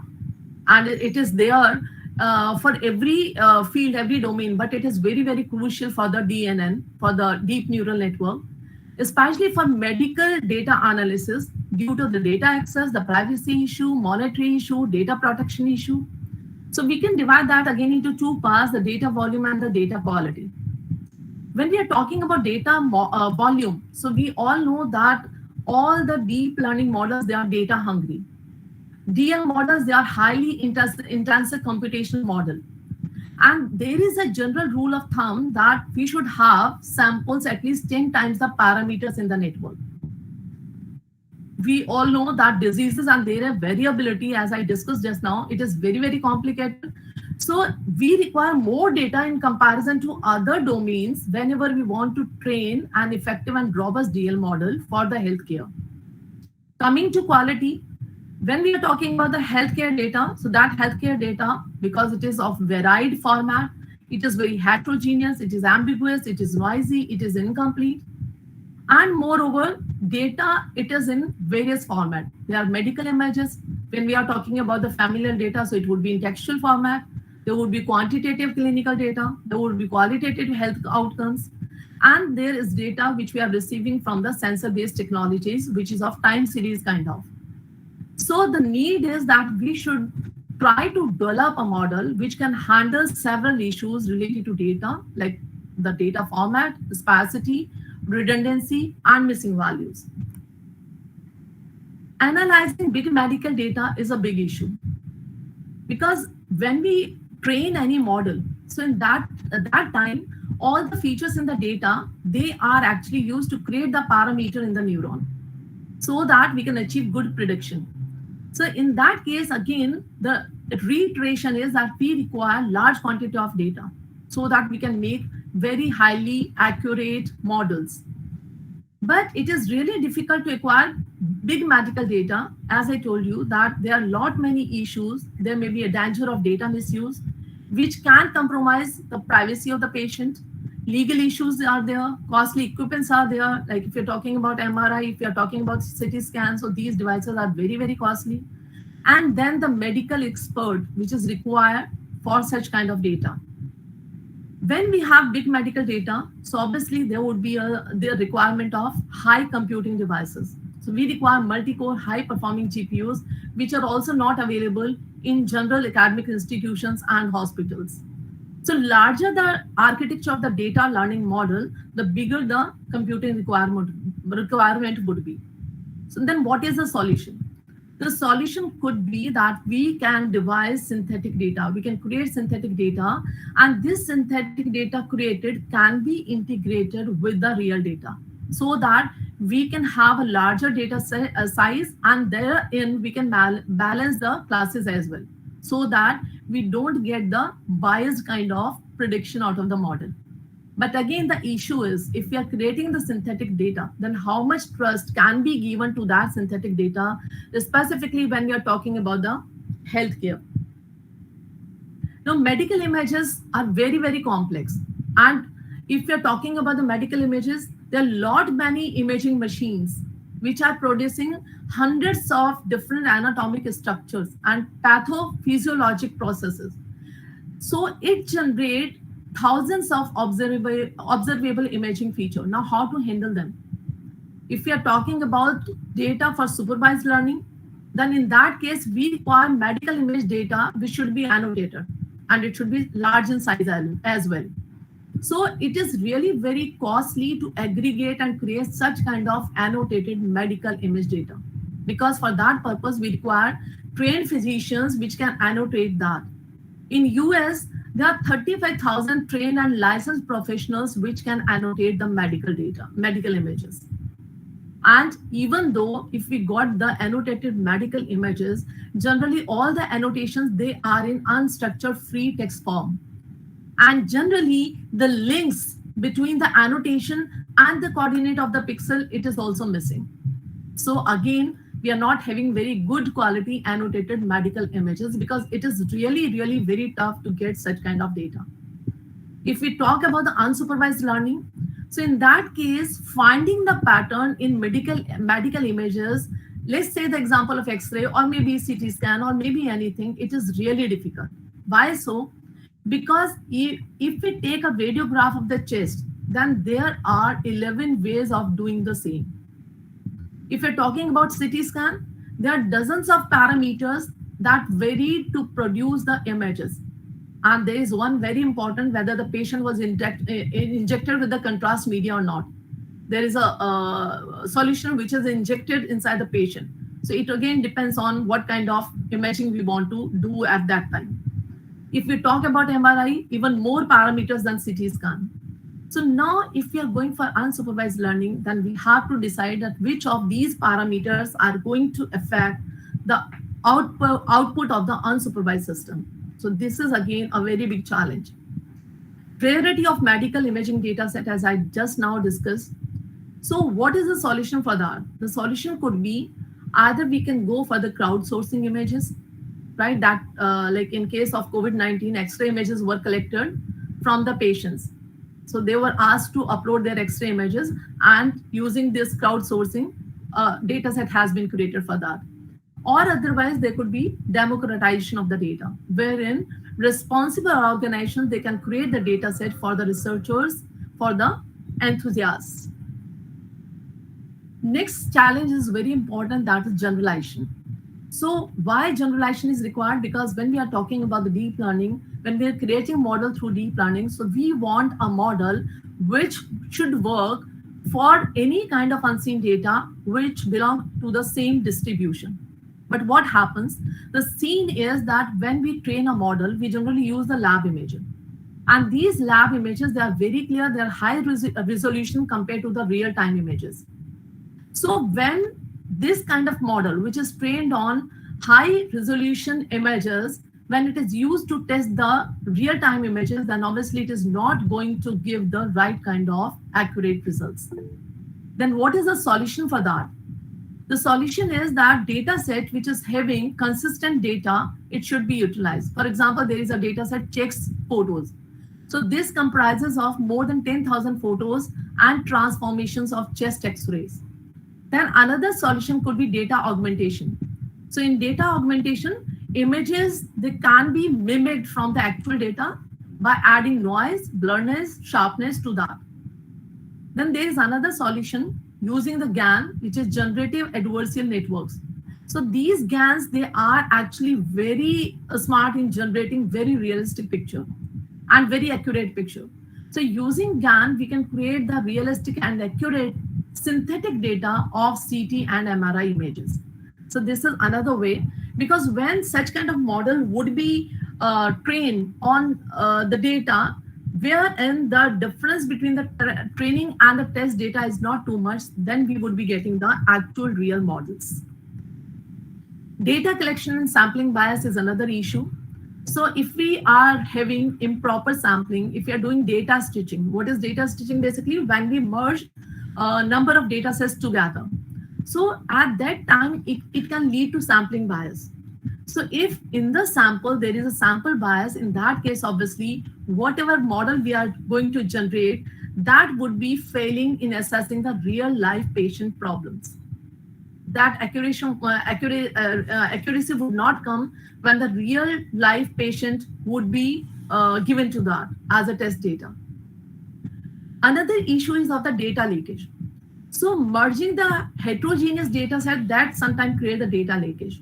And why it happens, basically, suppose the data set are very heterogeneous.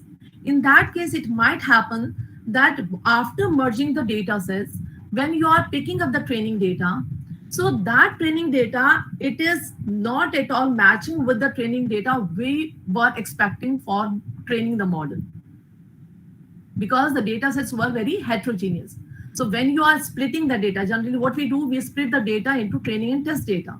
So when you are splitting the data and it is having heterogeneous samples now, so there may be a possibility that you might be selecting those samples which are not actually expected to train the model. So then comes the problem of the data leakage. So the solutions could be either we can use a robust sampling. So robust sampling means considering samples from the same age bucket, same annotation, same geography. So thereby we can overcome the problem of the biasing. Data leakage, it can be resolved by adhering to one class of population. So distribution should be same. When we are talking about the training data or the test data, the distribution from of these training and tests, it should be from the same population. So this data leakage problem can be resolved in this way. Other way is that if we have the images, in that case, before training the data, we should remove the artifacts. So then in that case, we would be actually training the model on the actual portion of the image we want to. So this also remove the problem of data leakage. Another is about digitization of medical data, that is known as electronic health record, EHR. So we have many physical medical records now in every hospital, every clinic. But all these documentation, they are in different formats. There may be handwritten notes, there may be incomplete data, there may be non-centralized data. Moreover, if suppose a particular hospital or clinic, it is using the EHR concept, then that particular health system might be doing that according to its own system. So it would be a customized EHR system. But when we are talking about creating ML models, these ML models or the DL models, they should be interoperable. That means if you are providing the similar kind of data from one hospital and another time another kind of data from another hospital, but again on the similar pattern, then it should work. The ML model should work for both kind of data. So if we want a nation and global wide interoperable ML model, so what is the need? The need is that we need to provide a consistent way to represent the patient record. And for the purpose, EHR is in very much need. But creating or converting the existed physical medical records into EHR, it is really a very tough task. As I was telling you that every system, every hospital, they would be having their own system of keeping the record. So what are the solutions possible? One thing is that we can use ASR based on audio NLP, that is automatic speech recognition. So in that case, it can help you in taking dictation directly and converting them into EHR. So whatever existing records documentation is there, one person can dictate, and with the help of ASR, dictation can be taken automatically and it can be converted into standard EHRs. Another way possible is that if suppose images are there, in that case, using the image processing, using the text extraction and then using text to speech, we can convert these documents, we can scan them, we can extract the readable data from the images, and then they can be integrated into a single database. So that way also we can create the EHR. There is like, this is just to tell you, there is the Lambda model, language model for dialogue application. It is based on transformer architecture, open source by Google. And it can manage open-ended nature of conversation. That means you can talk on any topic using this model. You can watch a video by Sundar Pichai, Google CEO, on this model, and this shows the height of the NLP, the progress of the NLP, which is there already in the domain. Next is very important, that is unified medical representation and DL transformation. So basically there is a lack of unified data representation, and thereby there is a lack of the unified deep learning model. What happens again? Because medical data, it is having in different formats. So every format would be having a different data representation. And when data representation is different, in that case, these signals would be requiring different kind of deep learning algorithm to convert them or to classify the data. So because the data is in different format, so every format would be requiring a different data representation. And if the data representation is different, then obviously different deep learning model would be required to analyze it, to classify it. But what is the need? The need is that there should be a single adaptive generalized deep learning model. Why so?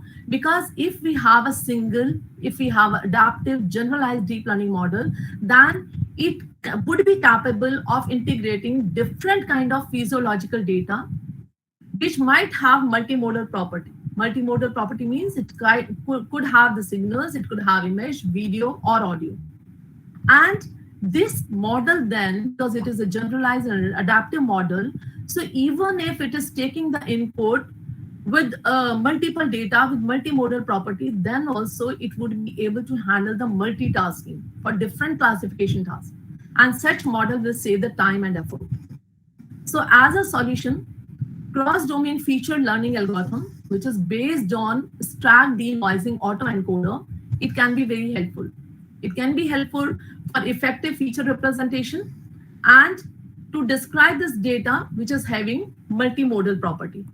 So this is actually a comparison between the existing scenario and what is expected. So what is expected? Expected is smart DL. What is happening current now? So currently, actually, we are getting signals from different devices in multimodal form. We have the temperature, light, image, signal.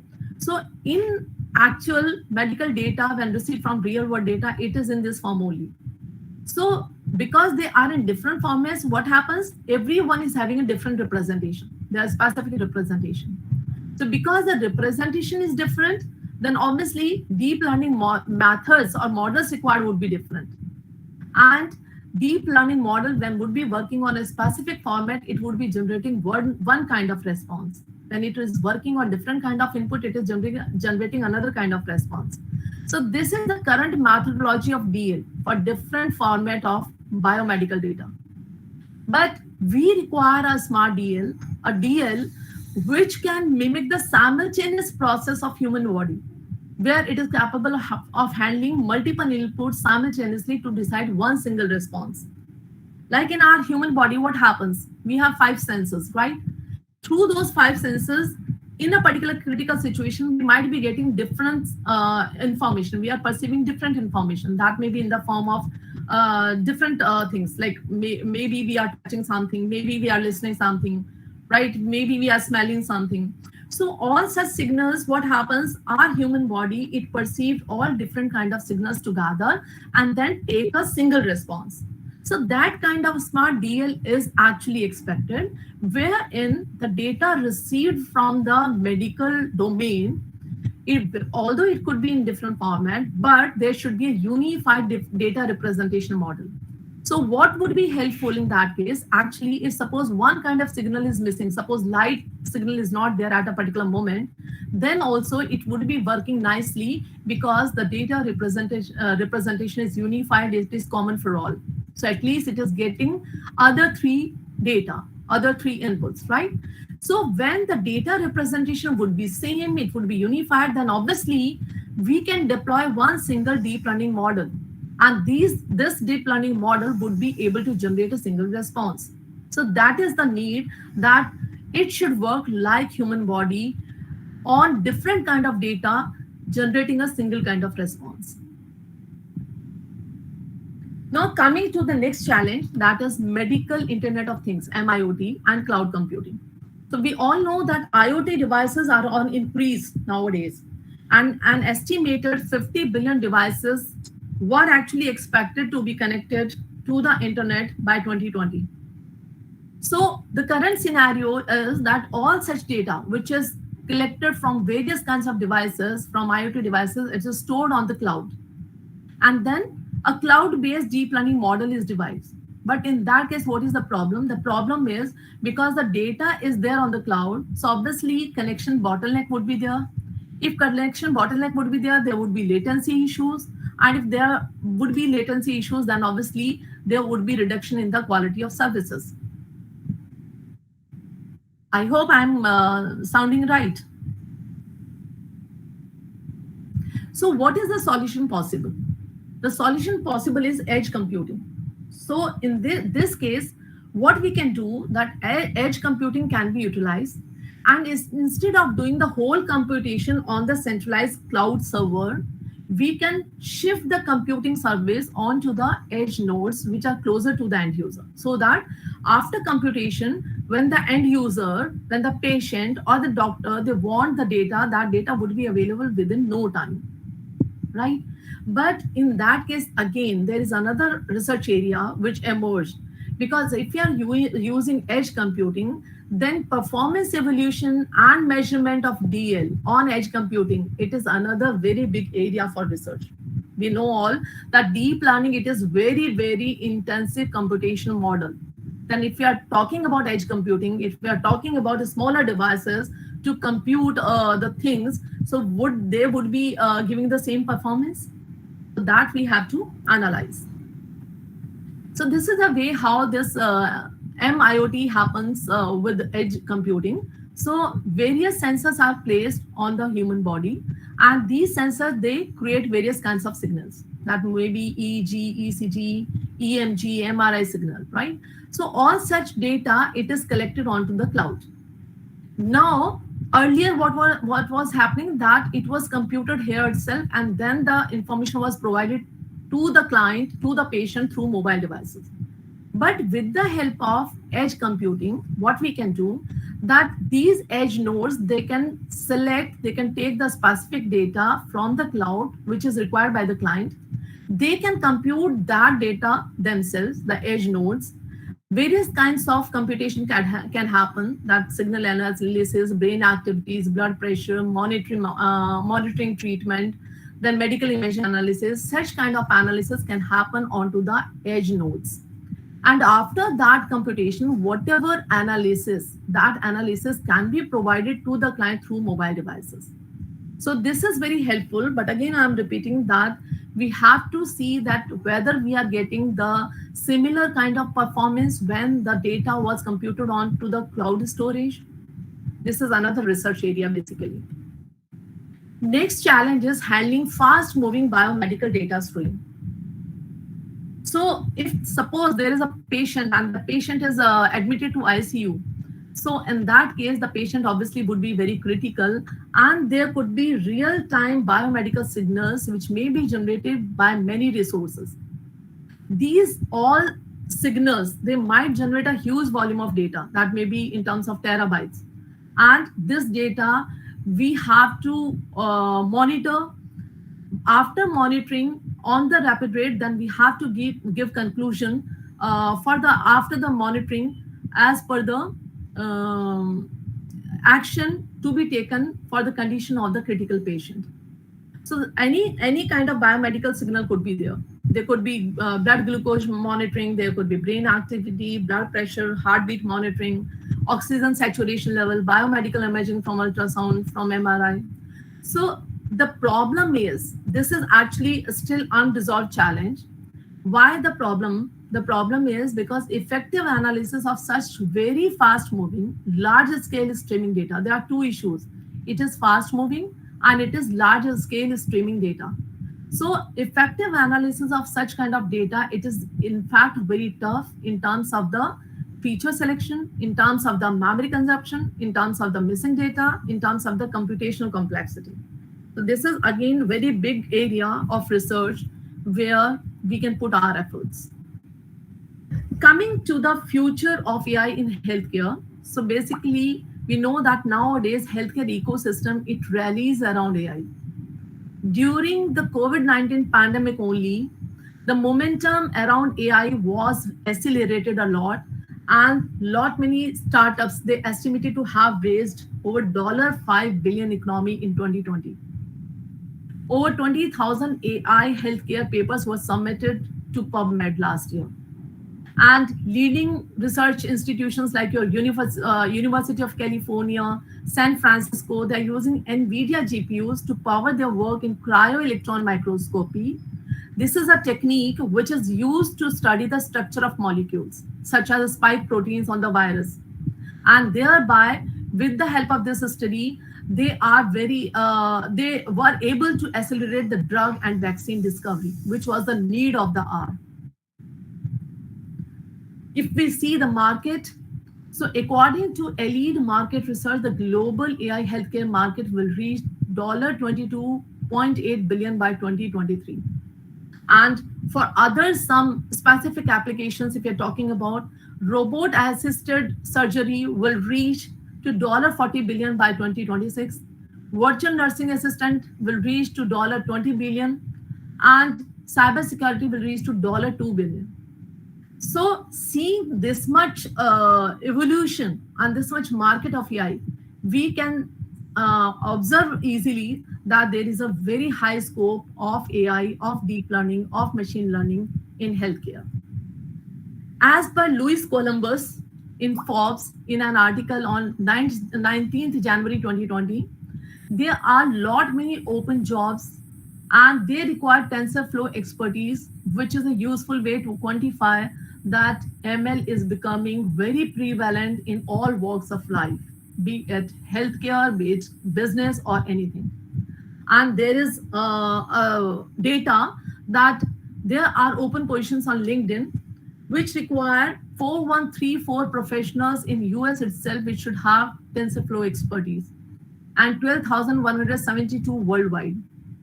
Professionals with ML expertise are required in US, 44,864, and worldwide there is a demand for 98,371 of such professionals. So a big market is there. Then there is a question, is deep learning the future of healthcare? For sure, it is the future of the healthcare. Future will witness the deep learning models to decode the secret of the human body and genome, and that would be the topmost contribution of the research to the mankind. But at the same time, we should not use DL models at the expense of ML algorithm, which require less computation, which require less memory requirement, and which are able to produce similar results.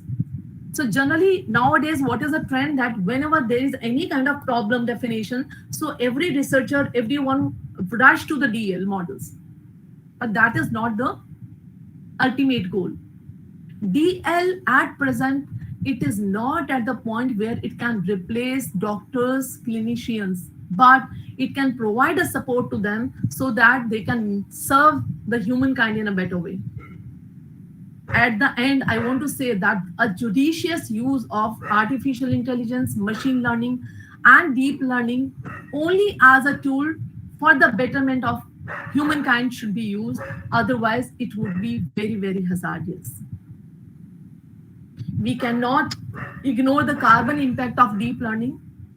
One of the most elaborate DL model, GPT-3, it requires an amount of energy equivalent to the yearly consumption of 126 Danish homes, and it creates a carbon footprint equivalent to traveling 7 lakh kilometers by car for a single training session. That much is the carbon footprint of deep learning. So that's why I'm saying that we have to do the usage of all such technology very judiciously.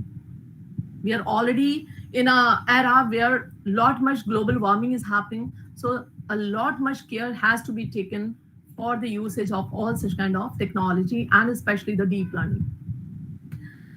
These are certain examples of the data sets. So some like many data sets are available nowadays. So if you want to do any kind of research, maybe on the images, maybe on the audio, video, so you would be finding many data sets. Like MNIST is there, ImageNet is there, then MS Coco is there. CIFAR-10, it is used a lot in research for image classification. Fashion MNIST is there. Then related to NLP dataset, IMDb reviews is there, 20 News Group, Sentiment, 140, WordNet. All these are the datasets related to the NLP.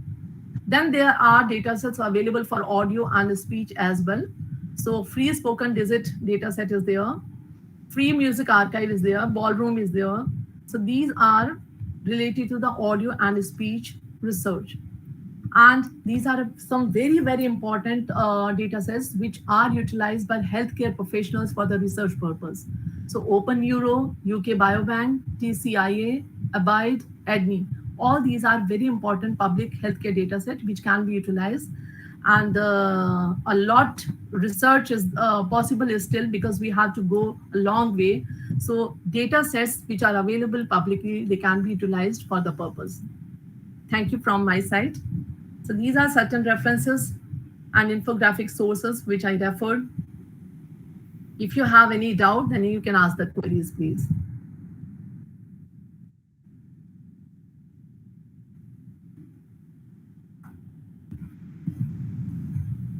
Yes.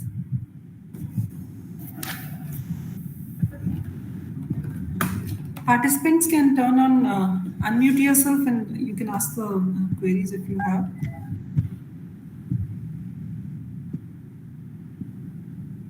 If participants are interested, then I